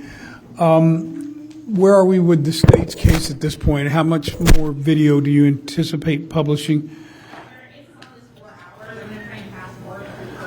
So the state's case will take the better part, or maybe it sounds like the entirety of the morning, so we should anticipate starting the defense case probably shortly after lunch. Is that a fair estimate? Ms. Black's rolling her eyes, so I'm thinking that may mean that I'm off on my estimate. I just have to get my marriage license at 1:30 since Well, we can't allow that. That's. But we can work the schedule. That's within the courthouse here, right? Yeah, we can work the schedule out.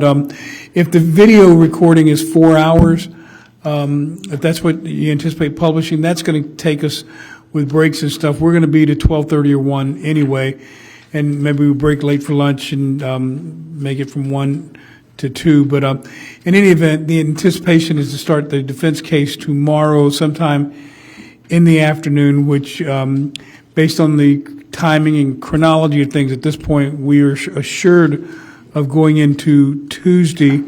And then I'll make a decision tomorrow of whether it's going to be Tuesday, Thursday, or Tuesday, Wednesday of next week. I will tell you the odds are it's going to be Tuesday, Thursday. I still need to address the one issue with the juror tomorrow morning with respect to the flight arrangements. And depending on what her situation is, apparently she's asking now. So what is she asking for? Whether she can be reimbursed or she can't be reimbursed. I've already done the background work on that. So she has it would be $140 per ticket, so $280 cancellation fee. I'm inclined not to force her to have to cancel, so I would give consideration to starting it on Wednesday, and that's gonna require significant changes on my part with the schedule next week. But I'll make that decision tomorrow. I'm not prepared to tell her what I'm going to do today. Okay. All right. Anything else I need to address before we break for today? Tomorrow will be a long day. My plan is to go from 8:30 to 6. Although I'll be guided somewhat by what you tell me, Ms. Murad, and you, Mr. Waheed, as to where you are. You know you're going to get all day Tuesday or Wednesday or Thursday, one of those days. So if it makes sense to break at 5, you tell me, and as long as we're not pushing it into another day other than Tuesday or Wednesday. Judge, I would ask to break at 5 tomorrow. So I have 3 witnesses that are civilians I can put on tomorrow, 2 of which are by Zoom. I don't think they will be that long. Okay. We have our own videos that we need to play. In light of how long the state's videos are taking, I'm inclined to limit my publishing and do it during closing, just so that they don't have to, I'll be going so close to the closing argument, I'm not going to watch it twice. Right. But I need Agent Flo, and it's better for him to come on Tuesday. I mean, I've already let her know. I will stipulate that the videos are authentic. I may have some, that if they're from the ring search warrant, I may have some objections to their admissibility otherwise, but I'm not going to require her to authenticate them through Agent Lowe. Is that the only reason you would need Agent Lowe is for the authentication? We do have to establish some stuff for a possible lost evidence instruction, but that would be very, very short. So, All right, so you do what you have to do. If you're trying to establish that, I don't know how I'm assuming the state wouldn't stipulate to that, right? No, and there's like a lot of things that have to happen. Okay. All right. Well, if you want to break at 5, I don't think I have a real problem, given the fact that we're not going to finish tomorrow under any stretch of the imagination. Yeah, I'll let you know tomorrow as to the moving parts here in terms of the schedule. The one juror doesn't return until Tuesday night, so I have to make a decision whether I bust the jury in terms of knocking. She's in the number 5 spot and bringing in the alternate, or to keep it intact. My strong preference would be to try to keep it intact and start Wednesday, but I have to make a decision whether that's the most efficient use of resources and time and their time at this point. So I'll give that some consideration tonight and make a decision tomorrow. And Your Honor, just so we can address one thing quickly, the state is going to renew our. All right, speak into the microphone. I don't want another call from recording. Once we get to the defense case, the state would be inclined, we would want to renew our objection to Kellen McCoy, which is the teacher, as being cumulative. They did ask about that she's the one that testifies that she works at Immaculate Heart and went into the classroom and embarrassed his sister. They did ask about that on the stand. He did admit that happened. That's not an issue in dispute, and so it would be cumulative at this point, in cumulative bad character evidence, to call a witness just to reiterate the same thing. Okay, all right, so I'll address that when it comes up. You had something you need to add, Mr. Wade? Yes. So this is more on scheduling, really. If I heard right, the court said Tuesday or Thursday Yeah, Or but Tuesday that- and Thursday, I'm sorry? Yeah, that's all in flux, because I've got to make a decision what I do with juror number 5, because if I decide to do everything possible to keep her in the original panel, that means we would have to start Wednesday instead of Tuesday.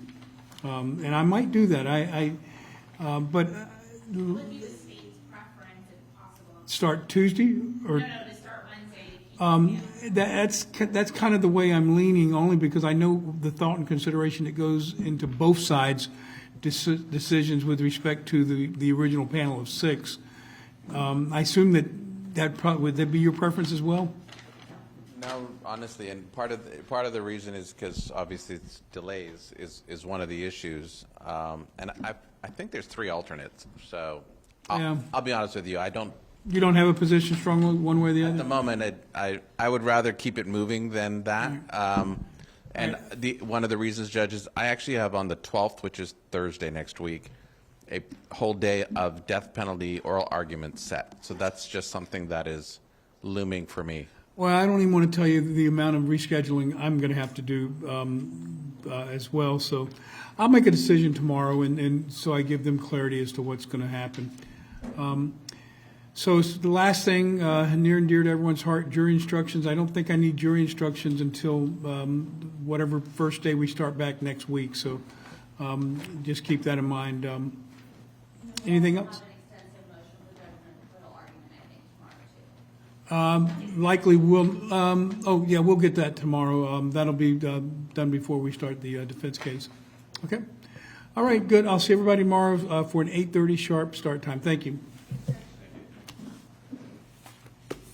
Court is in recess.